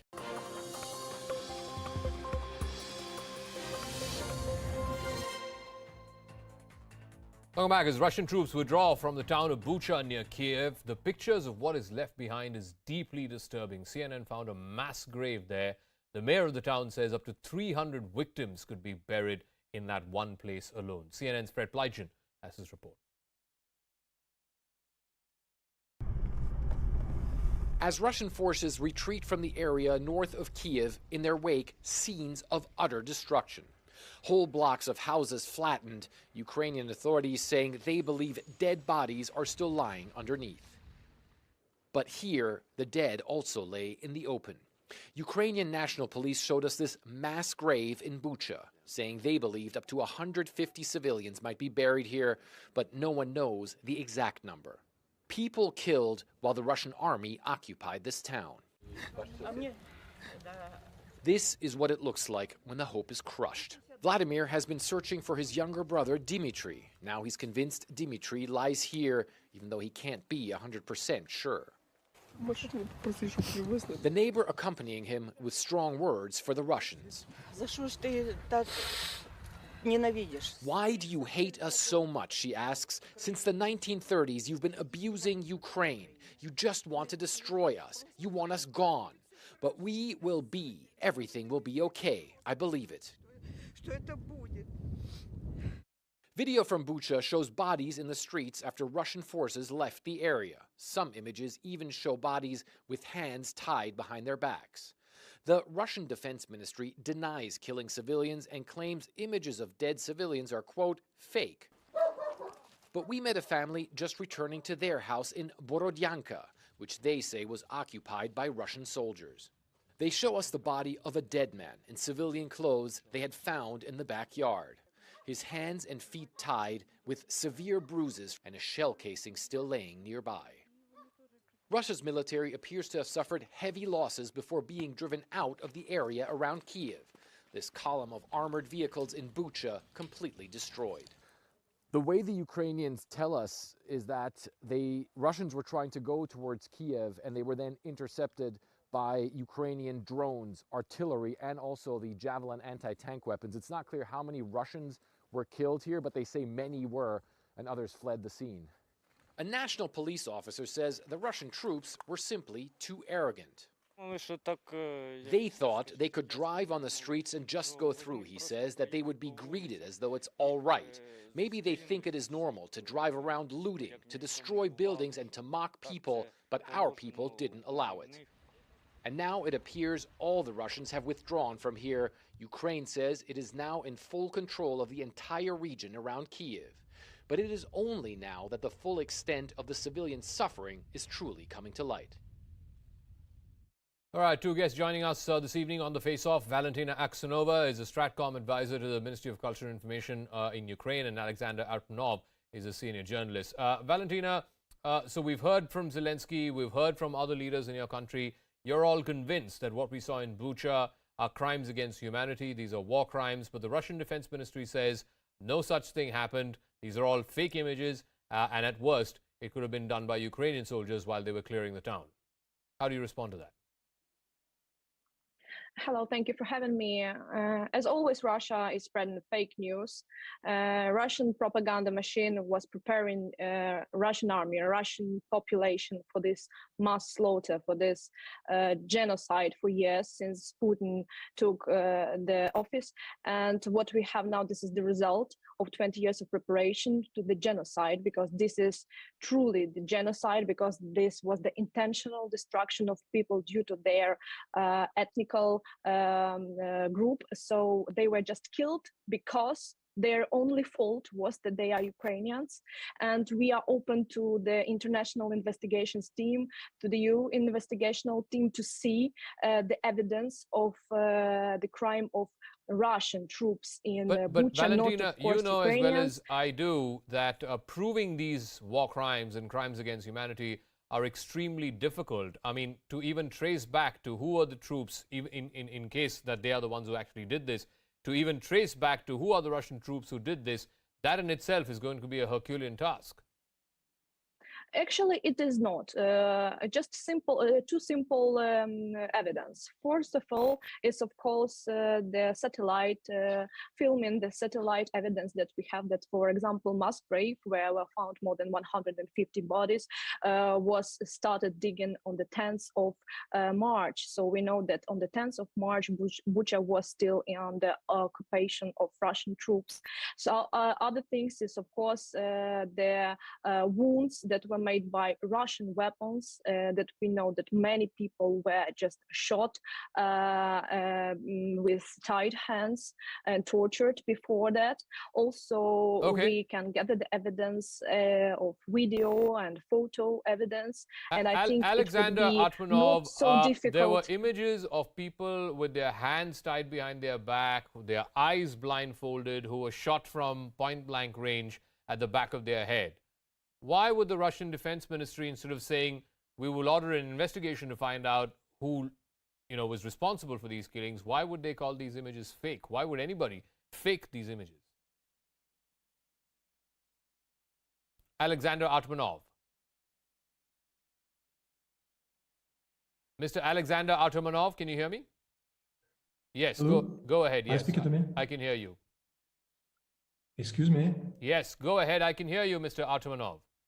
Yeah, okay. So anyway, thank you. This time I'm hearing from you. So first of all, I'm not sure that, again, you have some testimonies of Russian troops shooting civilians. For me personally, as far as I'm concerned, I have not heard any one testimony from participants of this operation of Russian army. Another question just to be asked, why should Russian troops have shot civilians? I have seen these pictures, and of course you have a lot of details which prove that that's really fake news. Because first of all, just after there were dead bodies and mass graves. How can you call it fake news? Aren't you insulting the dead? Let's not, without even getting into who is responsible for those dead bodies, by saying dead bodies are fake news, aren't you insulting those very people who died? If it's a question again, so just let me answer, please. So first thing to be told you and to be said, anyway, you have not seen any civilian who proved this information. Just after the so-called again liberation of Bucha, Ukrainian army has shown this city without any bodies, with really very clean streets, without any pictures of this tragedy. Where did these bodies then come from? No, Associated Press is reporting, Reuters is reporting, CNN is reporting. No. Where did these bodies come from? You are wrong. No, it's not true. Because the first pictures are from 30th of March and even the 1st of April. And pictures that you are showing now is from the 3rd of April. Let's just say 2-3 days Mr. after the first ones. Mr. Atmanov, yes. A team of the Associated Press went there first. A team of Reuters went there. A team from CNN. I played that story a moment ago. You have not. What are they reporting? If these are not dead bodies, then what are these? And where did these dead bodies come from? Did they just fall from the sky? You have not been present here for 31st of March. That's lie. No, but whether it is Russian 31st of army March or collapsed. whether it is 3rd of April, I'm asking you, where did these multiply, dead bodies I'll just, come from? cut down, because I Did don't they want to transport remake these the dead bodies example from when I'm Kiev? speaking. No, where- Excuse me, it's not a good way to speak. If you don't want, Mr. so I'll just Artemanov, stop Mr. Artemanov, I'm asking you a Yes, simple I'm listening to question. you. I'm asking you a simple question. You are saying that this is fake news. What are Yes. those bodies then? Whose are those bodies? Where did those bodies come from? Whether it was 31st of March Borders or are- whether it was the 3rd of borders- April? Let me answer, please. Yes. Borders are coming from, an operation which had been held by Ukrainian army. They've been just put on this down the street. And after it had been presented as victims of Russian operation, that's all. Ukrainian borders, if you soldiers want, killed Ukrainian citizens even as they were trying to liberate a Ukrainian town. Is that what you're saying? Some borders are really the old ones. As you say, it's not the fresh, if you want, borders. The borders, even the color, if you know, the skin is not a fresh one, and you don't have any blood on the borders. Just see it tentatively. I am amazed at what I'm hearing right now. I mean, forget about the politics of Ukraine versus Russia. Just basic human sympathy, I would have expected. I mean, whoever it is, I mean, it's a dead body, for God's sake. Let's acknowledge that. And to say that Ukrainian soldiers killed Ukrainian citizens as they were trying to liberate a Ukrainian town sounds ludicrous, Mr. Alexander. But let me get in a piece of breaking news. I need to go to this because this is important. U.S. President Joe Biden now has called for a war crime trial against Russian President Vladimir Putin. This is after images of atrocities emerged from Bucha and other places, from Irpin. But here's the problem. Legally, it's going to be extremely difficult to bring Vladimir Putin or any of the senior Russian leadership into some form of trial. We saw that with Slobodan Milosevic in the Yugoslav war, but that was after him and his troops and his government were defeated. Then they faced the trial. We've seen that against former commanders of the Serbian army and so on. But to do that against Putin is going to be legally fraught. It may even be impossible. Valentin, I'll give you the final word. Do you reckon that this will ever happen, that whether it is Mr. Putin or whoever else was responsible for these atrocities, these war crimes, will be brought to justice? Ukrainian army just don't have any choice just to end up in Kremlin, and I hope Mr. Alexander, who told this nuisance now, would also face the trial as the participant of these crimes, because what I heard now, this is insane. How dare you say this, Alexander? He's just left. He's left the broadcast, maybe because he doesn't want to answer our questions. But oh, look, I'm not prejudicing what has happened there in Bucha. What we do know is there were dead bodies, hundreds of them. We don't know who these dead bodies are, but at least let's begin by acknowledging that those were dead people and those were dead Ukrainians. It's really, really sad to see the Russian side. Forget about the politics, forget about political inclination, respective countries, geopolitics, and so on and so forth. But at least let's start with basic human acknowledgement that some people are dead, our fellow humans are dead. I'm really sad that it came down to that. Valentina, thank you for joining us. Alexander, unfortunately, left the broadcast midway through. But let's bring you up to speed with some of the other stories that have been making the news this Monday evening. These visuals summing up the political turmoil that Pakistan has been plunged into. Pakistani lawmakers in Punjab, in the assembly there, engaging in fisticuffs. It happened in the Punjab Assembly, which had gathered to elect a new leader, just like the National Assembly has been going through these political chaotic scenes. These scenes of absolute bedlam, and that too, female lawmakers from Imran Khan's party and the opposition getting violent, punching each other, some of them in the face as well. A 29-year-old Muslim man attacked police constables who were stationed at the Gorakhnath Temple gates in Gorakhpur. Without any provocation, the IIT graduate attacked the constables with a sharp object. It looked like a machete. Allegedly, he also raised some religious slogans and was eventually overpowered by other security personnel who were there at that place. He has been now sent to 14-day judicial custody. Meanwhile, Chief Minister Yogi Adityanath visited the Gorakhnath Temple today, a day after this violent attack. Yogi met with the 2 police constables who were injured in the attack. This happened at the BRD Medical College. You can see those pictures of Yogi Adityanath there a few hours ago. The case is now being treated, we are told, like a terror attack. The attacker, Murtaza Abbasi, has links to ISIS and has been on the radar of intelligence agencies who say that Abbasi had been plotting such an attack for many months now. The chaos in Sri Lanka. All 26 ministers in the cabinet of Mahinda Rajapaksa have resigned en masse. This is after protests over the government's handling of the worst economic crisis in decades. But angry protesters are calling this move absolutely meaningless because neither the Prime Minister Mahinda Rajapaksa nor his brother and the current President Gotabaya Rajapaksa have stepped down.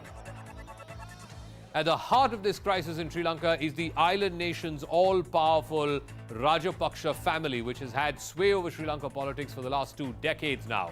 The chief, the patriarch, is Mahinda Rajapaksa, former 2-time president and now currently the Prime Minister of Sri Lanka. The Terminator, Gotabaya Rajapaksa, who's the current president, who used to be the defense minister and was defense minister during the LTT war years. Mr. 10%, not Asif Ali Zardari, Mr. 10%, Basil Rajapaksa, former finance minister, younger brother of Mahinda and Gotabaya Rajapaksa. He's now tendered his resignation. Chamal Rajapaksa is the eldest. He used to be the former speaker of the parliament. He was the number 2 in the defense department. He's referred to as the bodyguard. And the scion, the heir apparent, the son of Mahinda Rajapaksa, Namal Rajapaksa, who used to be the sports minister, and he too has quit along with 26 other ministers. He too is a minister, or used to be a minister, in the cabinet of the Rajapaksas, as it were. Meanwhile, News18 India's Jasprit Kaur has this report from Colombo's Freedom Square, where the protests against the Rajapaksas continue despite a curfew order against it. Colombo के independence square में मौजूद हूँ। तस्वीरें मैं आपको दिखा देती हूँ। लोगों का भारी आक्रोश है। ये भीड़ आप देखिए, काफी तादाद में यहाँ पर लोग मौजूद हैं, जिनके हाथों में ये बैनर्स है, गो होम गोटा, ये आप देख सकते हैं। और ये भी लिखा है, thank you for uniting us, now get lost. इस तरह के बैनर्स है, give us our stolen money back. पूरी कैबिनेट ने इस्तीफा तो दे दिया है, लेकिन यहाँ के लोग चाहते हैं कि राष्ट्रपति और प्रधानमंत्री दोनों का इस्तीफा हो। वो अपने भविष्य को लेकर के चिंतित है। महंगाई आसमान छू रही है। काफी तादाद में यहाँ पर लोग पहुंचे हैं। ये इंडिपेंडेंस स्क्वायर, जहाँ पर आप देखेंगे, ये तस्वीरें आप देखिए, तस्वीरें पूरी स्थिति को बयां कर रही है, किस तरीके से एक देश कंगाल हो चुका है, उनका भविष्य खतरे में है, उनके पास न रोजगार है, न रोटी है। Meanwhile, Russia's war in Ukraine has now entered its 6th week. Missiles struck near Ukraine's southern port of Odessa. Russia claiming that it has destroyed an oil refinery and 3 fuel storage facilities used to supply Ukrainian troops near the city of Mykolaiv. Odessa, which is in the Black Sea, is the main base for Ukraine's navy there. Meanwhile, Russian rockets also hit the Black Sea port of Mykolaiv. Russian forces are targeting port cities like Odessa and Mykolaiv because they're trying to cut Ukraine off the Black Sea and establish a land corridor all the way from Russia through to Crimea, the peninsula that Russia seized back in 2014. Borodianka, which lies northwest of Kiev, has suffered massive destruction. The streets are filled with rubble and pockmarked with craters, bombed out and burnt out buildings lining up the streets of the city. A few remaining citizens pile up their belongings into a car, looking desperately to leave the city. CNN's Christian Amanpour with this report from Kharkiv, which he is describing as a ghost town. It used to be, until a few weeks back, the 2nd biggest city in Ukraine. And it's literally almost like a ghost town. Now, this is the 2nd biggest city. We're just panning the camera around to show you. These are main roads in the center of this city. And everything that we can see is boarded up. You might be able to hear a little in the distance. We've been hearing the crump of incoming and some outgoing artillery literally ever since we've been here. We're not exactly sure what the what the destination is. We saw a little bit of evidence this morning in a residential neighborhood of a mortar shell that hit last night. And according to the authorities here, just in that neighborhood, there was something like 34 casualties and 7 deaths. That's just in one Sunday afternoon in one residential neighborhood. To assist Ukraine in its fight against Russia, the United States is sending unmanned aircraft called the kamikaze drones. Now, what exactly are these kamikaze drones? Let's bring up the graphic. They're also known as the flying bombs or the suicide drones. Remember, America perfected the use of drones in the war in Afghanistan. These kamikazes, they can fire missiles, they can hit a target from tens of miles away. They can also destroy large tanks and artillery. This has been used by Ukraine to destroy Russian tanks that are attacking Ukrainian cities. It's also been used in the recent oil depot attack in Saudi Arabia and Yemen by Houthi rebels. So clearly, these drones helping Ukraine take on the much larger military power that is Russia. Meanwhile, Russia's war on Ukraine also reverberated at the 64th annual Grammy Awards in Las Vegas. We defend our freedom to live, to love, to sound. First, Ukrainian President Vladimir Zelensky gave a rousing pre-taped speech in English, asking for support for his war-ravaged nation. Music still today. Our musicians wear body armor. Instead of tuxedo, they sing to the wounded in hospitals, even to those who can't hear them, but the music will break through. Anyway, we defend our freedom to live, to love, to sound. On our land, we are fighting Russia, which brings horrible silence with its bombs, the dead silence. Feel the silence with your music. Feel it today to tell our story. Then singer John Legend took the stage alongside 3 Ukrainian women artists, including one who had escaped from the war-torn country just a day before. The 3 Ukrainian artists helped John Legend premiere a brand new song called Free.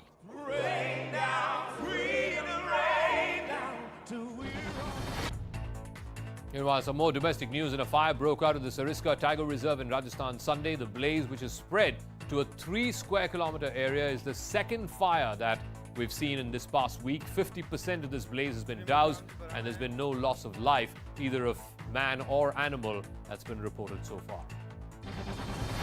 Riding high on the success of the recently released RRR, actor Ramcharan Teja was mobbed by fans outside the Gaiety Theatre in Mumbai. The actor who surprised fans was greeted with hoots and cheers. The movie, which released on the 25th of March, has collected over 800 crores at the box office.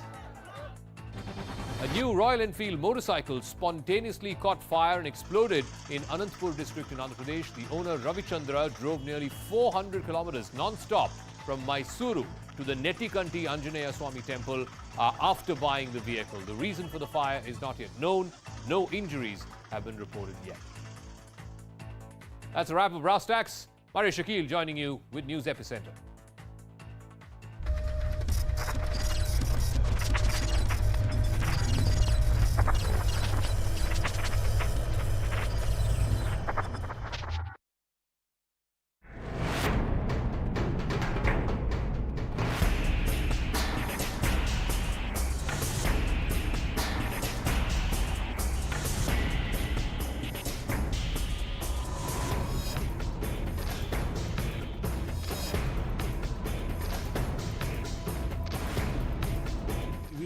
To accommodate the companies which are moving not only from Karnataka, from any other state for that matter. Healthy competition is most welcome. But making statements in a very bad taste, it's not really appreciated. It is the prime duty of Karnataka government to see that all of them are protected, all should feel safe, a good governance is there. The development is going on from last 2 months here. From the BJP's organization, that is BHP or Bajrang Dal, some other organizations. People are fed up. Investors are fed up.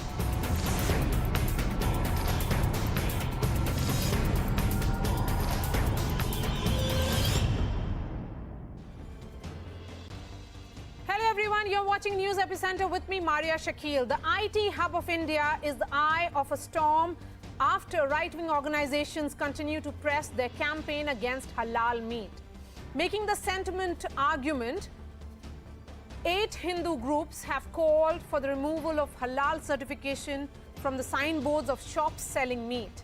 They have also urged Hindus not to buy meat which is halal cut. This comes amidst other communal issues in the state, from the controversial hijab row to the call for a ban on Muslim merchants in temple fairs. Many leaders of the ruling BJP have also endorsed the call.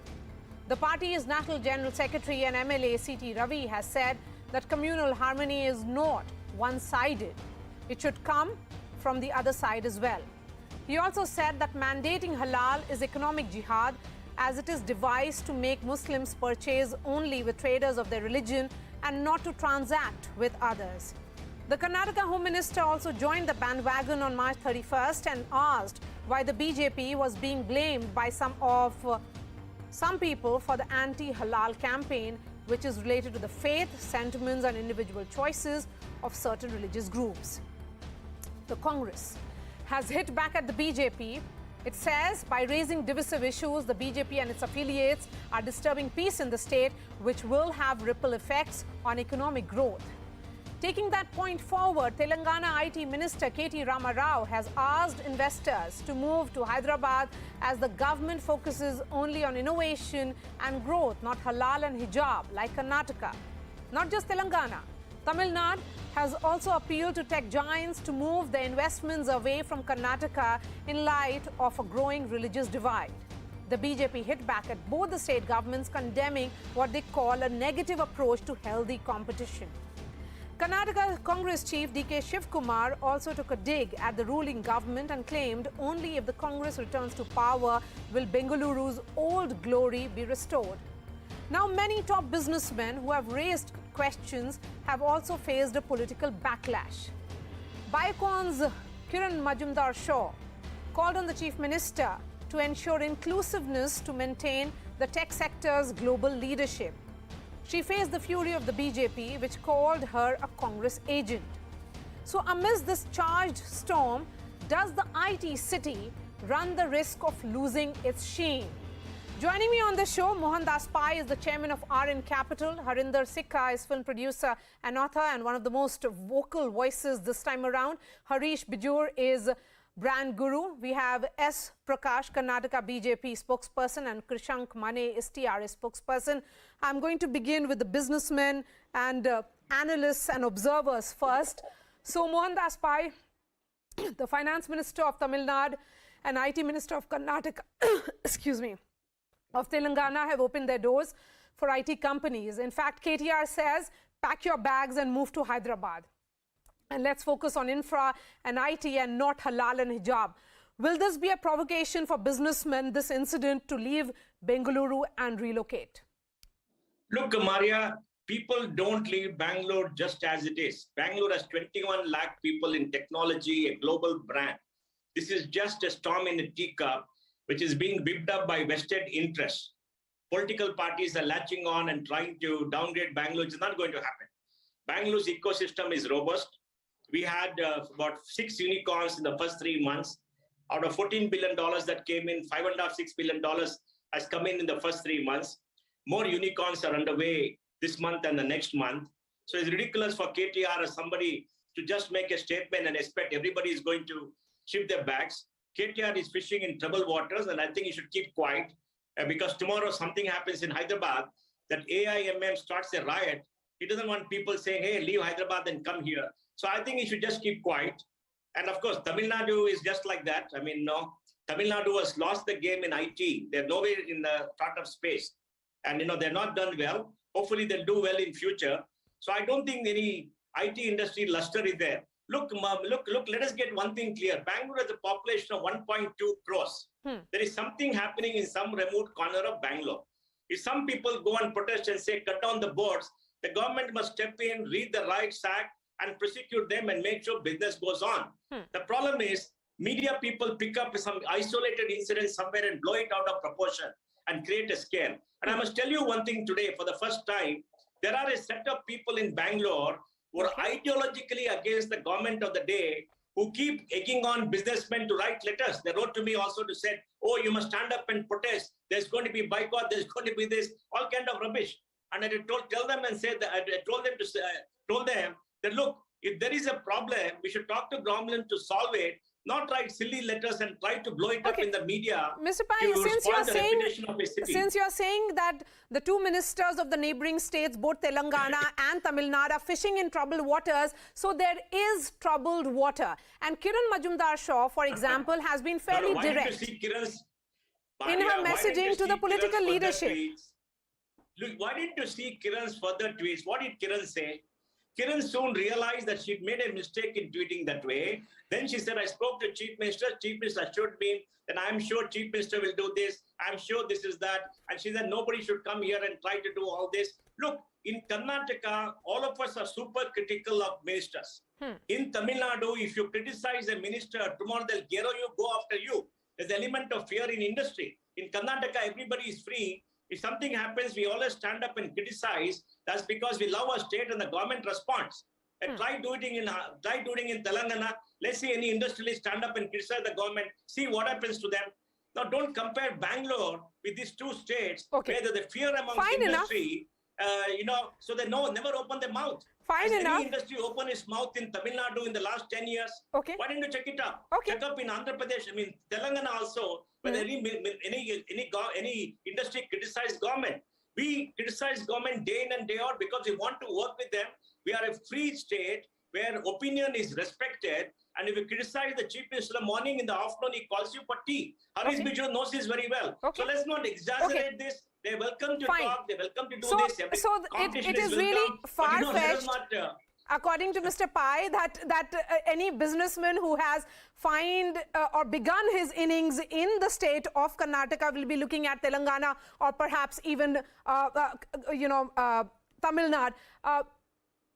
Coming on this, Mr. Sikka, I'm looking at this tweet of Kiran Majumdar-Shaw. Of course, she did say that she had a communication, but the larger question is about the point being raised here. She says that there will be religious divide which will destroy India's IT leadership, and Karnataka has always forged inclusive economic development. This phrase, economic development, has been inclusive, in which multiple communities have thrived. The question is, why is this discussion even happening? The halal meat, the jhatka meat. Mr. Sikka.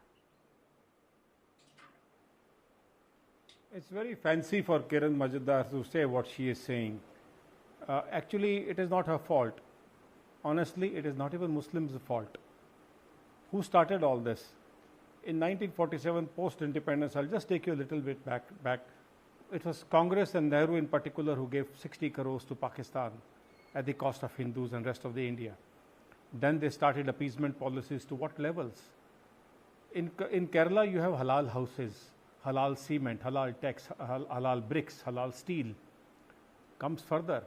Congress pushed in APEDA, whereby meat export to even countries like Russia, Belgium, Europe, France, wherever you go, countries which don't even need halal certification, was forced to buy.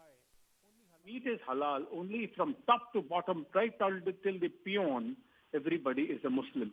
That means in one go, in one shot, APEDA and FSSAI made way for halal certification mandatory. How much? 60,000-70,000 rupees per product per year, and it goes higher, re-registration, what have you. Furthermore, this economic jihad, all non-Muslims removed out of jobs. Brainwashed to what extent?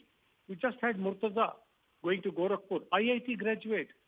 That is the level in which few, I'm again saying, I would say 17% Muslim population, they don't get this halal money. 110,000 crore worth today economic jihad. Who gets this parallel economy money? Who's getting this funding? It says in their charter that this amount shall be funded for terrorists who go to jails and the lawyers have to fight for them.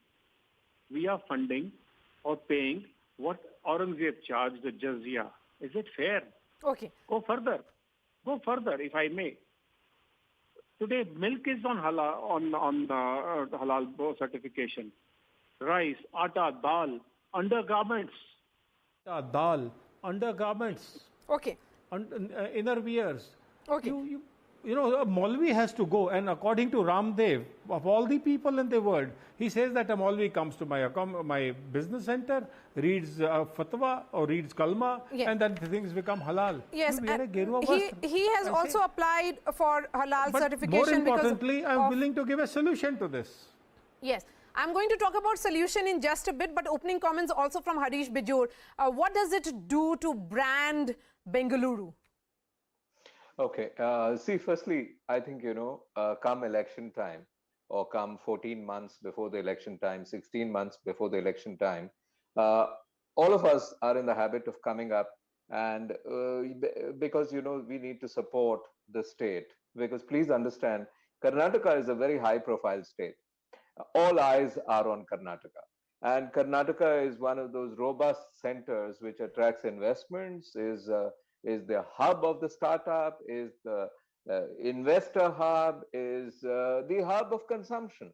And to that extent, once again, since elections are close by, issues are becoming bigger than they really are. Okay. So I'm just trying to say that issues with respect to Karnataka tend to get overstated during the elections, tend to be ballooned out of proportion. Okay, Harish Bijur, then who really is overstating it? So who is overstating it? Yes. You see, there are two parties involved in it, right? And all the time, there are not only two parties, but maybe there are four political parties, very robust ones.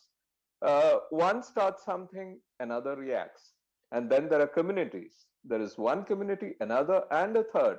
So one community starts something, the other gives it a party. You know, there are two hands needed to really clap.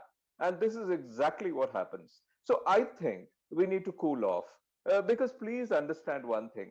These are election issues. So when you think of Karnataka and when you think of Bengaluru, you know, one of the first things that media brings to the fore is a thought that saying that people are going to run out of Karnataka. People are going to run out of Bengaluru. I don't think that's going to happen. We are a magnet city. We are going to continue to be a magnet city. And I think we're a reasonably sane city. Our leadership, all said and done, is reasonably sane. You know, again, Mr. Basuraj Bommai, I keep talking about him to be a very sane, sober, leader.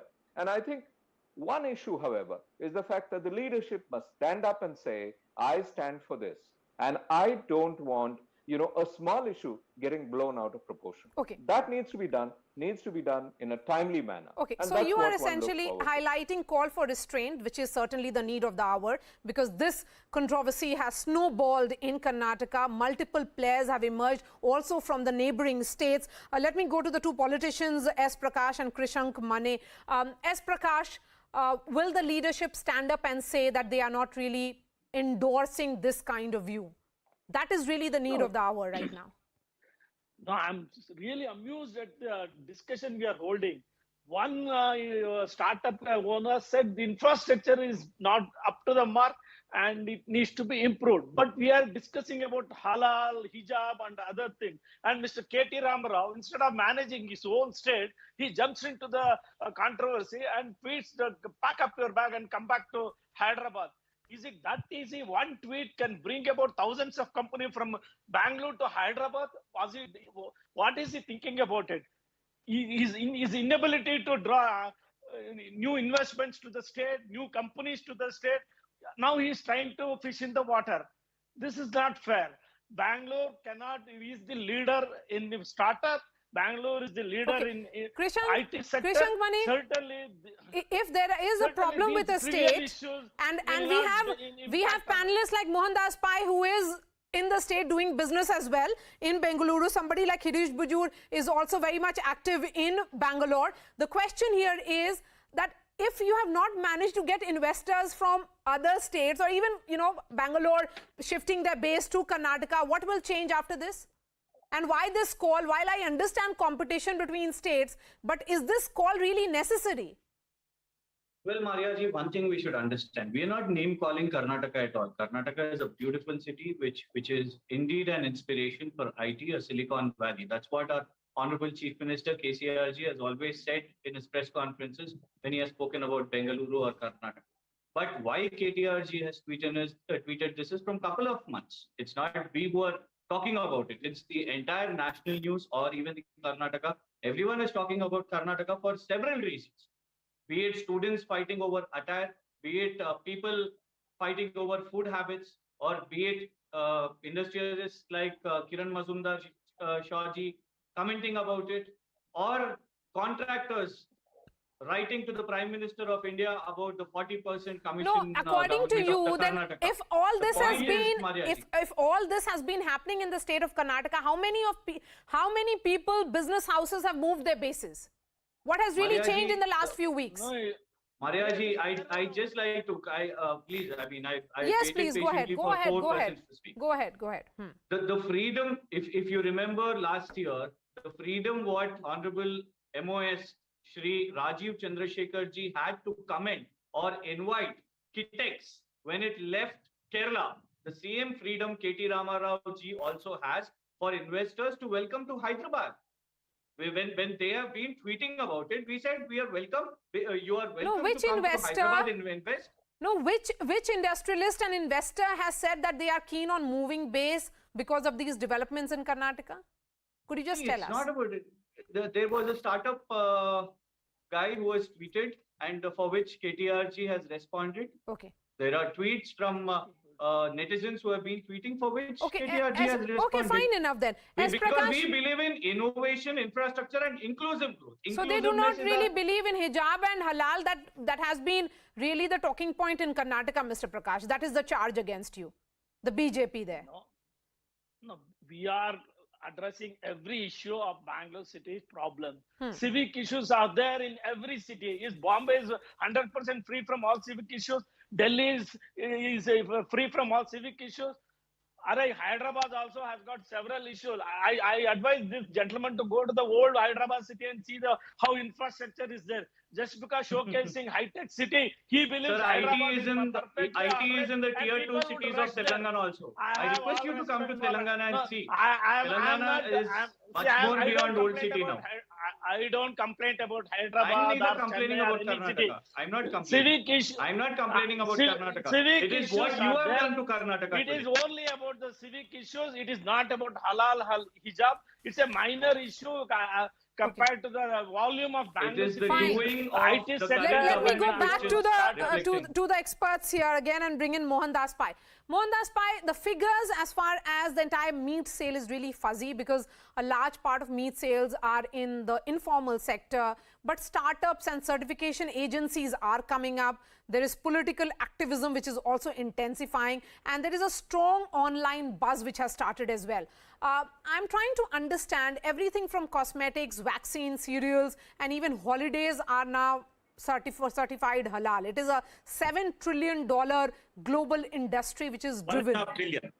$1.5 trillion. Okay. Please. A $1.5 trillion industry which is driven. My question then is that the state right now has, in many ways, the BJP in particular has distanced itself because they are seeing this more of a local issue, perhaps in one pocket.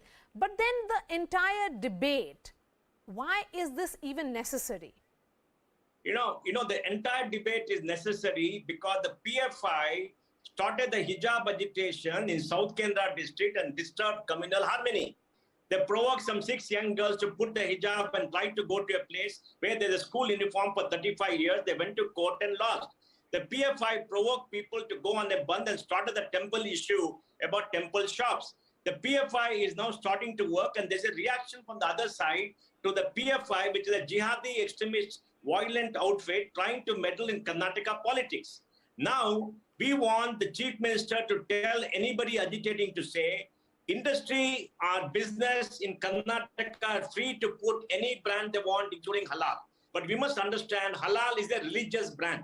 Halal is a Sharia brand. It is not a secular brand. So when you put something as halal, you must have a disclaimer there to say, this is a religious brand based on Sharia. So if people want to buy, they buy. They don't want to buy, they don't buy.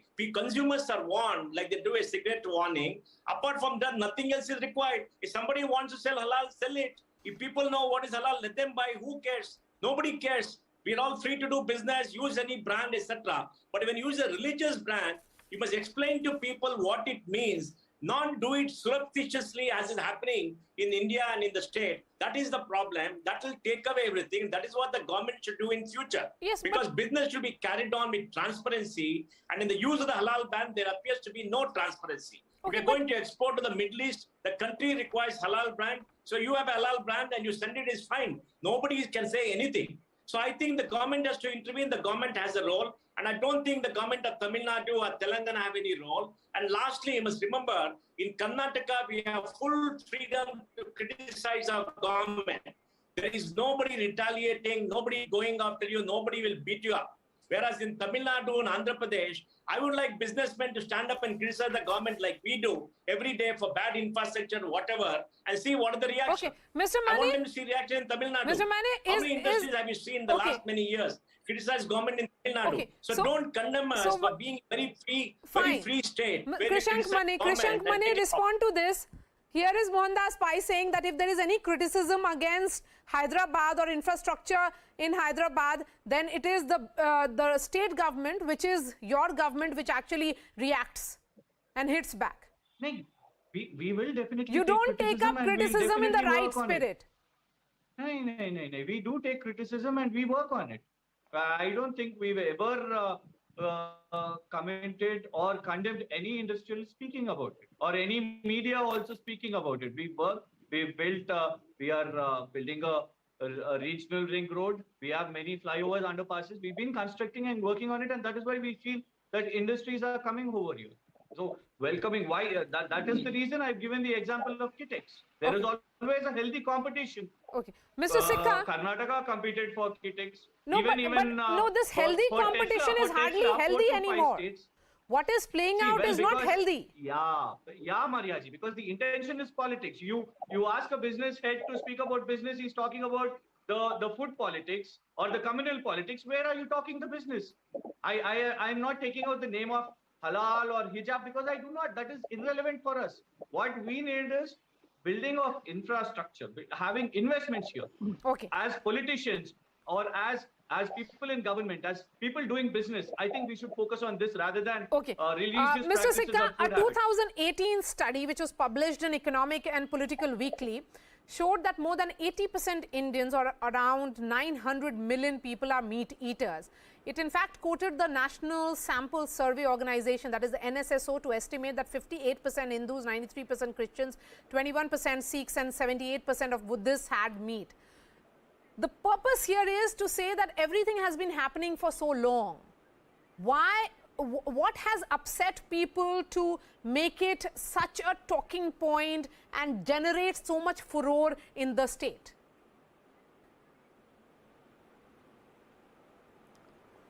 We've been fighting for it for quite some time. When we took up the cause and fought against APEDA, first they shooed us away and said that no. We fought with FSSAI and said that you have said stunning is mandatory. So if a meat is stunned, if an animal is stunned so that he's killed painlessly, then it is okay for everybody, it's part of the law. Our constitution provides rights to animals. What did they do? FSSAI says it doesn't have manpower. So on paper you have all the rules. All that government needs to do is push those laws in place. What happened? Halal was being served in parliament till recently. And when the speaker was informed about it and spoken and pushed, he stopped halal over there. We need to understand that trains, be it Defence Armed Forces, be it hotels 5-star or Air India, they're supplying you non-veg, which is halal certified, and they don't tell you, can you make a Muslim eat hajatka? The answer is no. They will get offended. But we are taken for granted.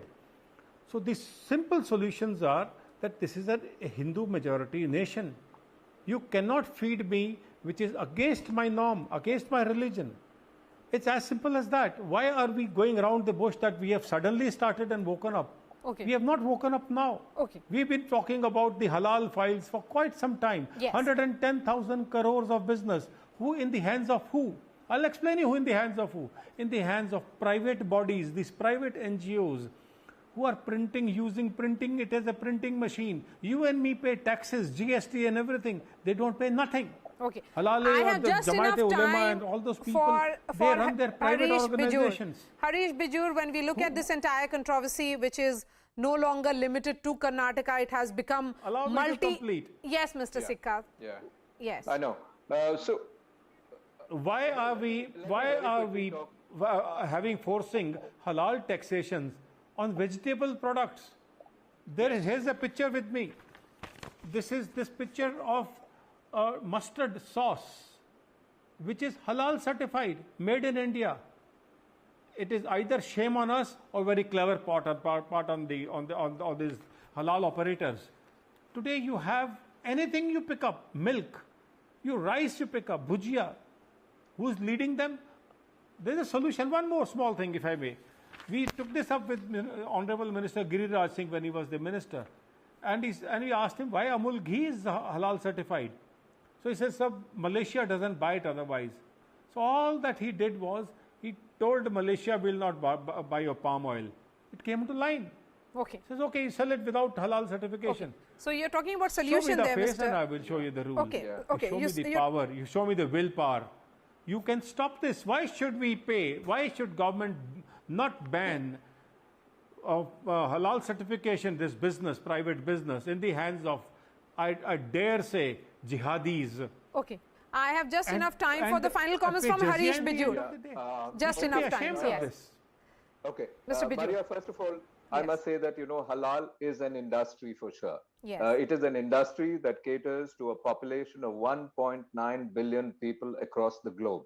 If you take a look at 1.9 billion people, it means it's just about 25% of the world population. It is a $1.5 trillion US business today, and it is likely to be a 3.05 trillion business by 2027. So if you really look at it, it has two dimensions. One is the internal dimension, which is India facing, which is India intrinsic. And the second is an external dimension, which is about the globe. Why does an Indian industrialist who has about 40 brands take halal certification? Basically to ensure that his products and services are partaken of by a population overseas, which would otherwise not come to him. And therefore, every Indian company, literally, with every Indian brand has a halal certification. But then the decisions could be looked at in two manners. One is one decision for an India-facing business and one decision for an outside India-facing business. Because all said and done, business people like to look at business as business. All right. Harish Bijur, appreciate your time. Mohandas Pai, always a pleasure to have you on my show, sir. Mr. Sikka, you're wrong over here. Mr. Sikka, we have really run short of time. Thank you so much. S. Prakash and Krishank Mane, thank you so much for joining us. We are slipping into a short break. Coming up would be details of what's really happening in Sri Lanka. Stay with us.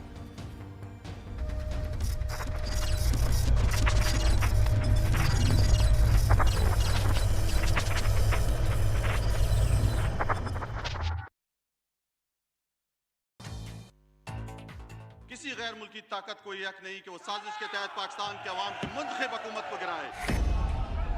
Faced with a no-trust motion that was impossible to win, Imran Khan pulled off a political googly. First, the no-confidence motion was dismissed as unconstitutional by the Deputy Speaker. The argument was that it violates Article 5 of the Constitution. That is loyalty to the state. Then Imran Khan got the President to dissolve the National Assembly. This made elections within 90 days inevitable and allowed Khan to stay the course as Prime Minister. हमने फैसला किया election करवाने का. हमने assembly, मैंने और मेरी team ने असेंबलीज डिसॉल्व कर दी. क्या ये बेहतर है अवाम के पास जाके अवाम की वोट से आना या एक बाहर की साजिश का हिस्सा बन के? A stunned opposition accused Imran Khan of making a mockery of the Constitution. Imran Niazi ने एक बड़े साजिशी ज़हन के तहत ये आइन तोड़ा. सदर ने आइन तोड़ा. कल सदर ने गैर आइनी तौर पर उनकी समरी को अप्रूव किया और पार्लियामान को उन्होंने डिसॉल्व करने का कोई हक नहीं था. But there was another twist. The president issued a late-night notification dismissing Imran Khan as Prime Minister. बंदूक उठा के खुदकशी कर ली अपनी हुकूमत. आज भी उसका हुकूमत गई. वजीर आज़म नहीं रह सकता और वो जश्न मनाने की कोशिश कर रहा है. Does Imran Khan have the legal right to dissolve the assembly and call for early elections? That matter will now be settled by Pakistan's Supreme Court, which has promised a reasonable order after considering the legality of the current situation. Now, after a series of fast-paced developments, what is going to happen next in Pakistan? There are two options in front of the Supreme Court of Pakistan, both of which could have far-reaching consequences. The number one thing is that Imran Khan has already made his move by nominating the former Chief Justice Gulzar Ahmed as the caretaker. He had given the opposition an option to choose. They said no. What the Supreme Court of Pakistan is going to decide whether the Speaker, in this case the Deputy Speaker, had the constitutional authority to overthrow the no-trust vote without actually going through the vote in the National Assembly. The army so far has refused to play ball. They are simply saying that they are going to be neutral in this. In fact, General Bajwa had a speech just the day before this whole drama in the Assembly. He did not refer to even once to the ongoing political turmoil in Pakistan, simply saying that the army will play a neutral role. Now, the question that beckons is, what is it that the Pakistan Supreme Court will rule? What are the options before the Supreme Court? And both of these options have far-reaching consequences. The first, it can nullify the Deputy Speaker's decision, hold it null and void, say it is an unconstitutional move to reject the no-confidence motion without a vote. This will then force the National Assembly to reconvene, and the no-trust vote will have to be gone through. The other option is that the court says that they will not interfere with the dissolution of the House.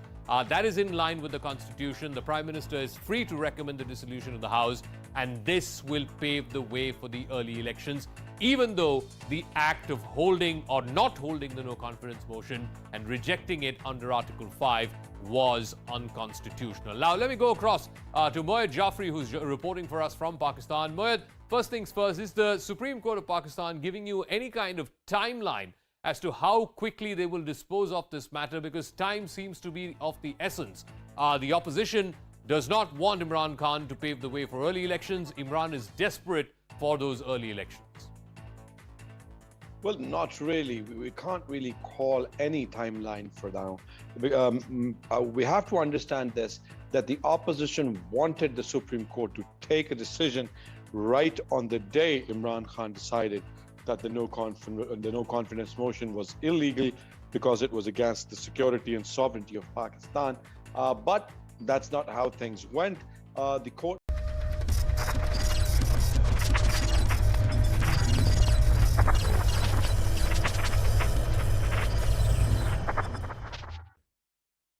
Welcome back. The island nation of Sri Lanka is witnessing its worst economic crisis ever. The entire cabinet of 26 ministers handed in their resignation, and President Rajapaksa has invited members of all political parties to apply for ministerial positions and join hands to form a solution, to find a solution, in fact, to this crisis. Sri Lanka's foreign debt is 119% of their GDP, and it continues to rise. Now just look at what's really happening on ground. These are the scenes from ground zero. Protests continue across the nation, calling for the ouster of the Rajapaksas, the powerful clan that runs Sri Lanka. Many are flouting the curfews to make a stand against Sri Lanka's first family. But the economic crisis has led to a crippling shortage of essentials. Sri Lanka is witnessing long queues for basics like fuel, while prices of food and medicines are also rising. And amidst the tensions, security forces have been empowered to take action against protesters, and that certainly is heartless for a regime to do so. And these actions will be taken without any process or charges. This has led to hundreds of arrests across Sri Lanka. As protests continue, many parts of Sri Lanka have been locked down with strict curfews to contain the protest. This entire anger, remember, is being directed against the Rajapaksas, which is the all-powerful family which has been running Sri Lanka for decades. Here is Mahindra Rajapaksa. He is the Prime Minister and, of course, someone who is seen as the hero of the Sri Lankan Civil War. Gotabaya Rajapaksa is the president. He has served as the Secretary of Defense. They are all related, brothers, in fact. Now, Here is Basil Rajapaksa. He was the finance minister. Remember, all the ministers have resigned, and key political strategist, and he faces corruption charges. He has been dubbed as Mr. 10%, someone who is seen as almost responsible for this entire crisis in Sri Lanka. Now coming in on Chamal Rajapaksa. He was the irrigation minister, served as parliament speaker, and served as bodyguard of ex-prime minister as well. Naman Rajapaksa, someone who took to Twitter recently to condemn the action being taken, particularly of banning of internet. He's the son of Mahindra Rajapaksa. He was the youth and sports minister, and he entered parliament at the young age of 24. He has been groomed by the family to become future president. Look at this. Yoshita Rajapaksa. He's the son of Mahindra Rajapaksa, Prime Minister's chief of staff. All, as we have been saying, in the family, the entire family, the clan of Rajapaksa controlled the entire country. Shashindra Rajapaksa is Chamal Rajapaksa's son, Minister of State for Agriculture. Another Rajapaksa here, Nipuna. He is Mahindra Rajapaksa's nephew and is an influential member of parliament. So what really is happening on ground, and is there a respite in sight for the ordinary people of Sri Lanka? Joining me now, Harsha De Silva is the member of parliament from the main opposition party of Sri Lanka. He's joining me live from Colombo. Ambassador Vishnu Prakash, I can see as well. Thank you so much, Ambassador. Fidel Fernando is a journalist and author. Fernando, I'm going to begin with you. Since 2019, multiple warnings have been given, and I'm looking at this ADB working paper which says that Sri Lanka is a classic twin deficits economy and a twin deficit signal that a country's national expenditure exceeds its national income and that its production of tradable goods and services is inadequate. So is this a case, because there were warnings in the past, of mismanagement, or will you say it's misdemeanor of a family drunk on power? I think those two things have to be interlinked in this case. I don't think it's an either-or situation. Definitely mismanagement of the economy. I think if you look at kind of the decline of the economy, I think we had some kind of passable management in the previous government in terms of the servicing of debts. You know, there were unpopular measures to raise government revenue that were kind of put in place by the previous government. Not that I'm giving them, you know, a pass. I think there were several failures there as well. But what happened when the Gotabaya Rajapaksa kind of presidency took over was this slashing of government revenue in terms of slashing of tax, and they cut both indirect and direct taxes, and that kind of really made it very, very difficult for Sri Lanka to service its debts. And then the pandemic happened, and tourism kind of lost all its revenue, and you know, that's really where we find ourselves right now. That's the root cause of a lot of the issues. I apologize, by the way, if this is really dark. I'm actually in a power cut right now. Yes. The power went off about 10 minutes ago. And the power cut usually, Fernando, is for 12 to 13 hours. That's what I've been reading. Yeah, it was last week. Today it's been about 6 hours or 6.5 hours in my area. It kind of varies a little bit from area to area, but last week, towards the end of the week, we had 12-hour power cuts and 13-hour power cuts. So that's the new normal. It would have been easier for the government to tell us. Harsha De Silva, the president, I was reading one piece which quoted the president saying, "This crisis was not created by me." And he said so in that address to the nation. Why is he passing the buck? Well, I think there is great incompetence in even his understanding of the problem. The problem, like the earlier panelists mentioned, was created by that unprecedented and unwarranted tax cuts that made a huge hole in the treasury.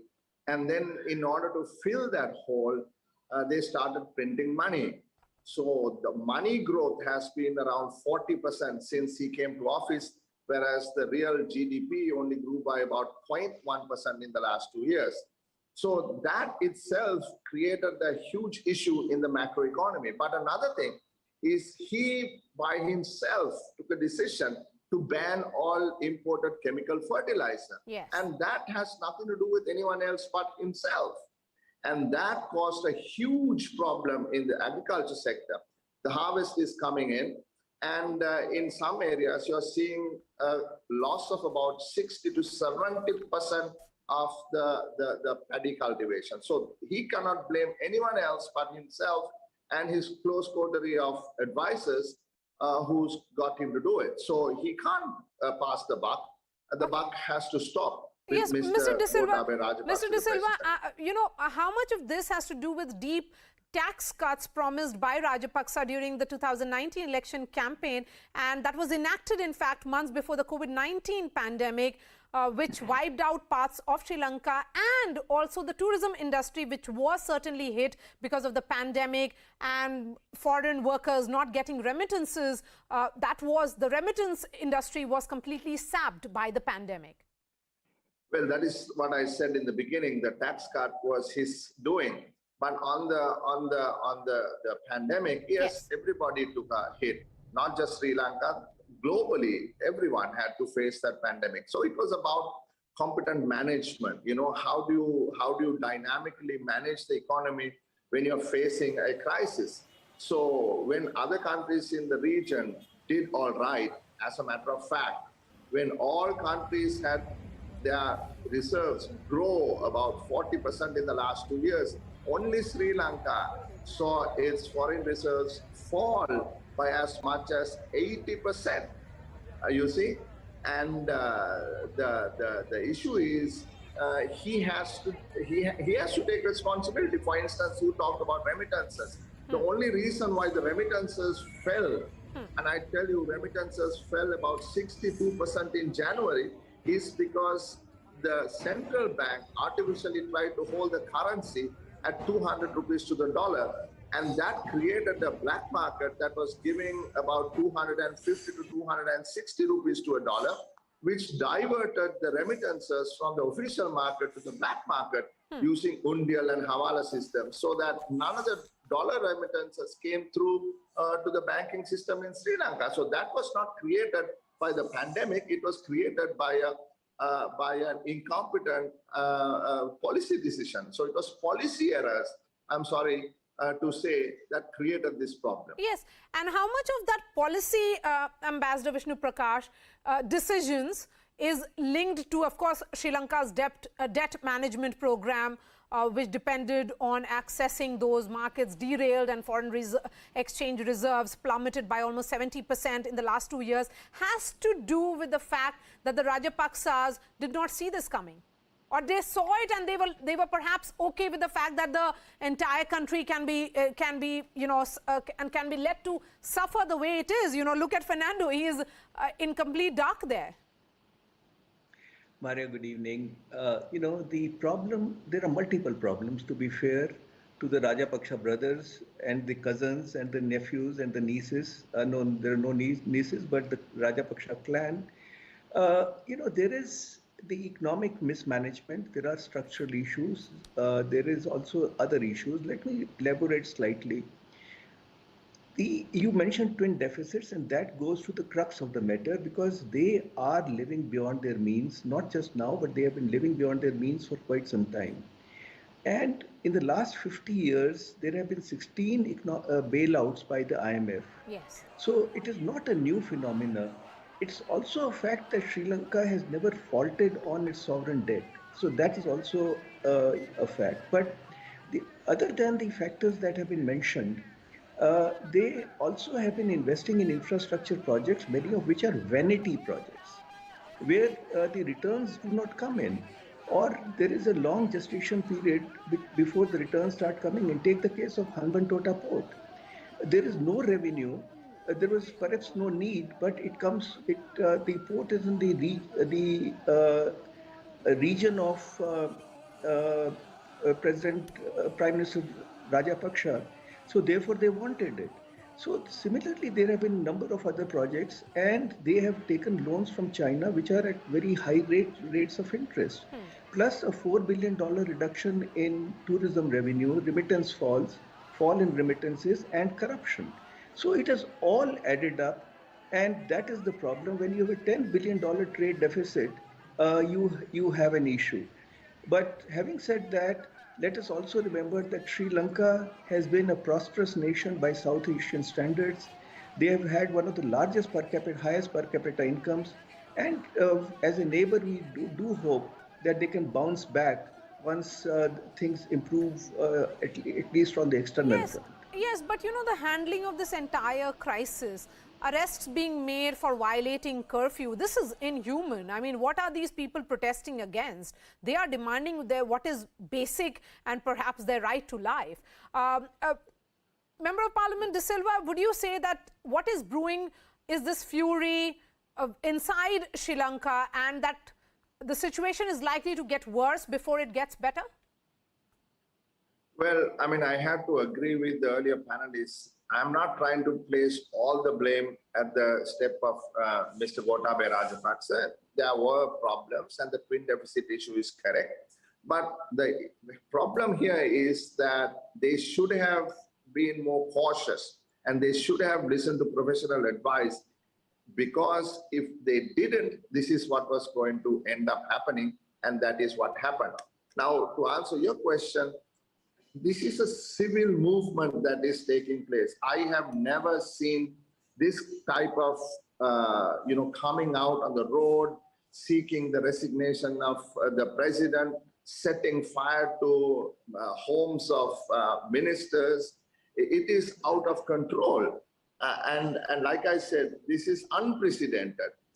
Today, in the streets of Colombo, young people, rich people, poor people, middle-class people, everyone's out on the streets asking the president to go home. The rallying cry is, Gota, go home, Gota, go home.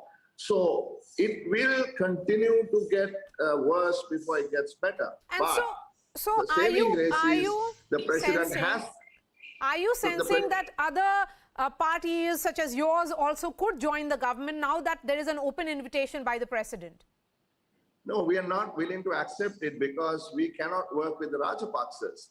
The rallying cry is Gota, go home, Rajapaksas go home. So if there is a situation where in which that we can join together and take this country back, that would have to be without the Rajapaksas. And also a primary condition is that they have to undo the undemocratic amendments to the constitution that was made to make Basil Rajapaksa, who is not a citizen of this country, or rather a dual citizen, to come back and become the Minister of Finance. He's been sacked yesterday, but constitutional reforms need to be done.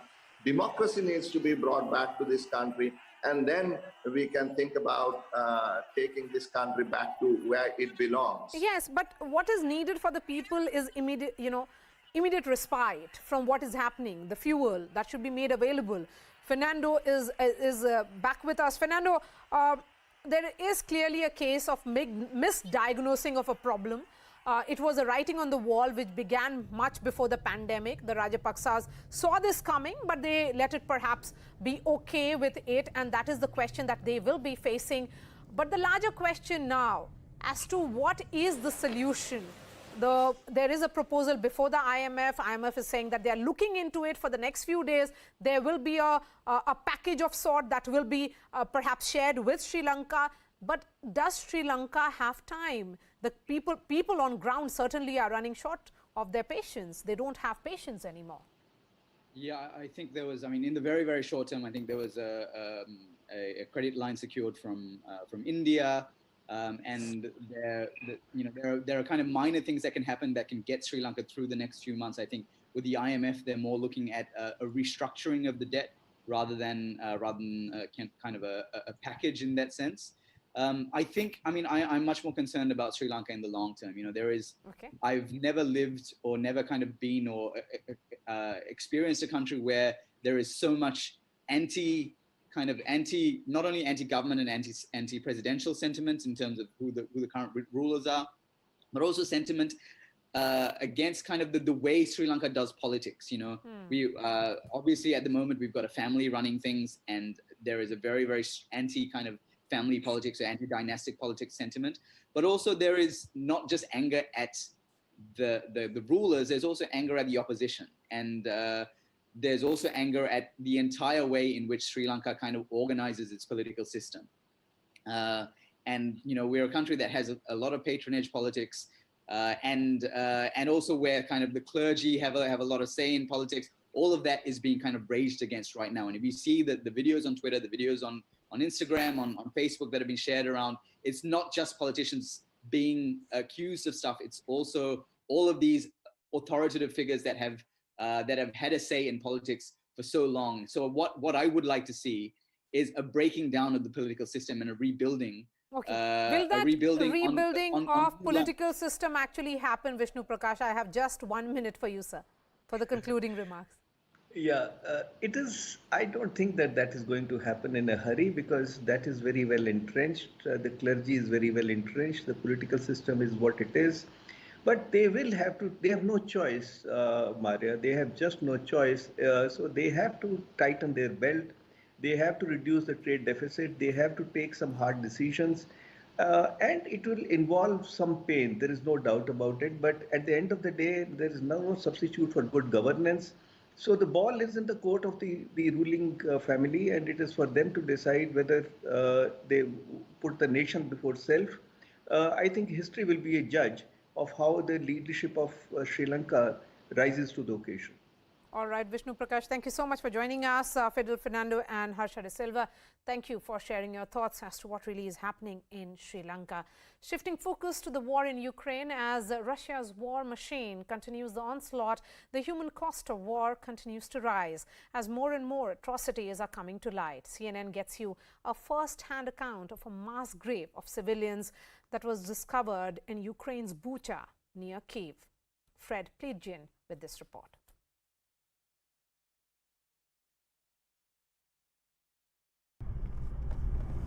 As Russian forces retreat from the area north of Kyiv, in their wake, scenes of utter destruction. Whole blocks of houses flattened, Ukrainian authorities saying they believe dead bodies are still lying underneath. But here, the dead also lay in the open. Ukrainian National Police showed us this mass grave in Bucha, saying they believed up to 150 civilians might be buried here, but no one knows the exact number. People killed while the Russian army occupied this town. This is what it looks like when the hope is crushed. Vladimir has been searching for his younger brother, Dmitry. Now he's convinced Dmitry lies here, even though he can't be 100% sure. The neighbor accompanying him with strong words for the Russians. Why do you hate us so much, she asks. Since the 1930s, you've been abusing Ukraine. You just want to destroy us. You want us gone.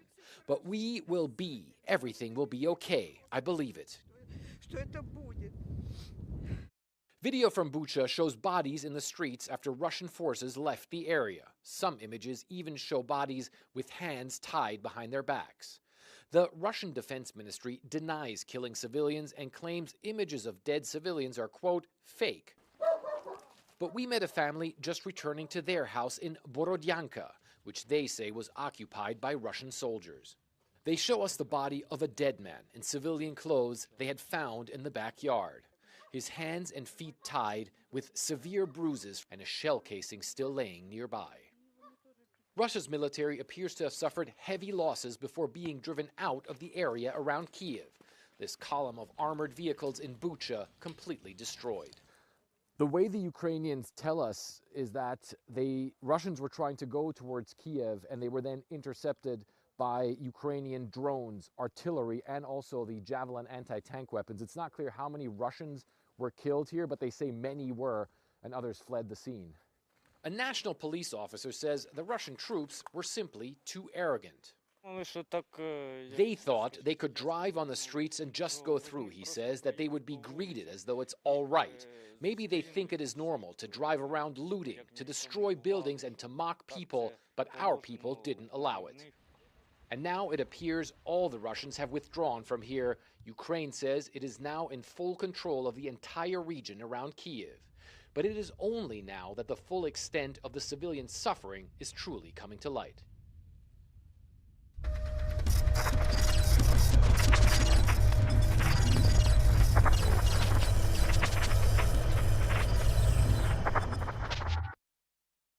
and what is it that the People's Democracy Movement, the combined opposition, is trying to do. Imran's strategy is very clear. Call for early elections, because that seems to be his big bet, that he wants to ensure that he goes to the people, he can then campaign to them that he is standing to protect Pakistan and save Pakistan, whereas the others who looted Pakistan for 30 years, they are the ones who are ganged up against him. He will also placate some of the dissidents, try and weaken the opposition. Remember, there's a significant number of his own MNAs who had deserted him on the day of this trust vote. He will try to play the victim card, go to the people of Pakistan and say that he is the one who's trying to be the savior of Pakistan, save it from corruption, from NAB, from NRO, so on and so forth. The opposition's game plan is to accuse Imran of treason, of unconstitutionality, and of acting in an absolutely brazen fashion with any disregard to constitutional propriety. Also, they will target Imran Khan over the economic mess that he has made of Pakistan in the last 4 years that he's been in Prime Minister. He came to power promising Naya Pakistan, but look at the state of the economy right now. So that is going to be the game plan of both the opposition as well as the PTI, the ruling party. But as the curtains come down on Imran Khan's reign over Pakistan, what is going to be the impact on other nations? Remember, Pakistan is embroiled in deep distress with all of its neighbors. Let's start with Afghanistan, because Imran Khan had been less critical of the Taliban regime than most foreign leaders, but at the same time, over the last few weeks and months, tensions have been rising between Kabul and Islamabad. Pakistan's military in particular has been demanding more of a crackdown on some of these extremist groups that are operating in Afghanistan and also targeting Pakistan and Pakistani interests. Imran Khan had moved closer to China over the last 4 years he's been Prime Minister, but the $50 billion China-Pakistan economic corridor, it was launched when Imran's rival Nawaz Sharif was in power. So in the event of a Prime Minister from the opposition, Pakistan's dependency on Beijing is only going to continue. Also, let's talk about the impact on the United States. Imran Khan's regime was completely marked by his anti-America rhetoric, and even now, he has blamed the United States for the political crisis, for this foreign hand, for this conspiracy that they were plotting to overthrow his government. He claims that Washington wanted him removed because of his recent Moscow trip, but the turmoil in Pakistan is unlikely to be a priority for Joe Biden. He's not even had a phone call with Imran Khan. The impact on India, ties between India and Pakistan worsened in Imran Khan's regime, but now Pakistan's all-powerful army chief, General Bajwa, says his country is ready to move forward even on issues like Kashmir if India agrees. So could we see a way forward? Could we see a thaw? Could we see some form of resumption of a normal bilateral relationship between India and Pakistan?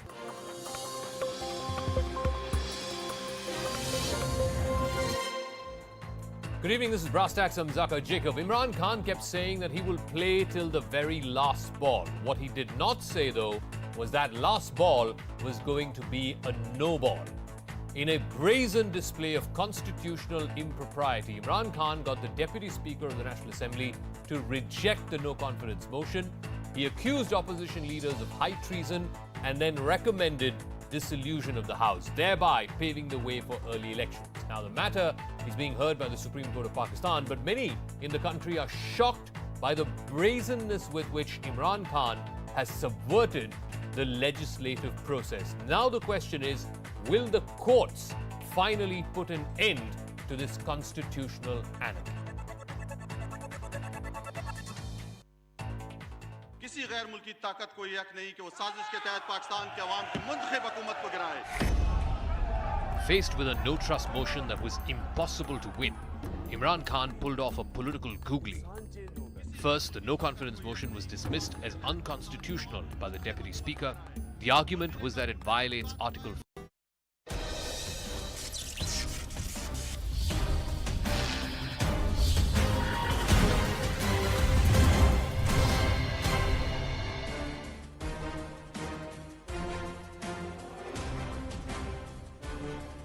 Well, good evening.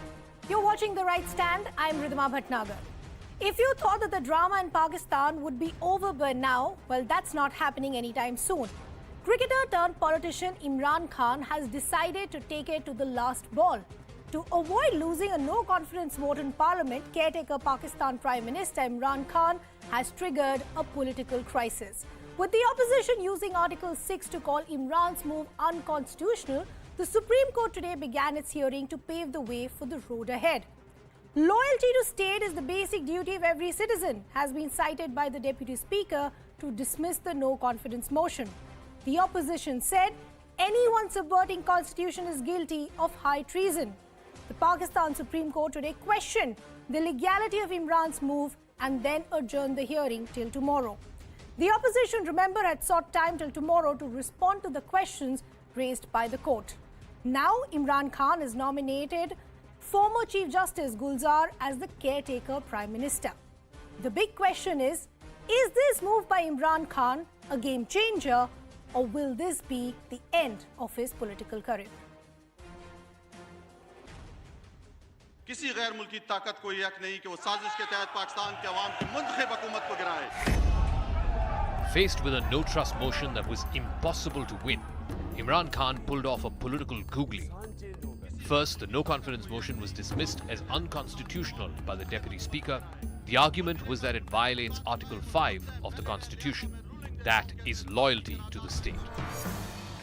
Then Imran Khan got the President to dissolve the National Assembly. This made elections within 90 days inevitable and allowed Khan to stay the course as Prime Minister. हमने फैसला किया election करवाने का. हमने assembly, मैंने और मेरी team ने असेंबलीज डिसॉल्व कर दी. क्या ये बेहतर है अवाम के पास जाके अवाम की वोट से आना या एक बाहर की साजिश का हिस्सा बन के? A stunned opposition accused Imran Khan of making a mockery of the Constitution. Imran Niazi ने एक बड़े साजिशी ज़हन के तहत ये आइन तोड़ा. सदर ने आइन तोड़ा. कल सदर ने गैर आइनी तौर पर उनकी समरी को अप्रूव किया और पार्लियामान को उन्होंने डिसॉल्व करने का कोई हक नहीं था. But there was another twist. The president issued a late-night notification dismissing Imran Khan as Prime Minister. बंदूक उठा के खुदकशी कर ली अपनी हुकूमत. आज भी उसका हुकूमत गई, वजीर आज़म नहीं रह सकता और वो जश्न मनाने की कोशिश कर रहा है. Does Imran Khan have the legal right to dissolve the assembly and call for early elections? That matter will now be settled by Pakistan's Supreme Court, which has promised a reasonable order after considering the legality of the current situation.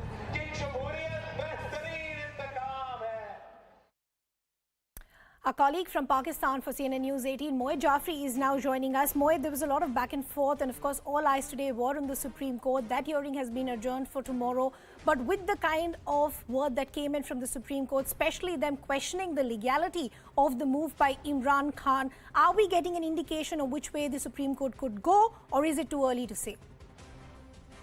It is, in fact, too early to say which way the Supreme Court will go, especially after the opposition demanded more time to answer the questions raised by the Supreme Court. However, one positive thing that came out for the opposition today was remarks by the Chief Justice of Pakistan, where he said that even if the Speaker believed that the opposition was in violation of Article 5 of the Pakistan Constitution, the right to vote comes ahead of that. It's a supreme right, the Article 17 of Pakistan's Constitution, and there was no way the Speaker could have called off the no confidence vote. So that is one thing that has come out as a silver lining in this constitutional and political chaos in Pakistan, which apparently is going against the opposition right now. Imran Khan has called for a rally of celebrating his victory and his political genius in pulling off this scenario where all of the moves of the opposition were trumped. Now, regarding the hearing of today, one significant factor which may play a significant role, as we discussed earlier, was Bilawal Bhutto Zardari's request to the Pakistan's armed forces to clarify their stance on this letter, which Imran Khan claims is proof of the fact that Washington was doing a regime change in Pakistan in collaboration with Pakistan's opposition. If Pakistan's military decides to answer that tomorrow, that would make things very easier for the Supreme Court of Pakistan. Otherwise, it's anybody's game, it's anybody's call right now. Okay, Mohit, we leave the conversation there. As Mohit is rightly pointing out, it possibly looks like it could be anybody's game, but all eyes will be back on the Supreme Court as it resumes that crucial hearing. Let's break down some details in terms of why are we saying that there is a constitutional crisis that is currently playing out in Pakistan. Now, what happened in the Supreme Court today? The Supreme Court to scrutinize the dismissal of the no confidence motion and assembly dissolution. This, of course, will be the biggest things to watch out from as far as the Supreme Court proceedings are concerned. As we pointed out, that hearing will resume once again tomorrow. The Supreme Court will also assess if the dismissal of the no confidence motion is protected under Article 69 or not. Now, what does Article 69 essentially talk about? It restricts the court's jurisdiction over functioning of the parliament. So remember, till today we had literally seen the fight of Article 5 versus Article 6 as far as the narratives of Camp Imran Khan vis-a-vis that the opposition. The big question is, which way will the Supreme Court go? Now we are currently working with two scenarios. The first scenario is it's an unconstitutional ruling. That means a fresh no confidence vote takes place. This will be a big setback for Imran Khan and his camp because this is what he wanted to avoid, numbers not being in his favor. The other option is the SC may allow for early elections. This is exactly what Camp PTI has been saying, that let the people of Pakistan decide, let it be their mandate.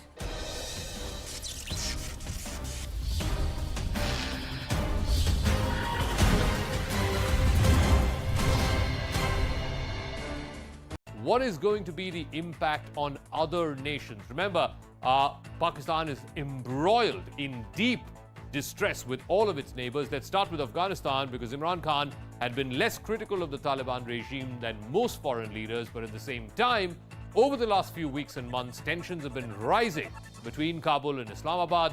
Pakistan's military in particular has been demanding more of a crackdown on some of these extremist groups that are operating in Afghanistan and also targeting Pakistan and Pakistani interests. Imran Khan had moved closer to China over the last 4 years he's been Prime Minister, but the $50 billion China-Pakistan economic corridor, it was launched when Imran's rival Nawaz Sharif was in power. So in the event of a Prime Minister from the opposition, Pakistan's dependency on Beijing is only going to continue.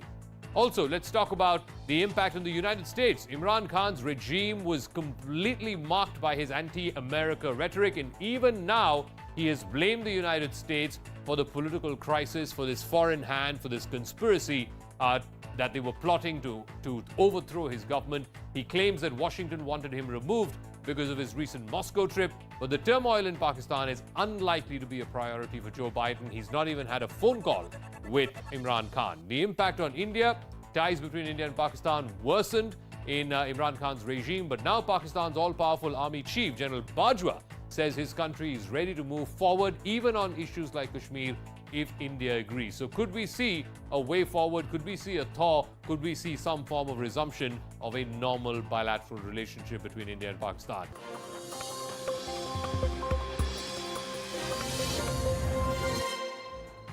Good evening, this is Brass Tacks. I'm Zaka Jacob. Imran Khan kept saying that he will play till the very last ball. What he did not say, though, was that last ball was going to be a no ball. In a brazen display of constitutional impropriety, Imran Khan got the Deputy Speaker of the National Assembly to reject the no-confidence motion. He accused opposition leaders of high treason and then recommended dissolution of the House, thereby paving the way for early elections. Now, the matter is being heard by the Supreme Court of Pakistan, but many in the country are shocked by the brazenness with which Imran Khan has subverted the legislative process. Now the question is, will the courts finally put an end to this constitutional anarchy? किसी गैर मुल्की ताकत को यह हक नहीं कि वो साजिश के तहत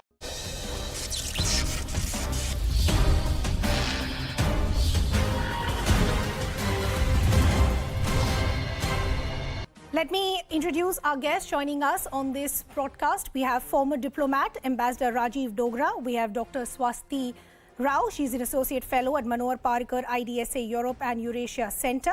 We have Senior Pak journalist Omar Altaf also now joining us. And we have Barrister Mohammad Ahmed. He is an Advocate Supreme Court of Pakistan. Good evening to all of you. I want to first begin with Omar. Omar, the kind of back and forth that we've seen from the weekend to now, a lot is expected from the Supreme Court. But the kind of words that we heard, even though they were brief in terms of the observations that we saw or the questioning that we saw, especially as far as the legality of what Imran Khan pulled over the weekend, are we getting a sense or a direction which way the Supreme Court could go? I think it's very difficult to do that. I think we shouldn't draw conclusions as yet. It's a 5-member bench. Each member of the bench has spoken their mind, but still, the judgment is not clear. It's not clear where the judges are going at the moment, and it's not easy to predict as well. The comments can be different, and the judgment can be very different to that. Okay, so too early to comment which way the Supreme Court could go is what you're saying. I want to bring in Ambassador Rajiv Dogra here before I go across to the PTI spokesperson as well. Ambassador, I want to begin by understanding from you.